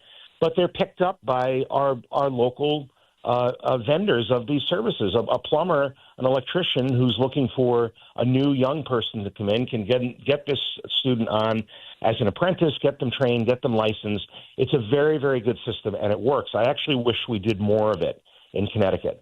And that's what the system is designed to do and has worked very well. What we're horrified, as your lead-in, Melissa, talked about a moment ago, is that upon an investigation by some people who complained about their disabled child not being accepted into these systems and into these schools, there was an investigation launched, and that was happening. There was a disproportionate number of disabled students who were not being accepted into these schools. And by the way, it is somewhat competitive today for a student to get into these technical schools. A lot of young people are realizing that maybe they don't have to go to college and they can come out after 4 years of high school and, as I just spoke to, become a plumber or an electrician. And quite honestly, again, you can start making a decent wage and perhaps even stay here in the most expensive state in the country to live in, right? Besides maybe Hawaii. I mean, so the process works, but this apparently systemic process of not accepting disabled students. My God, what world are we living in? What year are we living in? So I agree with you. And again, Senator Berthel is the ranking senator on the Education Committee. This is why he knows so much about it, and he's sounding the alarm, and we so appreciate it. I want to first ask this question, Senator. How did that happen? Do we have an understanding of figuring out how there was such a disproportionate discrimination going on? Yes, there's actually the enrollment process and the application process for CTEX is very, very carefully monitored, I guess I would say. And we actually went through another investigation as we came out of COVID as to whether or not there was some disproportionate acceptance of students based more upon race and nationality. And then in the process of all that, there was a new director that was hired for this system. So there's been a lot of change, and maybe some of that change was the people that were there knew that they were perhaps doing some things that weren't 100% ethical. So the process for application and who's accepted into these schools, it is. I'm not going to say it's monitored in real time, but there are reports that come back to the Education Committee and back to the Department of Education through Commissioner Russell Tucker and her office to look at what's going on, who's been accepted, where are they coming from, and is there perhaps a suggestion or a whiff of something wrong going on, and Melissa, I think it's important to put on the record as well that if you have a student who has and I'm trying to think of a good way to define this, but someone who is very seriously physically disabled, okay, may not be able to do some of the careers that these schools are offering and teaching them and training them on. Now, that shouldn't in itself be a reason not to accept them into the school. I think of, you think of a plumber or an electrician who may have to, literally climb into a small space or climb into an attic or whatever. A child or a student who is completely disabled and unable to walk, let's say, and perhaps confined to a wheelchair. Sure. Mm-hmm. Yeah, that might not be a great path for them to go down. Now, does it mean they should be denied going to tech school? That's crazy. What you're saying is, sure, maybe being the physical plumber there, maybe that's not. Right. But there are certainly a lot of jobs in engineering and tech and, in STEM that they can do even if they're wheelchair bound. That's what you're talking about. Yeah, you said exactly what I was